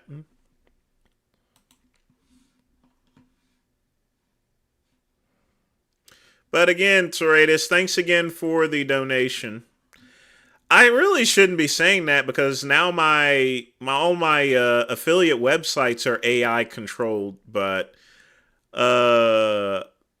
which is simple proximity commands. But doing stuff like that, like rendering, it's just nuts. I know. I would actually mistaken that for an actual intro for Tinkin' 2. Through if we just eat healthy, but you know, we've been programmed and brainwashed and kind of forced to eat bad food and think it's not even food, it's poison. Food is from God. What we getting now is from of man and poison. So yeah, I'm gonna do this leg workout. I might get some footage of it. I don't know. Y'all seen a leg workout from me before, so I don't think that's necessary. So I have been, yesterday I think I ate a watermelon and a half. Like I've just been super hungry now. The temptations are there because I started reading this plant-based book and I'm getting fed on all my social media plant-based cooking. Then my wife been cooking some good veggies, and the thing that I missed the most, because I started like a week before I started the fast, was mushrooms. So what I'm gonna do is the conclusion of the watermelon fast. I'm gonna just start. Yeah, it was. I do remember that, Serratus, but the fact that an AI actually did that, because to remaster something like that back in the day would be thousands of dollars. You would have to, just for someone to independently master something like that. Now it's all being done by an AI. It's just nuts. Adding in other fruits. So I'm going to go that route for a while, see how that go. Which, a lot of fruit season is leaving. So I got to get real bananas, not the bananas that's man-made. Berries, if they still around. Cucumber, key lime, lemon. So, I got some stuff, some apples, of course. So I might go on a fruit salad for a few days after. We'll see from there. Might add some veggies in. I'm going to ease into it. Do this. So he's finally giving up the watermelon diet. Watermelon is a diuretic. Not only that, it has very low caloric value. So, plus a watermelon diet for a black person makes him look like a porch monkey. So, Speaking of which, that guy that ran across North Korea, considering the fact that North Korea is 99.8% Asian. Chances are they're probably going to, I said this on another board, that they're probably going to put him in a petting cage, feed him bananas, and have visitors throw onions at him. Don't go to North Korea, folks. Non-negotiable. This leg workout, and I'll see y'all in a bit.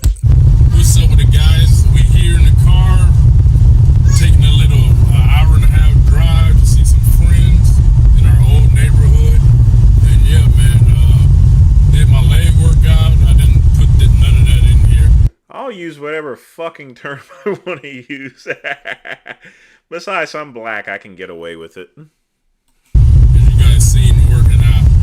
And, man, just sleep deprived at this point. Oh, yeah. I now I remember, Serratus. I'm supposed to be using 925. I'm the one that wrote that rule. What's wrong with you, Vince? Sorry, I forgot that I said that we should be using 925 instead. So, well, the month's about to end, so the next month I guess we'll be using Simeon or something. So now I'll have to think about it. Other than that, I feel good. Got a little bald too right now. Well, Robert, anytime you have a video of a black guy eating watermelon, it's going to attract the people. Just not the right people. So energy is low. So I just want to, when I get to where I'm going, stock up on some eating a lot of watermelon. I brought a whole one and I brought a half one and some Tupperware. Show them the kids, babe. Kids back there acting like they got some sense for a change. I guess we need to start. Say hi. I guess we need to start taking them for a ride more often. You know what I mean? So, yeah. I'm not going to be like Vegan Gaines and make fun of his kids, That's his kids. I'll just leave it directly with Kali Muscle if I have criticisms. But those are some cute-looking kids there, that's for sure. They are well-behaved, I will say. Yeah, man. It's not too trafficky yet.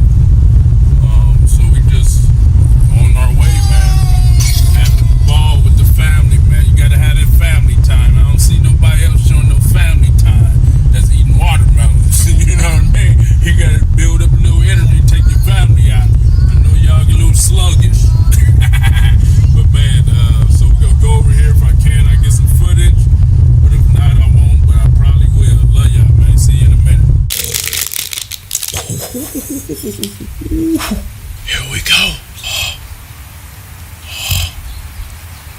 Oh my God. Thought he's supposed to be eating all watermelon. No bet. Well, if you remember his previous videos, he was eating fried chicken, you know. So he's already done the fried chicken part, and now he's doing the watermelon part. Better cookies in the world. They taking pre-orders. Over here with the kiddos. They playing, having fun. Ivy's birthday. Happy birthday, Ivy. Oh, we got Xander.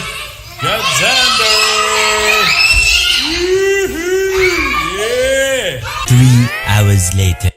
Hey, Serena, she kept me up late, so we staying until 1, so yeah. Make it nice and even, but it gives me a chance to hang out with you guys again. So, folks, thank Pugman. Yeah. On the way back home. Thank Pugman for the extra time. And the kids had fun. To hang out with the great one. Laid back there, sleep. You know what I mean? And I'm exhausted. Because, like I say, I probably get a total of 3 hours sleep a night. So I'm exhausted. But the funny thing is, me being exhausted, I could go to sleep and I'll be up in an hour.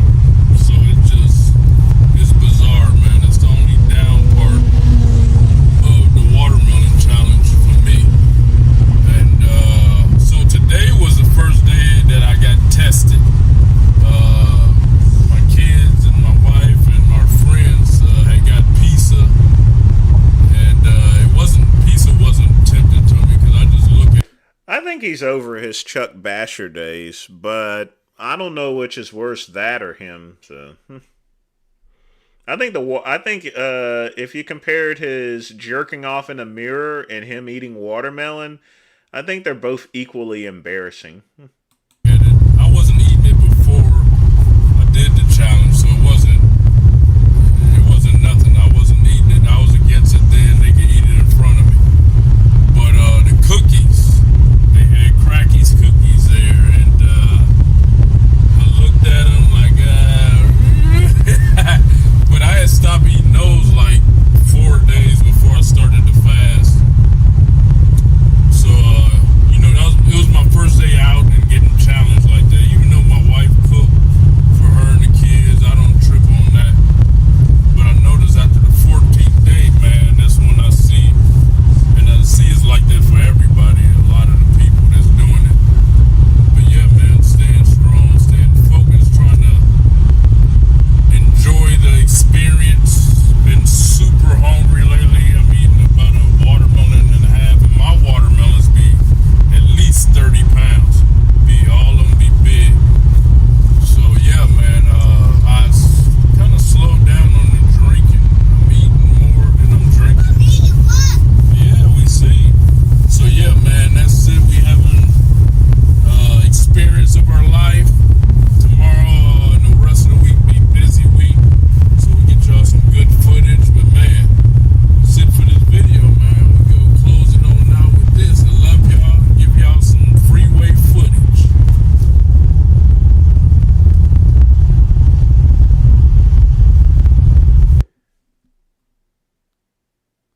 Nobody wants to see you driving.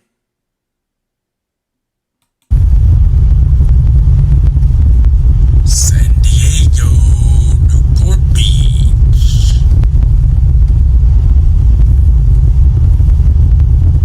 Okay, guys, love you. Hit that like, share, subscribe. We out. See you tomorrow. It's another raffle. Yes, you can win this right here. This beauty. And there he goes again with his scam car.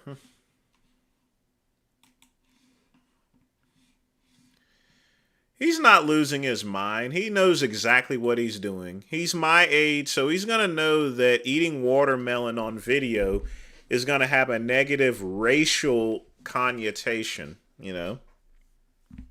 It's no different than the jokes that I make, sort of. My comedy style is self-depreciation. Rate us with a 421 donation. 421, huh? Really? You see, it's for my example. My comedy is intentional. I use self-depreciation comedy, aka like Richard Pryor. You know, my comedy is intentional, and it's been used for many years. Collie Muscle, he has to know that eating watermelon is going to get attention, but it's going to have that racial element to it.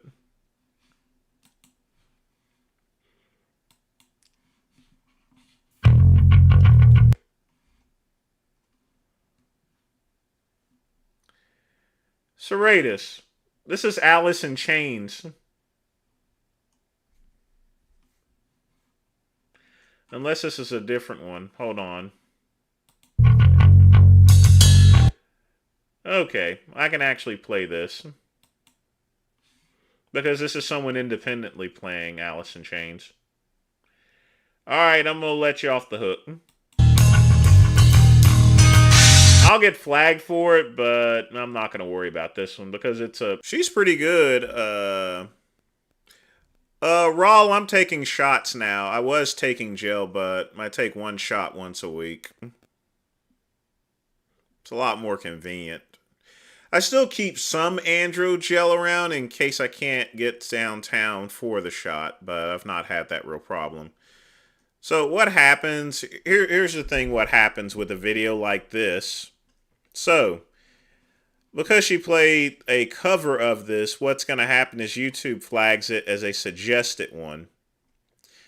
Now, the thing about it is, because I'm taking the live stream past like 4 hours and 30 minutes, after 4 hours and 30 minutes, I'm not going to be able to place any edits. So what's going to happen is the entire live stream is going to be demonetized, actually. Which I'm not worried about because I only get maybe $1 or $2 anyway on monetization because they're going to be limited anyway. That's why I'm not too worried at this point in time. But I'm not too worried about this one because remember, she's playing a cover of the band even though it's playing in the background. So it's not the same as directly playing the video. That's why this didn't cut off when I started playing the video.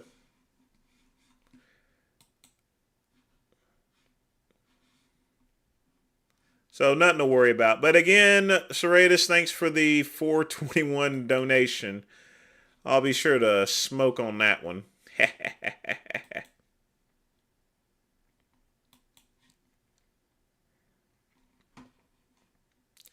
Let's see what we got here. Classic mints. I don't remember this one. Here, take a picture, please. Misfit Mania meets Hulkamania. Look at that handshake. Lifetime Hulkamaniac. Prayers, trading, and vitamins. This is what you get, Big Lenny. Big Lenny, I feel safe, brothers. Big Lenny Mania. Don't you touch a hair on my chin because this is what you're going to have right here. That's right, Dale. In case of Dale. Oh, let's get Dale, brother. Hold on, brother. Uh-oh. We're going to get... You know, it's amazing how big Lenny is compared to Hulk Hogan. Big Lenny is obviously a big guy. But you know the biggest wrestler I've ever met? I kid you not, John Cena. John Cena back at his max, he was pretty huge when I ran into him at the Olympia. He actually knew who I was. I was like, "What's up, John?" He's like, "What's up, Vince?" So that told me that he keeps up with he kept up with my trolling on Get Big. So yeah, Lenny's an ogre.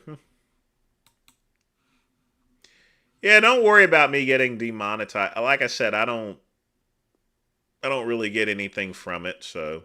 That actually just saves me time from editing it anyway, so fuck it.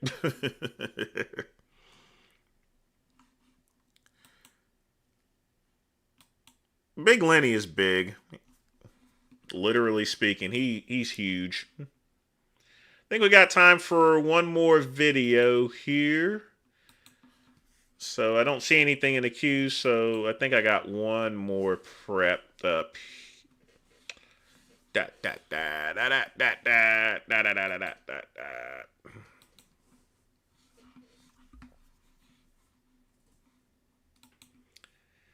Yeah, Lenny definitely is an ogre, so...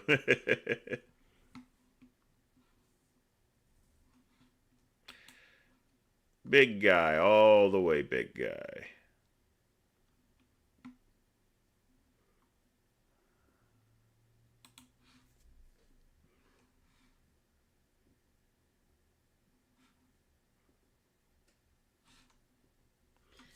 Nah, I don't want to do that one just yet. We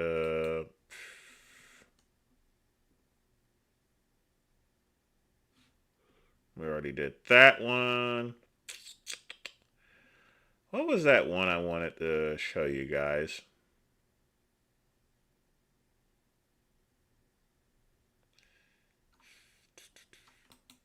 Oh, yeah. Now I remember.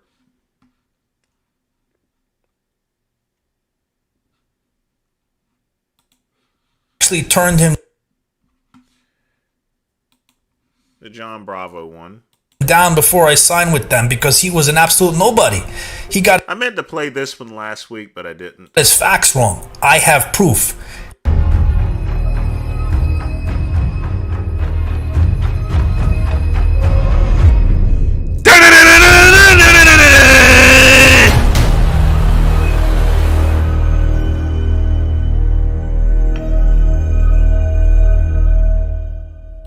You sent two?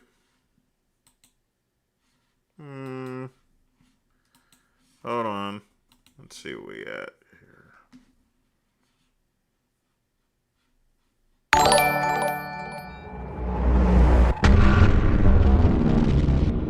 Oh, that one. Okay. Let's check that one out.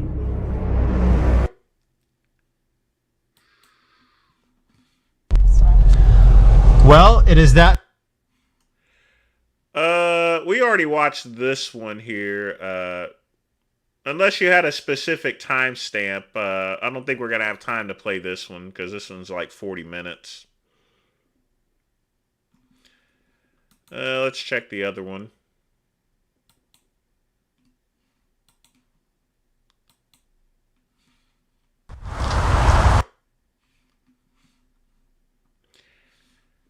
Yeah, both of these are like 40 minutes long, and we only got like 25 minutes left, so I wouldn't have time to actually review both of these, Serratus. I tell you what I'll do is, because you made donations for them, they're going to stay in the dashboard. Well, I got both of them. They're both Genova's Christmas parties from 2012, 2013. So when I do Earl Grey Tuesday, Serratus, just remind me, we'll play both of Genova's Christmas parties. I promise you on that. It's just that we don't have enough time to play, because we're talking about, 80 minutes. So, well, I don't want to, skimming it. How would I skim something like this here, It would be, All right, Merry Christmas, everyone. We are at. Let's get a picture of my dogs. Are they locked up? Yeah. There's my dogs. Get in there. Get in there. Let's get in.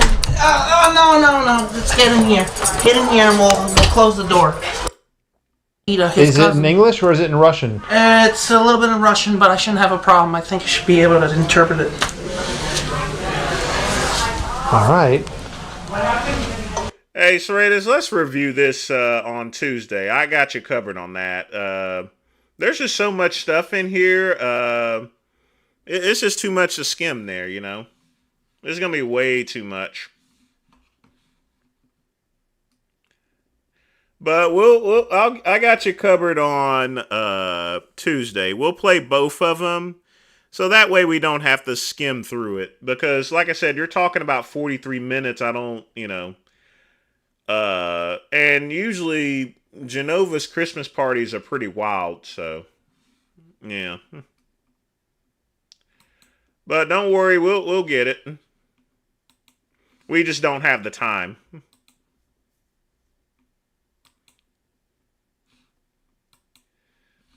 Let's see. But just make sure you remind me on Tuesday so I don't forget. All right, Serratus?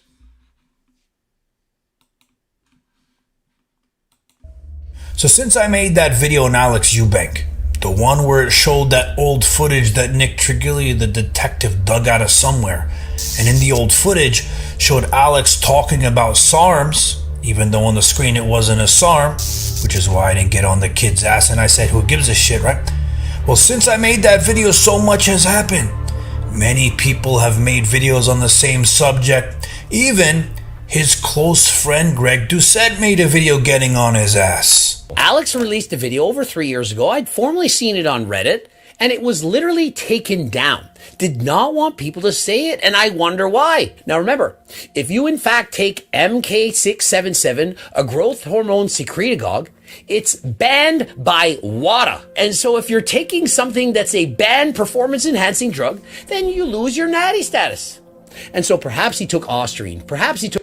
Well, that's actually questionable about losing natty status. I mean, technically, it's not allowed in the INBF, and it's not allowed in the NGA. But it's a secretagogue. It's not actual growth hormone. What a secretagogue is it influences the body to release growth hormone. So it's not the same as actually taking growth hormone. Took Rad 140. That easily could have caused his testosterone levels to go into the 200s, all the while building a lot of muscle. And so he states, you can take SARMs to boost your HGH. And once Greg made that video, Alex was pissed. So he responded back and made a statement, which I'm going to read to you now. But also, in that statement, before I read it, he talked about Nick Trigili. And the one thing I know about Nick Trigili is he's an asshole. He's the last person you want to fuck with online, because if you do, you're going to get an earful back more than one time probably, which is what I'm going to show you after I show you Nick's statement, because I reached out to him.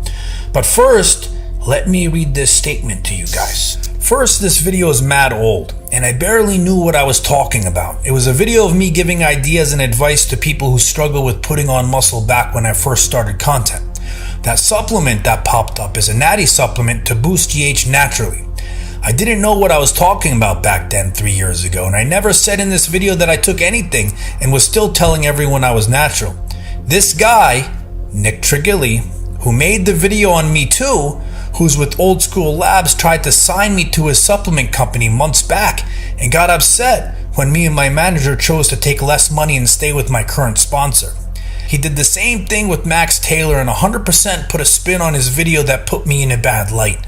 I'm down to when I come off this bulk, I'll compete in an OCB show just to show these goofballs I'm natural once and for all. So that was a statement made by Alex after he's seen all these videos made about him, the one Greg Doucette made about him, and that was his response. So Well, one thing I didn't know is that Nick Trigili can sign other athletes. But the truth is, Old School Labs is not exactly a big company. So I'm not sure what these contracts would have been for. It certainly wouldn't have been for much, considering the size of the company itself. But I could be wrong, you know. I still am not a big fan of them using Mike Metzer's picture on their bottles and shit. this morning, reached out to Nick Trigili because I want to see what he's going to say, see if it's true. All right, Serratus, let's go ahead and take care of that one here. And then, I'm going to still get your Christmas party ones on Tuesday. Scout's Honor.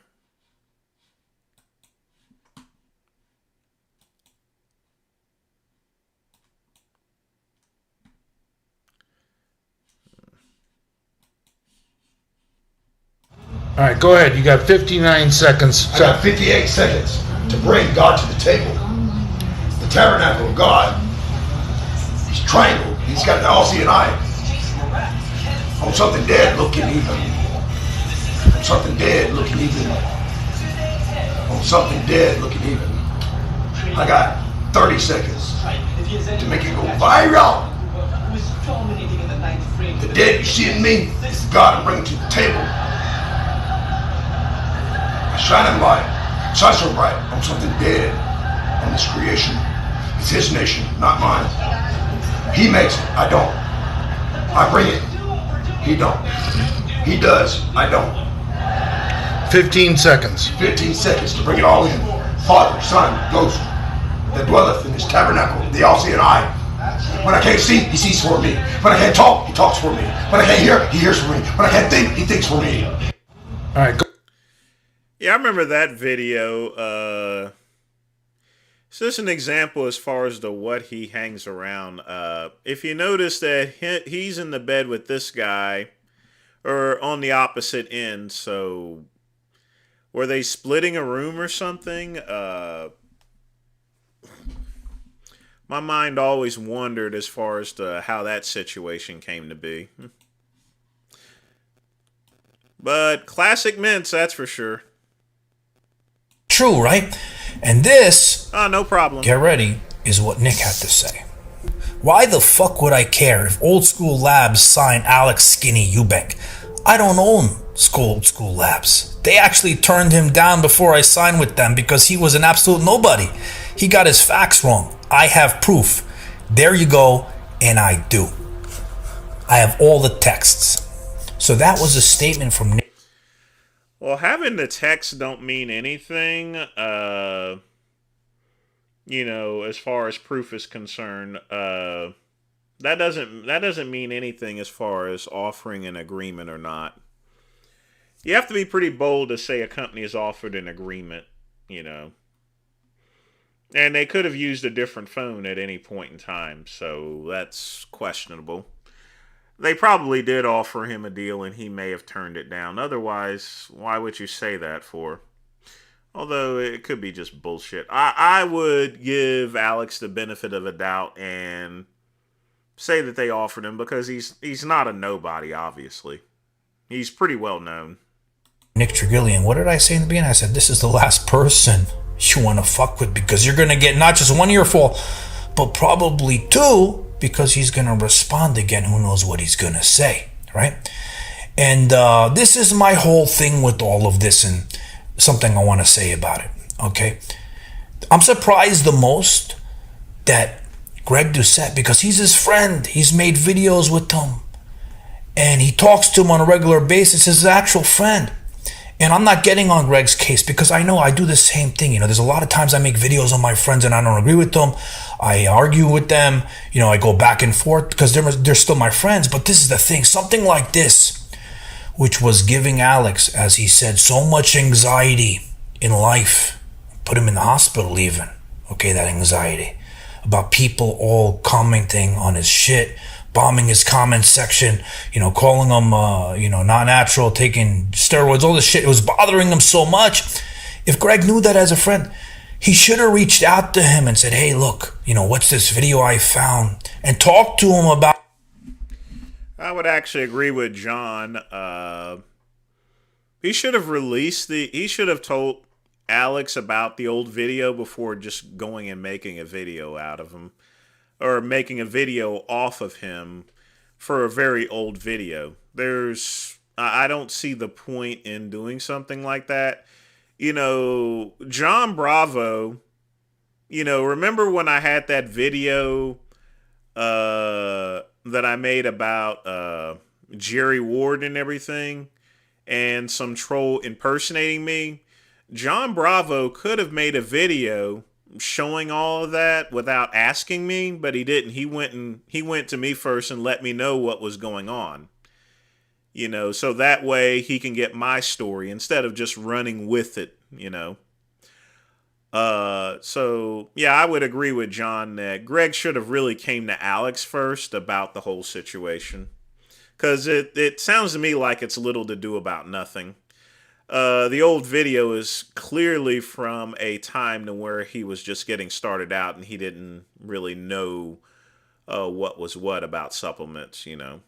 Some people just jump into the fitness arena, into social media, you know, and just because you jump into social media doesn't mean you're going to know everything in the books, you know. They're not old cats like me. About it first, I mean, I understand clicks. I understand we all do this, right? We all do this. And I'm not getting on Greg for it. But I just feel he should have reached out to him if it is his friend. Now, this whole natural or not thing, you know, I never give a shit about this, like I say.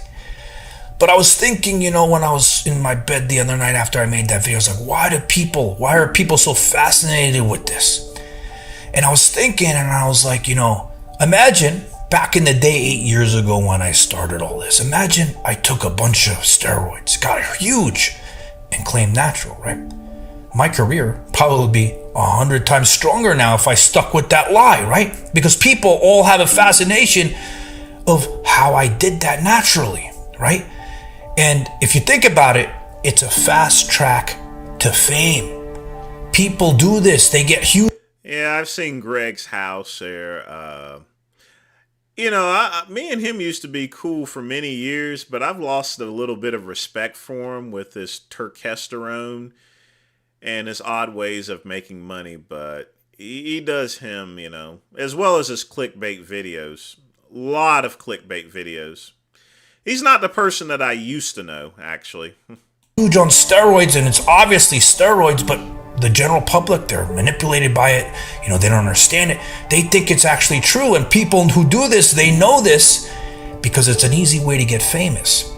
And I was thinking about that, and I was like, I understand, you know, you don't want to be lied to. You don't want to be sold supplements by these liars, pretending it's going to be like them. But really, it's a real big fast track to fame. And Johnny Shreve, he made an actual good video on this out. KCB, I played one of your videos, but probably the other ones landed in review again. But I'll check and see. Eubank situation. You may have to repost it again whenever we do the Earl Grey Tuesday because, you know, we only got like 10 minutes left. I'm going to pop them up on. In fact, we're probably going to run over, so. The screen.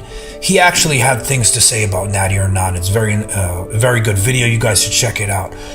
But yeah, you know, so we're going to see what happens in this next. I don't know if Alex is going to respond to the video, but I'm sure Nick is, and I'm sure he's going to have some crazy shit to say like an asshole. Half of the Natty or Not videos that are done are right, and half are wrong. The people that are actually innocent are paying the price for the sake of somebody else's YouTube channel. Views.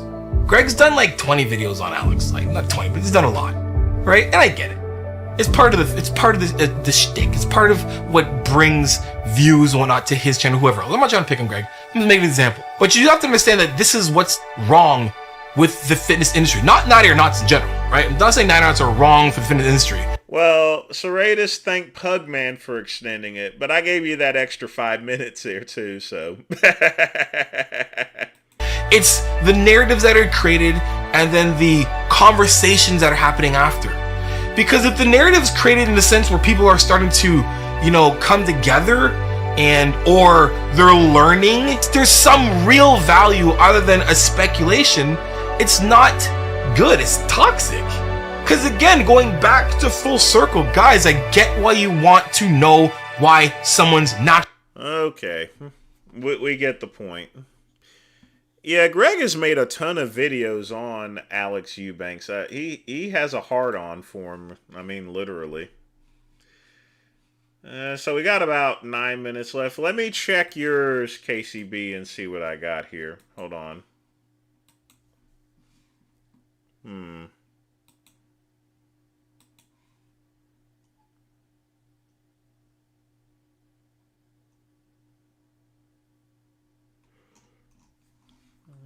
Let's see.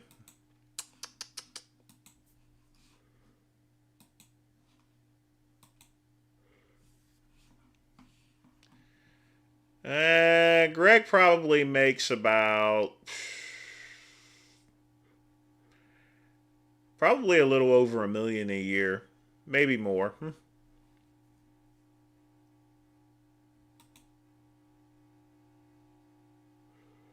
Possibly $2 million a year. Greg's making a lot of money, and most of it's coming off the coaching, the videos, the sponsorships, the supplements and stuff. It's a combination of it all.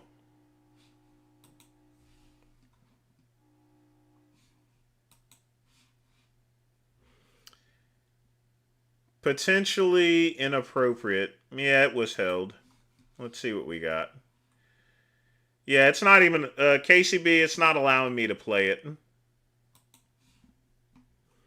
It isn't even giving me the opportunity. Unless I approve it, possibly. Let's see if that works. But anytime something's flagged like that, KCB, usually it is probably inappropriate. Let's see what we got here.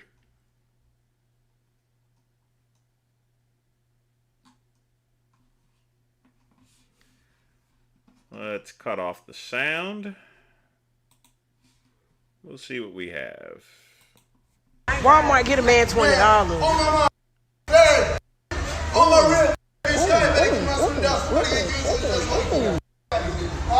Ooh, he waving tonight. Ooh, and no, we definitely can't play that. I'm sorry.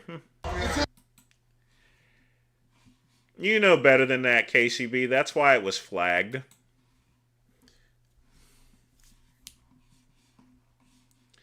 Definitely can't play that one. Nope, nope, nope, nope, nope, nope, nope.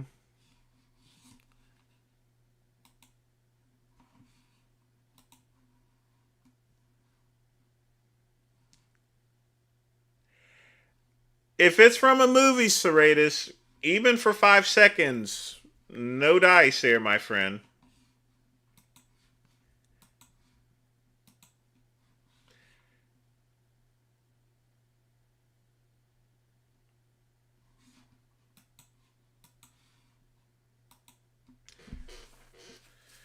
There's no mince in getting a community strike.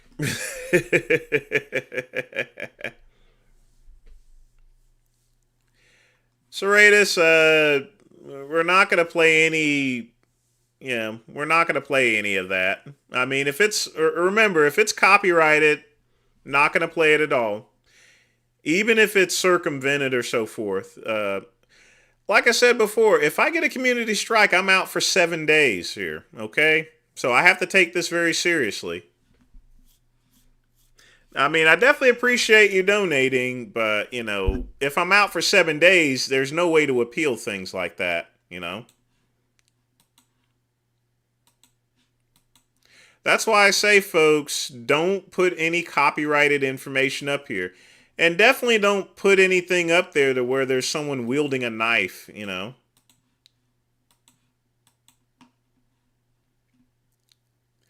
Serratus, I'm not playing it. I'm sorry. We'll get the Genova ones on Tuesday, but not going to play it.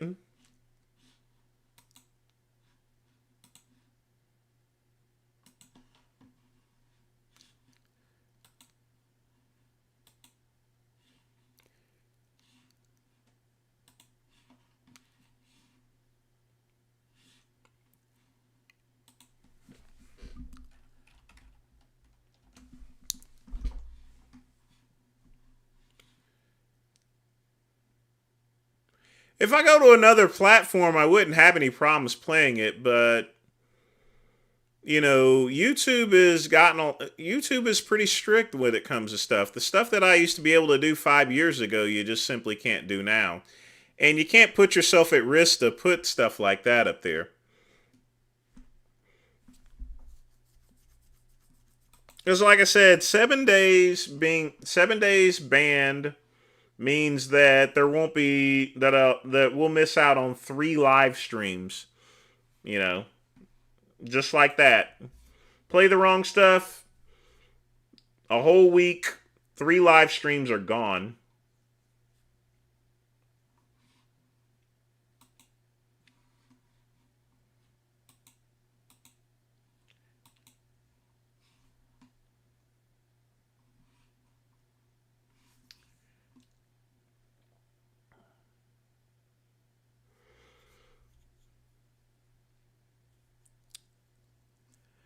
Well, it would be a different platform than Rumble, because even Rumble has rules. There is another platform that I can use. It's not even in this country to where I can play whatever I want. So, yeah.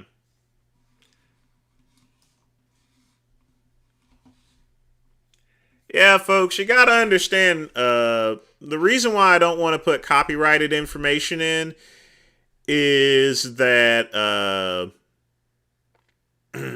is simply put that if I get a strike, that means there's 3 shows I can't do.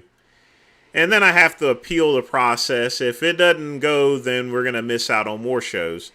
In addition to that, even after the 7 days, YouTube would also prohibit me from, because it would have happened at a live stream.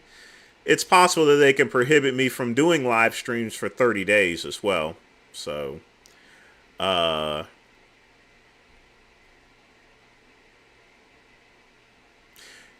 Pug man, that's the whole thing. I would have. There's a different one that's not even that's outside of the country that I can actually do.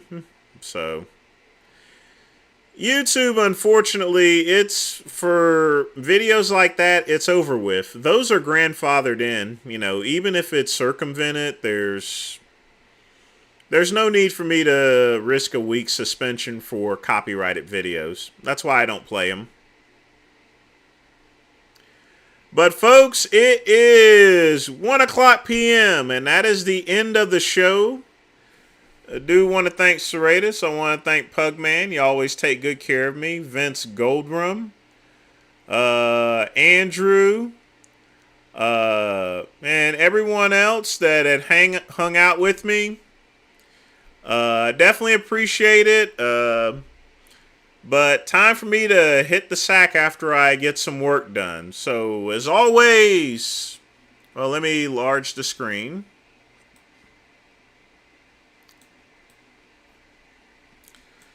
So, folks, I'm not sure if I'll do another show tomorrow or the next day. It's just going to really depend. I'm still trying to get the gaming thing squared away. So, but we're getting a lot closer. But, folks,